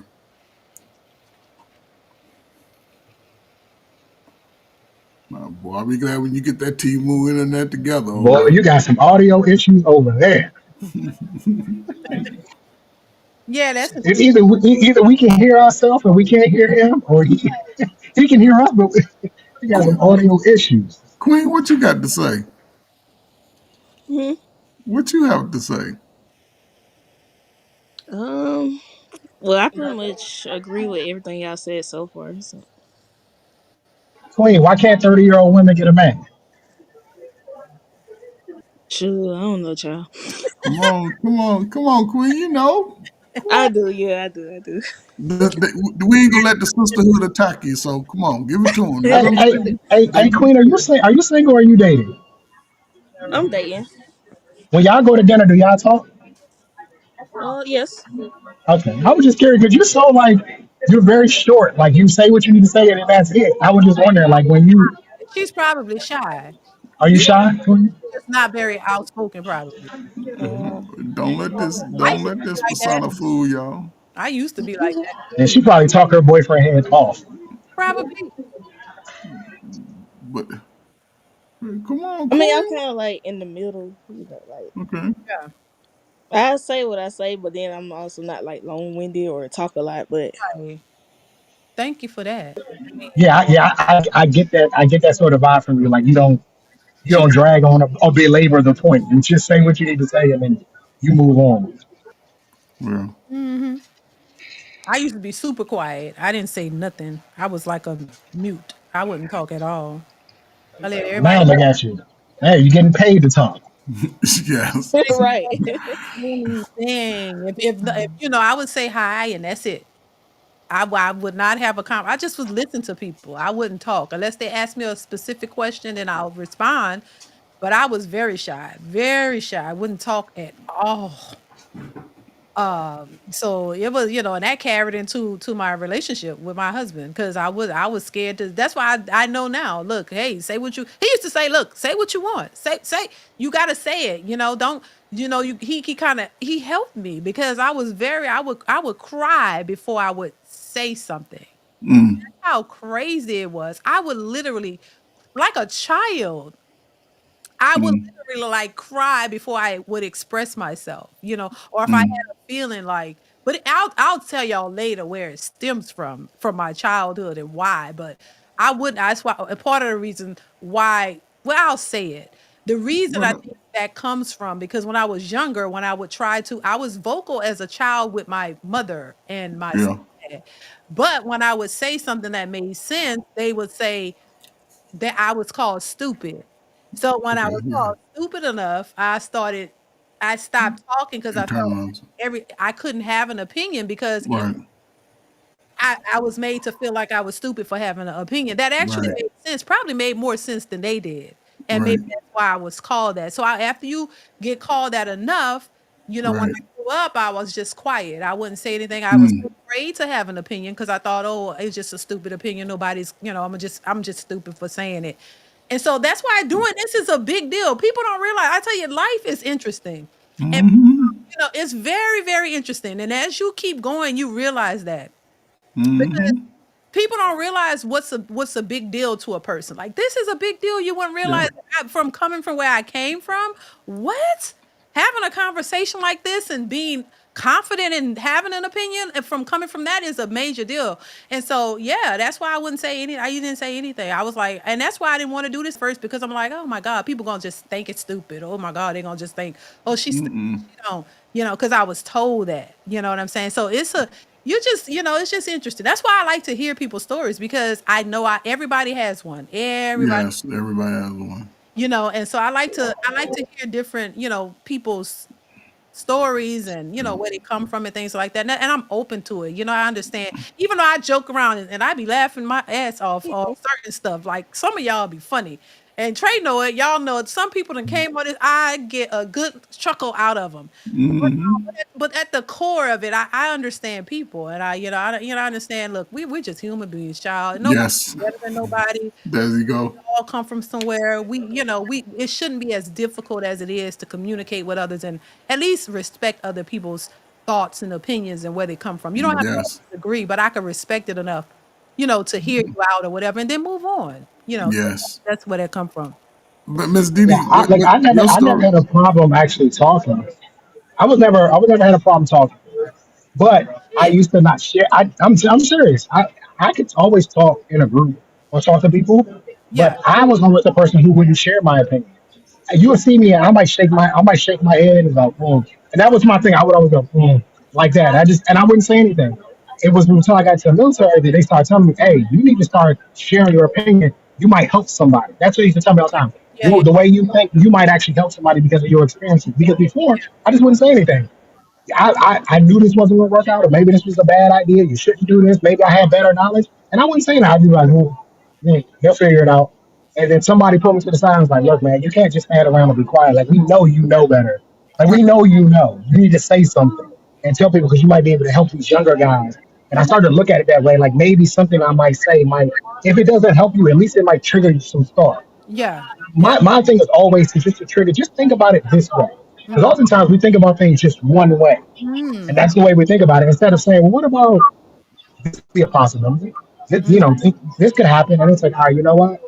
You're right. I didn't think about it that way. And that's the unique thing, though, Miss D. Even your experience with your life, I can line you up with probably 500 people, and most of y'all will have a similar mm-hmm, story in reference to being around parents who didn't allow us to really express ourselves.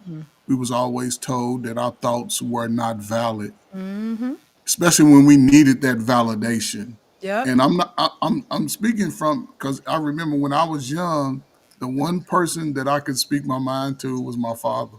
mm, By the time I was 14, I used to be like, "Man, you silly. What the, you know what I'm saying, man? Get out of my room, man. You acting stupid."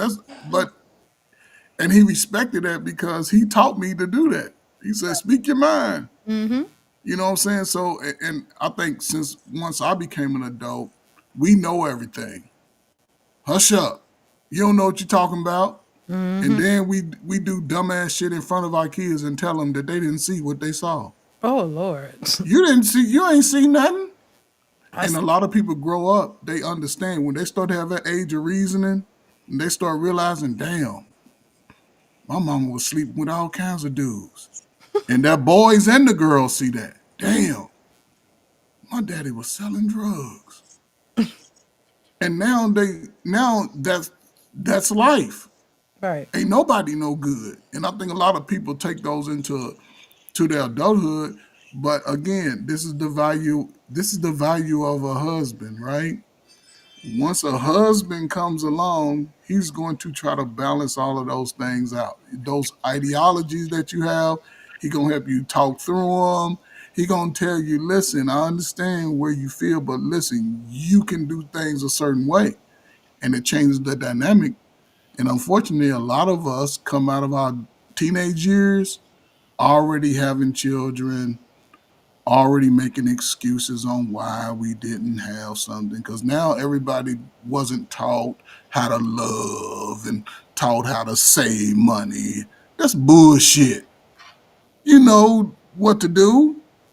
So you just have to make a decision in your life to be better, whatever age you are. If not, you're going to get the same damn results. And the kids that, and listen, the old folk that y'all talk about like us, we too old, they gonna kids gonna be saying y'all too old too at 30. You don't know the hell you talking about because they see the bullshit that you still pushing in their face. So be nice to your kids. And That's what and, I'm and talking I would recommend, listen, if you could find, if you're looking for a relationship, try to find somebody who kind of dealt with their trauma, because that ain't easy for the person who's not as traumatic. You know, if you got that trauma and you've had those experiences, that's not easy for the other person to have to deal with. You know, I have to, you know what I'm saying? Like, yeah, they help you. But they gotta navigate some stuff around all of that to try to, you know what I mean? That's not, I wouldn't recommend, you know, try to have somebody that got a little bit more, you know, that's not at, you know, don't have those issues, because that's not easy for the other person. Are you saying to not invest in trauma like Dr. Cheyenne Bryant said we should do? She said that we should invest in the women's trauma. Nah, Craziest shit I ever heard in my life. nah, you don't know. You don't invest in no damn trauma. No, not on purpose. No, like you know, no. I could just imagine being my husband, even though I wasn't. I'm not saying I was a hellion. I'm just saying, still, like that's got to be. I had to think about like what he might have, and he doesn't talk a lot, and he doesn't, you know, he don't seem to have problems with a lot of things. But still, I still wonder, like, damn, that had to be a little stressful. You know, you're talking to a grown woman, even though I'm young, and she's just crying because she don't know how to. That he got to be like thinking like, oh my God, at some point, you know, even though he didn't express that, but I'm just thinking now in hindsight, he had to, you know, be like, and I asked him, well, you had to be thinking this is some shit right here, huh? And he like, no, I didn't think that. But I'm like, I wonder, like, if he was, because I would understand it at this point. I would understand, because that's like me trying to talk to a grown man, even young, and he just start crying. I'm be like, what the hell is going on? Like, you know what I mean? I know how I would think. You know, I'm like, wait a minute, something ain't right here. And I'll be ready. But see, women, we'll be ready to leave with the quickness. But he's more calmer. You know, that's how I know. And that's why I say women are worse. Women are worse than men, in my opinion. Because we don't, we ready to go. As soon as we see something that looks strange or shady, oh, hell, girl, get on the phone with somebody. Girl, this nigga was crying. And I asked him his name. And he crying. And I'm like, oh, hell no, I got to get the hell out of here. And we'll leave. But these men will stand there and try to figure it out or whatever, because they like you. They really care about you. They really want to make this work. So they're gonna deal with it. You're like, oh, that's why women think men should deal with women. I don't know. Try to find you somebody that don't have all that trauma. Jesus. Because it ain't, I don't. Or at least has dealt with it in a healthy way. Like they really dealt with it, like really dealt with it in a healthy manner.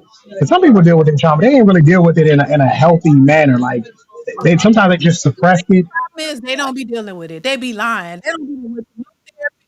They don't be talk to nobody. They just be saying that. Oh, I dealt with my trauma, and they be lying. They don't be done dealt with nothing. Look, I tell women straight up, I got daddy issues. I'm gonna let you know right now. I'm gonna let you know right now. I got daddy issues. Just so you know. What Just that letting you know. I'm like, It means that sometimes I try too hard to be like a great dad. Like I'm always trying to oh, prove that I'm not like my father. You know what I mean? And so sometimes I have a tendency to my prioritizing of my children gets confused sometimes, and I'll always they're always first. But sometimes it's okay to kind of pull back. This ain't about y'all right now. You know what I mean? But yeah, not me. It's like nah, it's about the kids. I gotta be there for my kids. Why? Because my father wasn't there for me. That's an issue I've had to work through. And I've been in situations where women are like, but they all right. They with your mom. You know what I mean? Like they're right, cool. You know right, what I mean? I'm like, nah. I gotta make sure. I gotta make sure. You know what I mean? And yeah, what she gonna do? She can't overpower me, so she's just sitting there like, I guess I gotta put up with this. You know what I mean? right, But I definitely, yeah, successful MB. That's the correct word. I'm overcompensating for wanting to be a better father than my father was for me. So I will tell them straight up, listen, if you ask me what my trauma is, what my flaw is, I'm gonna tell you straight up. Daddy I got issues. daddy issues. Yeah, I didn't want to. I think as well, I just want to add as well, I think a lot of people hide from dealing with their traumas by going on vacation, Oh, going partying, yup. shopping, Drugs. drugs, alcohol. Of course, those things, yeah, but the other things as well, like you know, going Coping. on a bunch of trips, I'm trying to. but you're always wherever you go, your shadow is there. Wherever when you go on a vacation Go with you and all. you come back, you're still, where you were, Mhm. and they wait. I think people just wait for the next, or they save up money for the next, I don't know, release, you Mhm. know, from getting away from their trauma. But I mean, I think one of you guys said it, you're not getting away from your trauma because you're not addressing the trauma that Mhm. you have, whether it's through therapy or speaking with a mentor or, reading something. Mhm. It's just a lot of just material things. I think, people are trying to escape from their issues with, and they jump into relationships and they bring that same trauma into the actual relationships, and then someone else has to now put the pieces together and deal with it. And I agree with DeeDee. You said something earlier that, when there are certain issues with a guy, a woman will quickly like self-sabotage it and be like, oh, I'm out, but a guy will stick there and say, okay, like, what's wrong? Do you want to talk about it? Um, I think maybe you should not talk to that person, but it wouldn't be like the other way around. It's, if a guy starts crying, she's not going to say, oh, I don't think you should hang around with those people, you should come and hang around people like this, people who I know, it's just I'm out. I'm not gonna deal with it, you know. Mhm.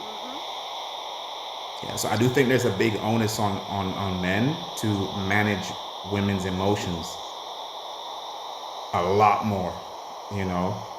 So Yes. it's funny that a lot of women say men are not emotionally intelligent or mature, but 90% of the time, it's men who have to actually keep women grounded in their emotions, keep them stable, manage their emotions, manage the mood swings, and not run away from the mood swings on the first issue, Mhm. I don't think it's up to men. I don't put it on men to have to manage the woman's emotions. I think I mean, it's they're the one who's usually helping to regulate a woman's emotions, I think, yeah, but in those instances. I would even compartmentalize that to the man whose woman that is. Just because women ain't no man around, they wilding out. Even the man around, they do what they want. But I think it's up to him to sort of harness those emotions to not, I guess, go over the top. If a woman respects her man, she's not gonna display those type of behaviors. If she's, But the thing is, but say it's not something. up The to thing me is, to control her emotions. She has to do that. I can just say, "Hey, babe, it ain't worth the fight. Let's go." And Well, if well, she I respect agree, me, but she'll go. when you meet somebody, like, they're not your girlfriend or your wife. So these are the sides of them that you see, or experience, and you make concessions, you make compromises, you try to work with the person, you try to meet the person halfway, If it's not my with girlfriend, not my wife, but when you date someone, it's not your girlfriend or your wife straight right? away, So I shouldn't have to make those concessions for her behavior. If she's the type of woman that I want to date, if she displays anything different, again, I have to be strong enough to say it's not worth the fight. Move on, because she's Sure, I going to mean, disrespect you plenty of times down the road. sure. I mean, not to the extreme, but I mean in the sense of, like, a lot of women struggle at times with regulating their emotions, as we know, because women, as DeeDee said, women are emotional. They're emotional creatures. So these things happen, in the nature of communicating. I think, like men with women, at least. I think what you're having happen now is you have men who are waking up to this and they're saying, I'm not going to deal with it. I think in the past, I agree with you. I think men in the past would absolutely say, look, I'll stick this out.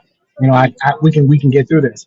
I think the younger crowd is looking at this now and saying, I'm not putting up with that. She can't regulate her emotions. That's her problem. You know what I mean? And I think that's why you're seeing a lot of women who have all this shaming that you see on social media is because they can't find the man who's actually willing to put up with it now. They're like, no, I didn't mean to have an emotional outburst or whatever, but dang, he really didn't call me that. You know what I mean? Like, yeah, because a lot of the Gen Z guys, these younger millennials, these Gen Z guys, they're not putting up with that stuff. They're like, look, you need to get your ish together.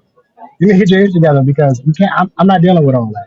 I do believe though that men, especially husbands, are superiorly emotionally intelligent because they got to deal with their wife, right? They don't have a choice. That's what you signed. That's what you signed up for, right? So you got to deal with it. You signed up for it. Right. Mm-hmm. Well, I think Which is another reason why I'll never be a husband. Because once you start to go down that path and you can't regulate your emotions, I need to be able to get out of Dodge. I need to be able to get out of that situation. And the last thing I want is to be tied to you, and now I'm stuck. And then it becomes a thing of your word versus mine. You look at a lot of these guys now, all of these ex-wives who are claiming that they was abused and all this, it's your word versus mine now. And I don't believe most of them, right? I want to say something about the Lil Wayne thing real quick, DeeDee. I believe that her daughter is the issue. I believe he put them out because her daughter, 16 years old, is probably giving him hell in that house. She probably feeling herself. I live in a mansion. Lil Wayne's my mama's boyfriend or stepdaddy or whatever. Because when I was watching the video, for her to chime in and say, yeah, my birthday's next week. No, girl, don't nobody care about your damn birthday. Don't nobody care. It's insignificant. but he paying for it probably. But I think that's the point I'm trying to make. I think Lil Wayne's probably had it with her. Yeah, of I think course. he's had it with her. And so if I'm done with you, I'm done with your mama too. Right. They're saying now I'm on my phone. They're saying Halle Bailey allegedly was beating the hell out of DDG. I believe it. Yeah, Probably so. they're on Instagram. His friends, because he can't talk about it, so they're saying no, she was beating the hell out of him. Is what they're saying, and of course, they're arguing back and forth, talking about well, where's the receipts and where's the proof because he don't have bruises. Well, I mean, I bruise easily. If you grab my arm and hold it, it'll be a bruise. It don't mean I'm getting beat up. Like if you was to grab my arm and squeeze it, your fingerprint will be there because I just bruise easily. And I think for some women that might be the case. For him, it may not be. It don't mean that she couldn't have hit him and ran off, or I don't know. But now they're saying no, she was hitting him. But most men won't report it if it's happened. Right. Most men won't do that. Should though. You should. Yeah, you should. Yep. That's crazy. I agree. Like I had a friend. I I'll add to that, guys. I had a friend who, like, this friend. He was in like a relationship for 5.5 years, and his girl put her hands on him, and I didn't know about this from him until the 4th year, like towards the end of the relationship. You know, and he only spoke about her in a good light. So when everything at the end boiled over, and he told me this, I was just like in shock. You know. And, They and need it, to pull out that video of her talking about her chipped tooth in 2022. That wait, tooth been chipped. That really? chipped tooth, yeah, supposedly she talked about the chipped tooth a while ago. But this is the point I keep trying to make to younger men. Everything you say and do can and will be used against you. Be Mhm. very careful. You have to be careful because they will. They will pull things from 2 years ago, from 3 years ago, and say, "Oh, this situation where DDG and Halle Bailey happened a while ago, supposedly, and now she's bringing it up." They will store pictures. They will hide it until they get to the point. Shannon Sharp in that situation, that didn't happen recently. That happened a while ago. She's blocked the entire time. So you got to be careful about the way you deal with women. And listen, I don't think all women are nefarious. I don't think they all are evil and out to get men. But you have to protect yourself, especially if you're in a position where you have some fame, you have some clout, and you have some money. You have to protect yourself. And what I'm seeing, unfortunately, I'm seeing a lot of younger dudes coming into money who think that women, she's on my side. And it's like, okay, you're gonna learn the hard way. You're gonna learn the hard way. And I think DDG is learning I think he's getting some real red pill lessons right now about how women can be. Listen, it always starts off good. Young Jeezy and Jenny Ma was in the car singing "Can We Talk" by Tevin Campbell. It was all good. It was all good. Now she's fighting to get her stuff back out of the house. You know what I mean? Like it always starts off great. It always is good, but you have to be ready. You have to understand. Me personally, I've been on enough DV scenes to know that typically the woman starts the fight. I've been on too many, probably over 1,000 at this point. I've been to too many, and I know that a lot of the times when we get down to the brass tacks and find out who started this fight, it's typically the woman. It's typically the woman. She threw something at him, she smacked him, she smushed him, she pushed him. You know what I mean? She did something, and that sparked it, but she didn't get the best of the fight. And so now when we get on scene, it's like, oh, he beat the hell out of you. Until we start to actually break this thing down and go, but you started it. You started this. There are a lot of abused men out here, and we don't want to talk about it. We leave it alone because men are just supposed to deal with it. There are a lot of men who get physically, mentally, psychologically, and emotionally abused on a daily basis. Yeah. Yeah. Like I said with my friend, his mom was the one actually saw it first. When they went on a trip together and he brought his mom with his girlfriend at the time on the trip, and the mom started to see how she was, and then she started to put two and two together and ask him more questions and say, is she very aggressive towards you? And the mom caught it, and he just played it down. This is another thing as well. Like he felt quite sorry for her through all of this. Even when he spoke to me about it, I'm thinking, you should just end it, but he felt actually sorry for her, and he wanted to try to help her through it, the process and everything. But, she's not, as we said, if someone's not working on their trauma, you can't really do much about it. They're going to be how they're going to be.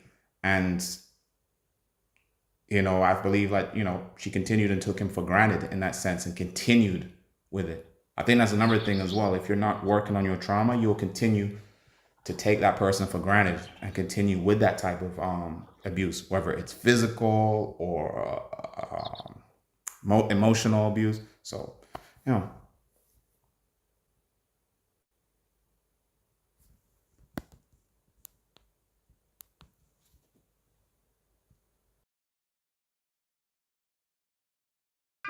We can't hear you. You're on mute. Yeah, you're on mute. We can't hear you. Did you guys hear me? Yeah, we Not, not you, not you, DDD. Mute yourself, Irving. I muted my Okay, did you hear what I said earlier? Yeah, we heard. Yeah, we heard you. All right. I was. Cool. Yeah. Okay. I gotta get out. You got to mute, Irving. You got to mute. Oh, I don't know why that be happening, but that be loud. You need to go into settings and turn off echo cancellation or something. Like he needs to turn the feedback off. Probably. No, I was saying I got to get out of here. It's late. But I want to try. I might come back up tomorrow. I'm gonna try to do more lives like I used to, y'all. But bear with me. Don't hold me to it. But and I'm gonna try to do more panels so we can get more people come up again. I actually missed the panels. Some I missed some aspects. Not all. Yeah, for sure. But but it's fun though. I I like. said I would behave. Well, you're good. You've been Yeah. behaving, I have to say. Behave, Trey.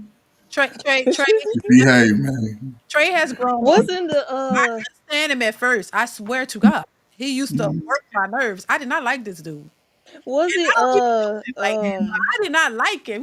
Because he always disagreed with everybody. Hmm. And even though I be like, I respect it. I was like, damn, he gonna always have a problem. Watch him. But then it turned around. So yeah, that's funny though. That's funny how that goes. He all right though. He all right. Yeah, Trey, you know I what? still remember the one from I think it was like last year or before where yeah. I think it was Trey Uh huh. and some guy what Man, it it was got Trey, extreme. I think Wait, it might. Maverick. it It was was a few of what's them. his name? What's It his was name? Maverick, Trey. They was going. It Nah, it was. was it was no, it was Maverick and Chef Bay. They was the two. Oh, Yeah, oh, yeah. There you go. that was the highlight of the show. Them I two. think that was the final one. I think that was the I think final that was one the for one Diddy. I think that Yeah, kicked Diddy was like, everybody I think off. that's the it. last one we had before this one. You Yeah, kicked everybody off like hell. No, you got to. I remember that you That was was Trey. emotional. Like I'm Y'all like, two didn't get along. who? Trey used to always come at you, Trey first. Trey first. Trey used to say, Trey versus I Trey. I Yeah, can't stand about you yeah, old heads. Y'all yeah, yeah, yeah, yeah, you yeah. And see, really yes, think marriage is different out yeah, here. He been saying that. He used to come at you with it. He used to be like, yeah. I don't like about married people.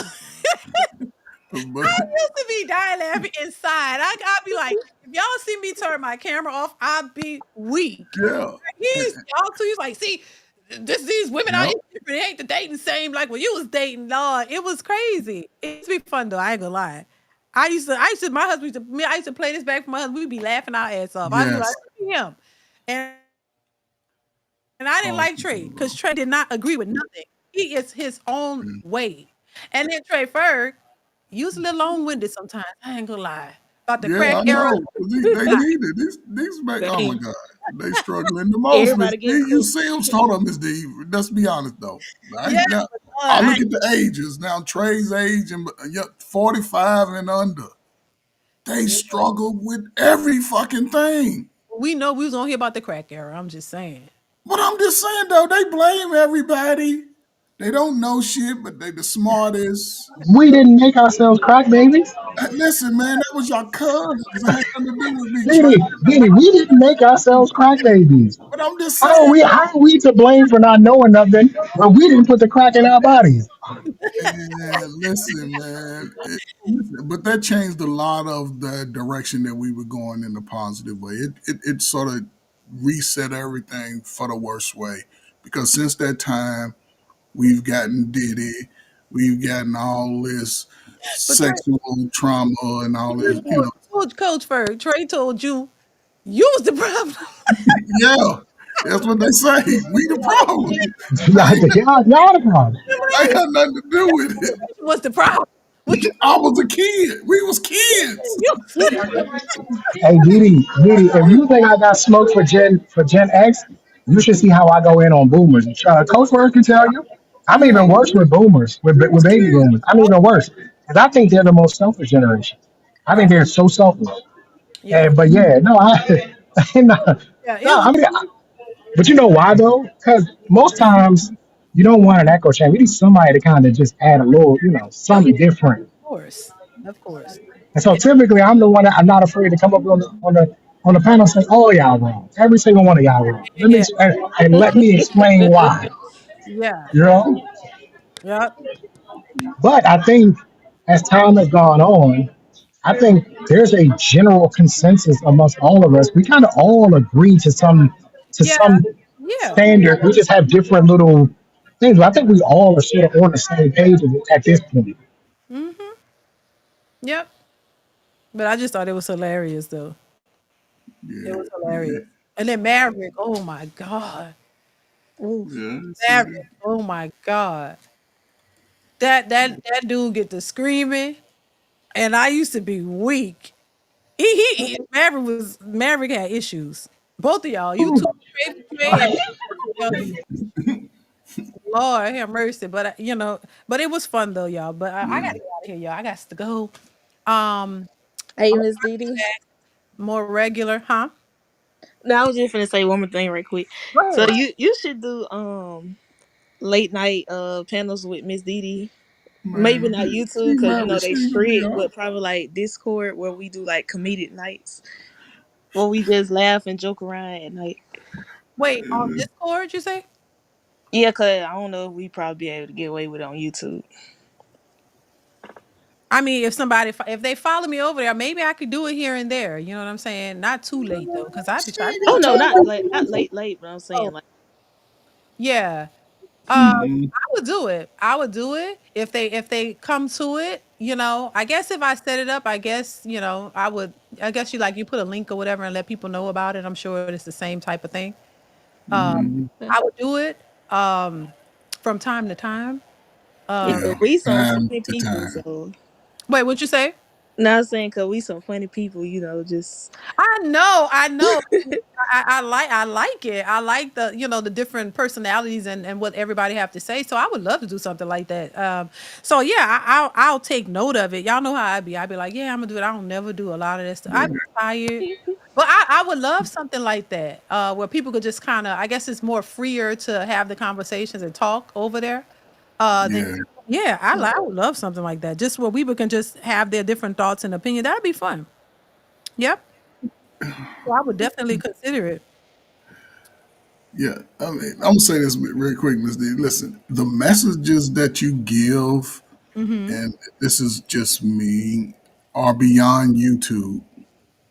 You Right. know, your message is for generational growth, and unfortunately, YouTube allows people who want to stay in their hurt and pain to just live in it and express it in a negative way. But I don't know what you think about it. You know what I'm saying? Sometimes the message has to go beyond YouTube.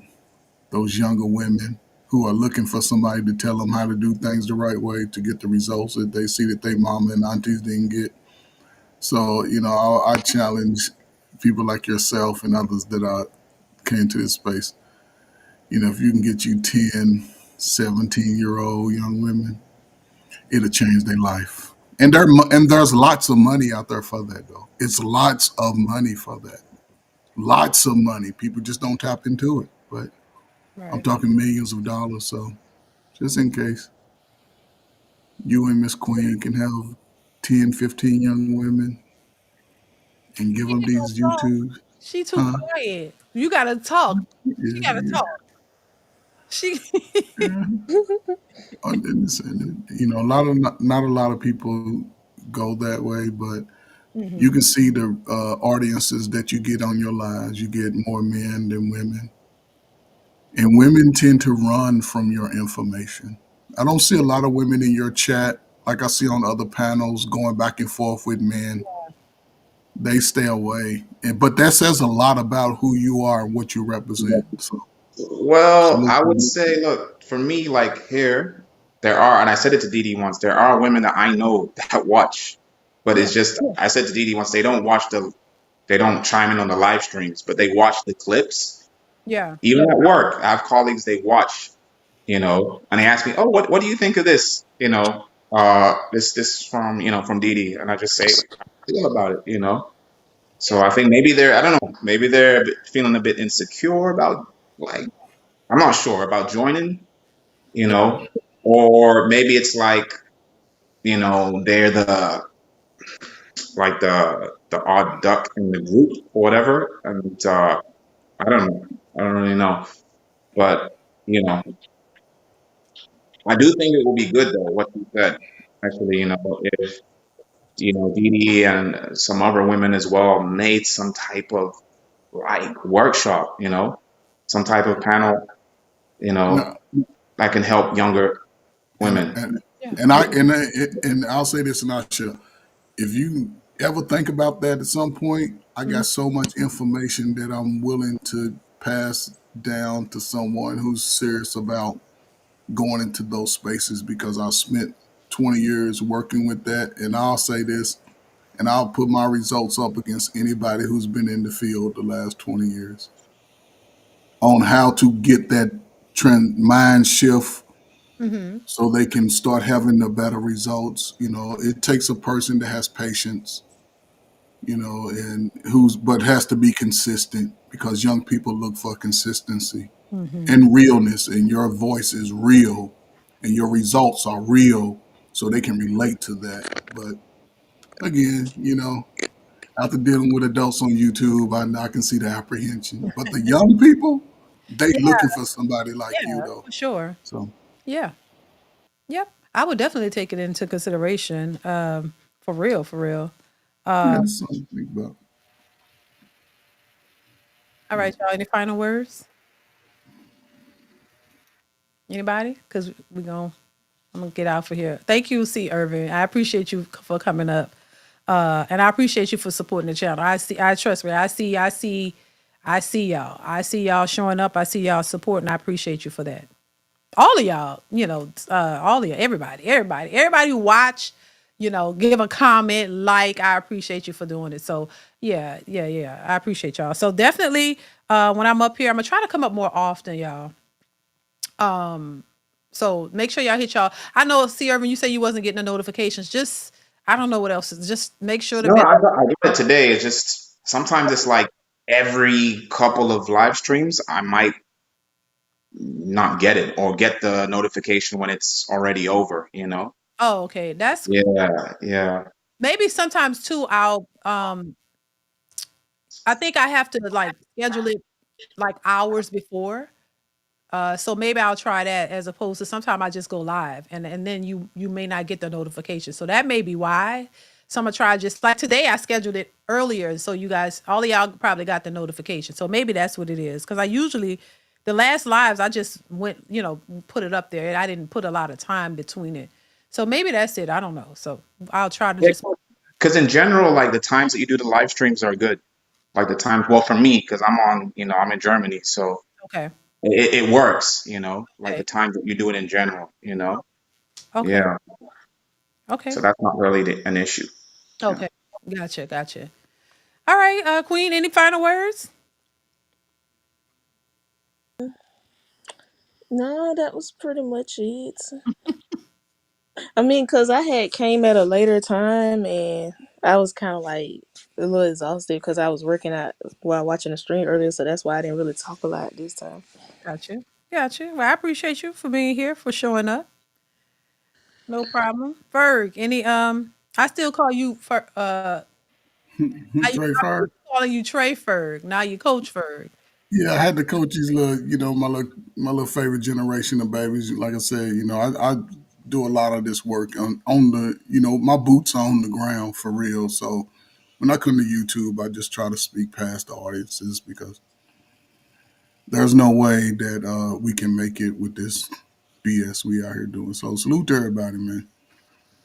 All right, y'all. Thank y'all so much. I appreciate y'all. So stay tuned, y'all. At least go watch the videos posted on the channel and just hit the like or share it if you can or whatever and leave a comment. That definitely will help me out. All right. So thank y'all. Y'all be safe. Y'all take care.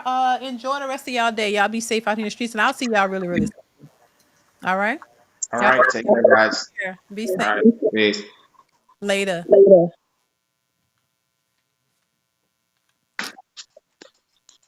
Let's see. All right, y'all. So I'm gonna go ahead and wrap this up. Make sure you guys continue to watch the videos that are posted on the channel per usual. And that is it. Thank y'all so much for being here, for rocking with us. Thank y'all so much for just continuing to support the channel. I appreciate each and every one of you guys. Thank y'all for the super chats. If you gave a cash app, I appreciate you for it.